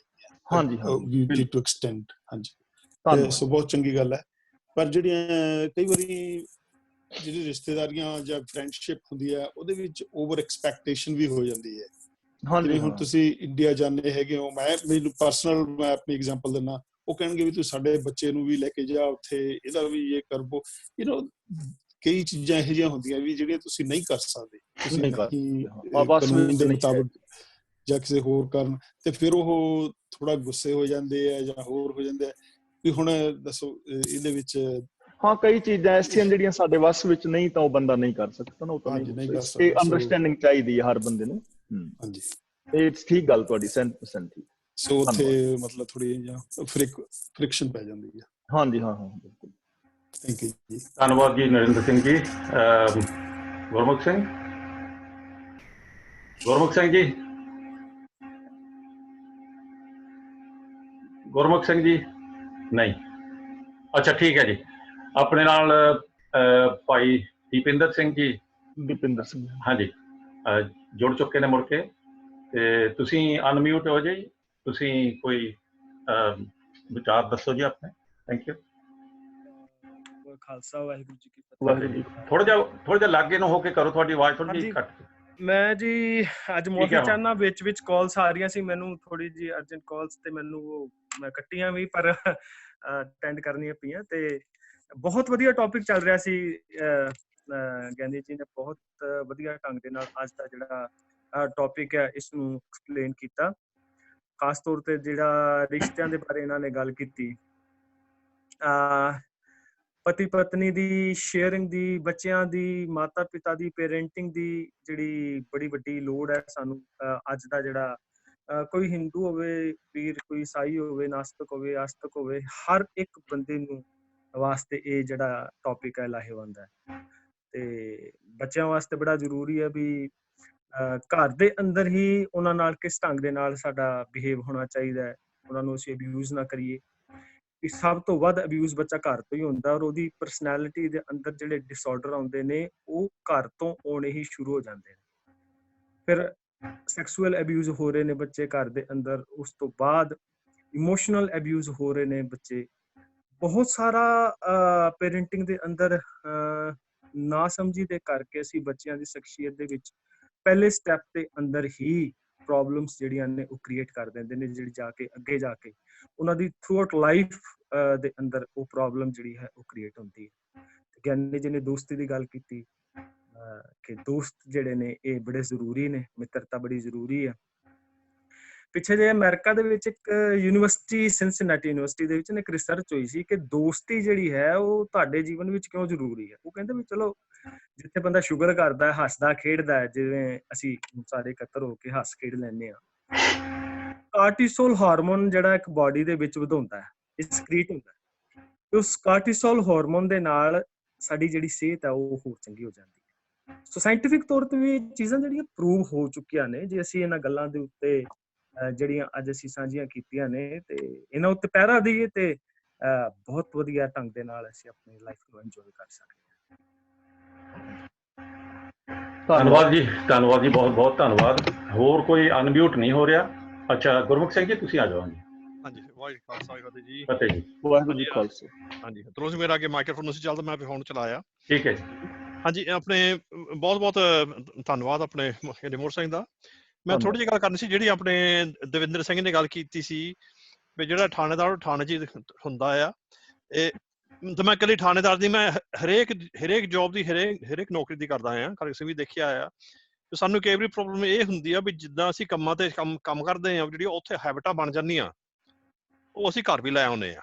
ਹਾਂਜੀ, ਜੇ ਆਪਣੀ ਥਾਣੇਦਾਰ ਦੀ ਜਾਂ ਕੋਈ ਮੈਨੇਜਰ ਦੀ ਜਿਹੜੀ ਵੀ ਹੁੰਦੀ ਆ, ਤੇ ਇਹ ਚੀਜ਼ ਦੇਖੀ ਵੀ ਉਹ ਘਰ, ਜਿੱਦਾਂ ਤੁਸੀਂ ਗੱਲ ਕੀਤੀ ਵੀ ਘਰ ਆ ਕੇ ਉਹ ਨਹੀਂ ਚੱਲਦੀਆਂ, ਤਾਂ ਆਪਣੀ ਟਰਾਈ ਜ਼ਰੂਰ ਇਹ ਹੋਣੀ ਚਾਹੀਦੀ ਹੈ ਜਿਹੜੀਆਂ ਉਹ ਹੁੰਦੀਆਂ ਆ ਉਹ ਅਸੀਂ ਉੱਥੇ ਕੰਮਾਂ ਤਾਂ ਹੀ ਛੱਡ ਆਈਏ, ਘਰਾਂ ਨੂੰ ਨਾ ਲਿਆਈਏ। ਹਾਂਜੀ। ਤਾਂ ਦੂਜੀ ਮੈਂ ਕਰਨੀ ਸੀ ਵੀ ਜਿਹੜੀ ਆਪਣੇ ਭਾਜੀ ਨੇ ਵੀ ਗੱਲ ਕੀਤੀ ਆ ਬੱਚਿਆਂ ਦੀ, ਆਪਾਂ ਅੱਗੇ ਗੁਰਦੁਆਰੇ ਵੀ ਅੱਗੇ 2-3 ਵਾਰੀ ਆਪਣੇ ਮੈਂਟਲ ਹੈਲਥ ਦੇ ਜਾਂ ਸੇਫ ਗਾਰਡਿੰਗ ਦੇ ਹਾਂਜੀ ਆਪਾਂ ਇਵੈਂਟ ਲਾਏ ਆ। ਤੇ ਮੇਰੇ ਖਿਆਲ ਹੈ ਵੀ ਆਪਾਂ ਇਹਦੇ ਵਿੱਚ ਵੀ ਕੋਈ ਨਾ ਕੋਈ ਆਪਣੇ ਗਾਹਾਂ ਮੋਰਲੇ 3-4 ਹਫ਼ਤੇ ਵਿੱਚ ਟਰਾਈ ਕਰਾਂਗੇ ਵੀ ਜਿੱਦਾਂ ਹੋਰਨਾਂ ਦੇ ਵੀ ਜਿਹੜੇ ਆਪਣੇ ਹੁੰਦੇ ਜਿਹੜੇ ਐਕਸਪਰਟ ਹੁੰਦੇ ਆ, ਜਿਹੜੇ ਆ ਕੇ ਸਾਨੂੰ ਸਮਝਾਉਂਦੇ ਆ ਵੀ ਆਪਣੇ ਬੱਚਿਆਂ ਦੀ ਸੇਫ ਗਾਰਡਿੰਗ ਲਈ, ਸਿਆਣੇ ਦੀ ਸੇਫ ਗਾਰਡਿੰਗ ਲਈ ਜਾਂ ਹੋਰ ਚੀਜ਼ਾਂ, ਵੀ ਉਹ ਵੀ ਆਪਾਂ ਟਰਾਈ ਕਰਾਂਗੇ ਇਹਨਾਂ ਦੇ ਆਪਣੇ ਕਾਲ ਦੇ ਵਿੱਚ ਲਿਆਉਣ ਦੀ। ਥੈਂਕ ਯੂ ਜੀ। ਵਾਹਿਗੁਰੂ ਜੀ ਕਾ ਖਾਲਸਾ, ਵਾਹਿਗੁਰੂ ਜੀ ਕੀ ਫਤਿਹ। ਹਾਂਜੀ ਬਿਲਕੁਲ ਜੀ, ਆਪਾਂ ਕੋਸ਼ਿਸ਼ ਕਰਾਂਗੇ ਤੇ ਸਾਨੂੰ ਜਿੱਦਾਂ ਕੋਈ ਮਿਲਦਾ ਅਸੀਂ ਜ਼ਰੂਰ ਲੈ ਕੇ ਆਵਾਂਗੇ। ਗਿਆਨੀ ਜੀ, ਇੱਕ ਮੈਂ ਮਾੜਾ ਜਿਹਾ ਇਸੇ ਰਿਸ਼ਤਿਆਂ ਦੇ ਵਿੱਚੋਂ ਇੱਕ ਗੱਲ ਆਪ ਜੀ ਨੇ ਕਹੀ ਸੀਗੀ, ਉਹਦੇ ਬਾਰੇ ਮੈਂ ਆਪਣੇ ਕਮੈਂਟ ਦੇਣਾ ਚਾਹੁੰਦਾ ਤੇ ਸਾਰਿਆਂ ਸਰੋਤਿਆਂ ਦੇ ਨਾਲ ਵੀ ਸਾਂਝੀ ਕਰਨਾ ਚਾਹੁੰਦਾ। ਉਹ ਹੈਗੀ ਆ ਕਿ ਆਪ ਜੀ ਨੇ ਪਾਰਸੀਆਂ ਦੀ ਉਦਾਹਰਨ ਦਿੱਤੀ ਸੀ, ਇੱਕ ਬਹੁਤ ਵਧੀਆ ਲੱਗੀ ਉਦਾਹਰਨ ਉਹ। ਉਹਦੇ ਵਿੱਚ ਆਪ ਜੀ ਨੇ ਦੱਸਿਆ ਸੀਗਾ ਕਿ ਕਿੱਦਾਂ ਕੋਈ ਉਹਨਾਂ ਨੇ ਆਪਣੇ ਇੱਕ ਸਿਸਟਮ ਬਣਾਏ ਆ ਜਿਹਦੇ ਵਿੱਚ ਉਹ ਜਦੋਂ ਆਪਣਾ ਕੋਈ ਕੰਮਕਾਰ ਕਰਦੇ ਆ ਉਹਦੇ ਵਿੱਚੋਂ ਆਪਣਾ ਕਹਿ ਲਓ ਥੋੜਾ ਪਰਸੈਂਟੇਜ ਕੱਢ ਕੇ ਸਾਈਡ ਤੇ ਰੱਖ ਦਿੰਦੇ ਆ। ਕੱਲ ਨੂੰ ਜੇ ਕਿਤੇ ਖਰਚਣਾ ਹੋਵੇ ਤਾਂ ਉਹਨਾਂ ਨੂੰ ਤਕਲੀਫ ਵੀ ਨਹੀਂ ਹੁੰਦੀ ਖਰਚਣ ਦੇ ਵਿੱਚ, ਕਿਉਂਕਿ ਹਾਂਜੀ ਉਹ ਦਿਮਾਗੀ ਤੌਰ ਤੇ ਐਨ ਸੈੱਟ ਹੁੰਦਾ। ਠੀਕ ਹੈ ਜੀ, ਬਹੁਤ ਬੜਾ ਕਨਸੈਪਟ, ਬਹੁਤ ਵਧੀਆ ਕਨਸੈਪਟ ਆਪ ਜੀ ਨੇ ਦੱਸਿਆ। ਔਰ ਉਹਨਾਂ ਦੇ ਵਿੱਚ ਵੀ ਮੈਂ ਕਹਿੰਦਾ ਸਾਡੇ ਵਿੱਚ ਵੀ ਇਹ ਹੈਗਾ, ਜਿਹੜਾ ਸਾਡੇ ਗੁਰੂਆਂ ਨੇ ਕਿਹਾ ਨਾ ਵੀ ਦਸਵੰਧ ਕੱਢੋ 10% ਕੱਢੋ। ਉਹਦੇ ਵਿੱਚ ਮੈਂ ਸਿਰਫ ਇੱਕ ਗੱਲ ਕਹਿਣੀ ਚਾਹੁੰਦਾ ਜੀ ਵੀ ਇਹਨੂੰ ਪ੍ਰੈਕਟੀਕਲ ਰੂਪ ਦੇ ਵਿੱਚ ਸਾਡੇ ਬਹੁਤ ਘੱਟ ਆ। ਹਾਂਜੀ, ਤੇ ਜਿਹੜੀ ਤੁਸੀਂ ਗੱਲ ਕੀਤੀ ਹੈ ਨਾ ਵੀ ਇਹਨਾਂ ਦੇ ਕਨਸੈਪਟ ਇਹ ਆ ਕਿ ਜੇ ਕੋਈ ਬੰਦਾ ਪਾਰਸੀ ਬੰਦਾ ਜਾਂ ਹੋਰ ਕਿੱਦਾਂ ਉਹਨਾਂ ਦੇ ਵਿੱਚੋਂ ਕੋਈ ਆਪਣਾ ਬਿਜ਼ਨਸ ਕਰਨਾ ਚਾਹੇ ਤਾਂ ਉਹਨਾਂ ਦੀ ਜਿਹੜੀ ਕਮਿਊਨਿਟੀ ਆ ਉਹ ਕਹਿੰਦੇ 10% ਕੱਢਿਆ ਹੈ ਕਿ ਆਪ 100 ਪੌਂਡ ਤੁਸੀਂ ਪੜੋ 50 ਪੌਂਡ ਇੱਦਾਂ ਕਰਾ ਕੇ ਜੀ ਉਹਨੂੰ ਇੱਕ ਆਪਣੇ ਪੈਰਾਂ ਤੇ ਖੜਾ ਹੋਣ ਜੋਗਾ ਕਰ ਦਿੰਦੇ ਆ। ਠੀਕ ਹੈ ਜੀ। ਤੇ ਦੂਸਰੀ ਬਿਊਟੀਫੁਲ ਗੱਲ ਤੁਸੀਂ ਇਹ ਕੀਤੀ ਆ ਉਹਦੇ ਨਾਲ ਹੀ ਨਾਲ ਕਿ ਉਸ ਬੰਦੇ ਨੂੰ ਇੱਦਾਂ ਕੋਈ ਭਾਰ ਨਹੀਂ ਹੈਗਾ ਵੀ ਕੱਲ ਨੂੰ ਤਾਂ ਮੋੜਨੇ ਵੀ ਆ। ਠੀਕ ਹੈ ਜੀ। ਠੀਕ ਹੈ, ਜ਼ਰੂਰੀ ਨਹੀਂ ਵੀ ਉਹ ਮੋੜੂਗਾ, ਪਰ ਉਹਨੇ ਆਪਣਾ 10% ਖੋਲ ਲੈਣਾ ਗਾਹਾਂ। ਠੀਕ ਹੈ ਜੀ। ਠੀਕ ਹੈ ਜੀ, ਉਹ ਗਾਹਾਂ ਜਾ ਕੇ ਕਿਸੇ ਹੋਰ ਦੀ ਏਦਾਂ ਨੇ ਮਦਦ ਕਰੂਗਾ। ਇਹ ਮੈਨੂੰ ਬਹੁਤ ਵਧੀਆ ਕਨਸੈਪਟ ਲੱਗਾ। ਪਰ ਮੈਂ ਇੱਕ ਦੂਆ ਪਾਸਾ ਜਿਹੜਾ ਪੱਖ ਤੁਹਾਨੂੰ ਦੱਸਦਾ, ਜਿਹੜਾ ਸਾਰਿਆਂ ਨੂੰ ਪਤਾ, ਉਹ ਹੈਗਾ ਕਿ ਸਾਡੇ ਵਿੱਚ ਇਹ ਚੀਜ਼ ਤਾਂ ਹੈਗੀ ਆ 10% ਵਾਲੀ, ਉਹ ਗੁਰੂਆਂ ਤੋਂ ਚੱਲੀ ਆ ਰਹੀ ਆ। ਉਹਦੇ ਵਿੱਚੋਂ ਆਪਣੇ ਲੰਗਰ ਲੱਗਦੇ, ਸਾਰਾ ਕੁਝ ਠੀਕ ਆ, ਪਰ ਉਹਦੇ ਵਿੱਚ ਸੋਸ਼ਲ ਮਦਦ ਕਰਨ ਵਾਸਤੇ ਕੋਈ ਨਹੀਂ ਆਉਂਦਾ। ਤੁਹਾਡੇ ਸਾਹਮਣੇ ਆ ਉਹਦੇ ਵਿੱਚ ਸਗੋਂ ਸਾਡੀ ਜੈਲਸੀ ਜ਼ਰੂਰ ਹੋ ਜਾਂਦੀ ਹੈ ਵੀ ਮੇਰਾ ਬਿਜ਼ਨਸ ਚੱਲਦਾ, ਇਹ ਮੇਰੇ ਵਾਂਗੂ ਖੜਾ ਹੋ ਗਿਆ ਕਿ ਤਾਂ ਮੇਰੇ ਤੇ ਤਾਂ ਚੱਲ ਨਹੀਂ ਹੋਣਾ। ਹਾਂਜੀ। ਤੇ ਦੂਸਰੇ ਪਾਸੇ ਧਾਰਮਿਕ ਤੌਰ ਤੇ ਵੀ ਤੁਸੀਂ ਦੇਖਣਾ ਹੋਵੇ, ਤੁਸੀਂ ਸਾਰੀ ਦੁਨੀਆ ਦੇ ਵਿੱਚ ਜਿੰਨੇ ਆਪਣੇ ਸਿੱਖ ਗੁਰਦੁਆਰੇ ਹੈਗੇ ਆ, ਹਾਂਜੀ, ਉਹਨਾਂ ਦੇ ਨਾਂ ਤੇ ਤੁਸੀਂ ਦੇਖੋ ਕਿ ਕਿੰਨੇ ਹਜ਼ਾਰਾਂ ਲੱਖਾਂ ਪੌਂਡ, ਡਾਲਰ, ਰੁਪਈਏ ਹੈਗੇ, ਕਰੋੜਾਂ। ਆਪਣੇ ਬਜਟ ਦੇਖ ਲਓ ਇੰਡੀਆ ਦੇ, ਜਿਹੜੇ ਸਾਡੇ ਜਿਹੜੇ ਇਤਿਹਾਸਿਕ ਗੁਰਦੁਆਰੇ ਉਹਨਾਂ ਦੇ ਬਜਟ ਦੇਖ ਲਓ। ਕੋਈ ਪੈਸੇ ਦੀ ਕਮੀ ਨਹੀਂ। ਜਿਹੜੀ ਸਾਡੀ ਸੰਗਤ ਆ ਨਾ, ਉਹ ਇਮੋਸ਼ਨਸ ਰੱਖਦੀ ਆ ਗੁਰੂ ਵਾਸਤੇ, 10% ਵਾਸਤੇ ਸਾਰਾ ਕੁਝ ਦਿੰਦੇ ਆ, ਪਰ ਉਹ ਸਹੀ ਤਰੀਕੇ ਨਾਲ ਤੁਹਾਡੇ ਖਿਆਲ ਨਾਲ ਲੱਗ ਰਿਹਾ ਜੀ? ਕਿਆ ਕਨਸੈਪਟ ਜਿਹੜਾ ਹੈਗਾ, ਇਹ ਕਨਸੈਪਟ ਜੇ ਯੂਜ਼ ਹੋ ਜਾਵੇ ਤਾਂ ਕਿਆ ਸਾਡੀ ਜਿਹੜੀ ਸਿੱਖ ਸੰਗਤ ਆ ਸਾਰੀ ਦੁਨੀਆ 'ਚ ਫੈਲ ਰਹੀ ਹੋ? ਮੈਨੇ ਇੱਕ ਆਰਟੀਕਲ, ਤੁਹਾਡੀ ਮੈਂ ਗੱਲ ਰੋਕ ਰਿਹਾ, ਮੈਂ ਇੱਕ ਆਰਟੀਕਲ ਲਿਖਿਆ ਸੀ sikhjagat.com ਤੇ ਕਿ ਜੇ ਸਾਡਾ ਜੋ ਦਸਵੰਧ ਹੈ ਨਾ, ਜੇ ਇਹਨੂੰ ਸਹੀ ਯੂਜ਼ ਕੀਤਾ ਜਾਏ ਨਾ, ਜਿਵੇਂ ਪੂਰੀ ਦੁਨੀਆ ਦੇ ਲੋਕ ਇਮਾਨਦਾਰੀ ਨਾਲ ਦਸਵੰਧ ਦੇਣ ਔਰ ਉਹਦੇ ਵਾਸਤੇ ਦਸਵੰਧ ਕਮੇਟੀਆਂ ਬਣਾਈਆਂ ਜਾਣ, ਤਾਂ ਉਹ ਜਿਹੜਾ ਧਨ ਹੈਗਾ ਉਹ ਕਰੋੜਾਂ ਵਿੱਚ ਨਹੀਂ ਅਰਬਾਂ ਵਿੱਚ ਹੋਏਗਾ। ਤੇ ਪਹਿਲੇ ਗੇੜ ਦੇ ਵਿੱਚ ਹੀ ਪੰਜਾਬ ਦੇ ਅੰਦਰ ਜਾਂ ਇੰਡੀਆ ਦੇ ਸਾਰੇ ਸਿੱਖ ਕਿਸਾਨਾਂ ਦਾ ਜਿਹੜਾ ਕਰਜ਼ਾ ਖਤਮ ਹੋ ਜਾਏਗਾ। ਔਰ ਦੂਜੇ ਗੇੜ ਦੇ ਅੰਦਰ ਮਤਲਬ ਫੈਕਟਰੀਆਂ, ਕਾਰਖਾਨੇ ਜਾਂ ਇੰਜੀਨੀਅਰਿੰਗ ਕਾਲਜ ਵਗੈਰਾ ਖੋਲ ਕੇ ਬੇਰੁਜ਼ਗਾਰ ਬੰਦਿਆਂ ਨੂੰ ਰੁਜ਼ਗਾਰ ਦਿੱਤਾ ਜਾ ਸਕਦਾ ਹੈ। ਔਰ ਸਿਰਫ 5 ਸਾਲ ਦੇ ਅੰਦਰ ਸਿੱਖ ਕੌਮ ਦੁਨੀਆ ਦੀ ਸਭ ਤੋਂ ਅਮੀਰ ਕੌਮ ਹੋ ਸਕਦੀ ਹੈ। ਪਰ ਇਹ ਦਸਵੰਧ ਦਾ ਮਿਸਯੂਜ਼ ਹੋ ਰਿਹਾ, ਜਿਵੇਂ ਕਿੰਨੇ ਸਾਰੇ ਡੇਰੇ ਬਣੇ ਨੇ, ਦੂਜਾ ਤੀਜਾ। ਇੱਕ ਬਾਬਾ ਜੀ ਨੇ, ਉਹਨਾਂ ਦੀ 900 ਕਿੱਲਾ ਜ਼ਮੀਨ ਹੈ। ਤਾਂ ਜੇ ਦਸਵੰਧ ਦਾ ਮਿਸਯੂਜ਼ ਨਾ ਹੋਏ, ਸਹੀ ਯੂਜ਼ ਕੀਤਾ ਜਾਏ ਜਿਵੇਂ ਤੁਸੀਂ ਕਹਿ ਰਹੇ ਹੋ, ਤਾਂ 5 ਸਾਲ ਦੇ ਅੰਦਰ ਸਿੱਖ ਕੌਮ ਦੁਨੀਆ ਦੀ ਸਭ ਤੋਂ ਅਮੀਰ ਕੌਮ ਹੋ ਸਕਦੀ ਹੈ, ਪੋਸੀਬਿਲਿਟੀ ਹੈ। ਹਾਂਜੀ, ਅੱਗੇ ਤੁਸੀਂ। ਬਸ ਇਦਾਂ ਹੀ ਕਰਨੀ ਸੀ ਜੀ ਮੈਂ, ਤੁਸੀਂ ਬਸ ਬਾਕੀ ਸਾਰੇ ਸਰੋਤੇ ਸਮਝ ਹੀ ਗਏ ਆ ਤੇ ਮੇਰਾ ਖਿਆਲ ਹੈ ਵੀ ਉਹਨਾਂ ਦੇ ਵੀ ਸੇਮ ਵਿਊ ਹੋਊਗੇ। ਤੇ ਇੱਥੇ ਆਪਾਂ ਸਮਾਪਤੀ ਕਰਦੇ ਹਾਂ ਜੀ ਫਿਰ। ਹਾਂਜੀ, ਇੱਕ ਮਿੰਟ ਭਾਈ ਦਪਿੰਦਰ ਸਿੰਘ ਜੀ, ਤੁਸੀਂ ਕੱਲ ਦੀ ਕਲਾਸ ਲੈਣਾ ਚਾਹੋਗੇ? ਅਨਮਿਊਟ ਹੋ ਜਾਓ ਭਾਈ ਦਪਿੰਦਰ ਸਿੰਘ ਜੀ। ਹਾਂਜੀ, ਤੁਸੀਂ ਕੱਲ ਦੀ ਕਲਾਸ ਲੈਣਾ ਚਾਹੋਗੇ? ਹਾਂਜੀ, ਮੈਨੂੰ ਮੈਂ ਟਾਈਮ ਹੈ ਮੇਰੇ ਕੋਲ, ਮੈਂ ਲੈ ਸਕਦਾ ਜੀ। ਤੇ ਕੱਲ ਨੂੰ ਸਾਫ, ਜੇਕਰ ਤੁਸੀਂ ਚਾਹੋ ਤਾਂ ਫਿਰ ਭਾਈ ਦਪਿੰਦਰ ਸਿੰਘ ਜੀ ਟੌਪਿਕ ਲੈ ਕੇ ਆਣਗੇ, ਇਸ ਕਾਇਆ ਅੰਦਰ ਵਸਤ ਅਸੰਖਾਂ। ਗੁਰਬਾਣੀ ਦੀ ਪੰਕਤੀ ਹੈ, ਜੋ ਬ੍ਰਹਮੰਡੇ ਸੋਈ ਪਿੰਡੇ, ਇਸ ਕਾਇਆ ਅੰਦਰ ਵਸਤ ਅਸੰਖਾਂ। ਤੇ ਇਹਦੀ ਐਕਸਪਲੇਨੇਸ਼ਨ ਜੋ ਹੈ ਅੱਜ ਦੇ ਹਿਸਾਬ ਦੇ ਨਾਲ ਕੱਲ ਨੂੰ ਕਰ ਲੈਣਗੇ। ਤੇ ਪਰਸੋਂ ਨੂੰ ਜੇ ਤੁਸੀਂ ਮੈਨੂੰ ਕਹੋਗੇ ਤੇ ਫਿਰ ਮੈਂ ਬੱਚਿਆਂ ਬਾਰੇ ਜਿਹੜਾ ਟੌਪਿਕ ਕਰ ਲਵਾਂਗਾ, ਜਾਂ ਦਪਿੰਦਰ ਸਿੰਘ ਨੂੰ ਕਹੋਗੇ ਤਾਂ ਇਹ ਅੱਗੇ ਕਰ ਲੈਣਗੇ, ਜਿਸ ਤਰ੍ਹਾਂ ਤੁਹਾਡੀ ਰਾਏ ਹੋਏਗੀ। ਤਾਂ ਕੱਲ ਦਾ ਜੇ ਤੁਸੀਂ ਚਾਹੁੰਦੇ ਹੋ ਤੇ ਫਿਰ ਸਮਾਂ ਦਪਿੰਦਰ ਸਿੰਘ ਨੂੰ ਦੇ ਦਿੰਦੇ। ਠੀਕ ਹੈ ਜੀ। ਹਾਂ, ਕੁਲਦੀਪ ਸਿੰਘ ਜੀ, ਇੱਕ ਥੋੜੀ ਉਹ ਦੱਸਣਾ ਸੀ NHS ਡੋਨੇਸ਼ਨਸ ਬਾਰੇ। ਅੱਛਾ ਜੀ। ਆਪਣੀ ਕੰਟਰੀਬਿਊਸ਼ਨ ਹੋ ਰਹੀ ਹੈ ਮਨਜੀਤ ਸਿੰਘ ਕਹਿਲੇ ਵੱਲੋਂ, ਆਪਣੇ ਪ੍ਰਧਾਨ ਜੀ ਦੇ ਬੱਚੇ ਦੀ। ਉਹਨਾਂ ਨੇ 700 ਪਾਉਂਡ ਤੇ ਕੁਝ ਫੂਡ ਦੀ ਆਈਟਮਸ ਡੋਨੇਟ ਕੀਤੀਆਂ ਨੇ। Thank you very much for that. ਕਿੰਨੇ ਕੀਤੇ ਜੀ? 700 ਪਾਉਂਡ ਜੀ। 700 ਪਾਉਂਡ। ਮੇਰਾ ਖਿਆਲ ਉਹਨਾਂ ਨੇ ਕੋਈ ਫੂਡ ਆਪਣੇ ਵੀ ਲੈ ਕੇ ਦਿੱਤਾ ਕਿ? ਹਾਂ, ਉਹਨਾਂ ਨੇ ਫੂਡ ਵੀ ਨਾਲ ਲੈ ਕੇ ਦਿੱਤਾ। ਥੈਂਕ ਯੂ ਜੀ, ਬਹੁਤ ਬਹੁਤ ਮਿਹਰਬਾਨੀ। ਗੈਲੈਕਸੀ ਆਪਣੇ ਭੈਣ ਕੁਲਦੀਪ ਕੌਰ ਕੁਝ ਕਹਿਣਾ ਚਾਹੁੰਦੇ ਸੀ? ਹਾਂਜੀ ਵੀਰ ਜੀ, ਮੈਂ ਇਹੀ ਕਹਿਣਾ ਚਾਹੁੰਦੀ ਸੀ, ਮੇਰਾ ਜਿਹੜਾ ਬੰਬੇ ਵਾਲਾ ਸਿੰਦਰ ਸਿੰਘ ਹੈ ਉਹ ਪਾਰਸੀ ਹੈ, ਸਾਡੇ ਵਰਗੇ ਹੀ ਆ। ਉਹ ਸਾਡੇ ਵਰਗੇ ਜਿੱਦਾਂ ਸਾਡਾ ਧਰਮ ਹੈ ਨਾ, ਇਦਾਂ ਹੀ ਉਹ ਇੱਕ ਦੂਜੇ ਦੀ ਹੈਲਪ ਬਹੁਤ ਕਰਦੇ ਜਿੱਦਾਂ ਆਪਣਾ ਧਰਮ ਕਰਦਾ। ਹਾਂ ਹਾਂ ਠੀਕ ਹੈ ਜੀ, ਮਿਹਰਬਾਨੀ ਤੁਹਾਡੀ, ਧੰਨਵਾਦ। ਠੀਕ ਹੈ ਜੀ, ਅਸੀਂ ਕੋਈ ਚੇਂਜ ਹੋਈ ਤਾਂ ਤੁਹਾਨੂੰ ਦੱਸ ਦੇਵਾਂਗੇ ਤੇ ਆਪਾਂ ਕੱਲ ਨੂੰ ਇਸੇ ਤਰ੍ਹਾਂ ਉਸੇ ਟਾਈਮ ਤੇ 2 ਵਜੇ ਆਪਾਂ ਫੇਰ ਮੁੜ ਕੇ ਹਾਜ਼ਰ ਹੋਵਾਂਗੇ। ਸਾਰੀਆਂ ਸੰਗਤਾਂ ਨੂੰ ਬਹੁਤ ਬਹੁਤ ਧੰਨਵਾਦ ਸਾਰਿਆਂ ਦਾ ਜੀ, ਤੇ ਵਿੱਚੇ ਗਿਆਨੀ ਜੀ ਦਾ ਤੇ ਦੀਪਿੰਦਰ ਸਿੰਘ ਜੀ। ਆਪਾਂ ਕੱਲ ਨੂੰ ਮਿਲਦੇ ਹਾਂ। ਵਾਹਿਗੁਰੂ ਜੀ ਕਾ ਖਾਲਸਾ, ਖਾਲਸਾ, ਵਾਹਿਗੁਰੂ ਜੀ ਕੀ ਫਤਿਹ।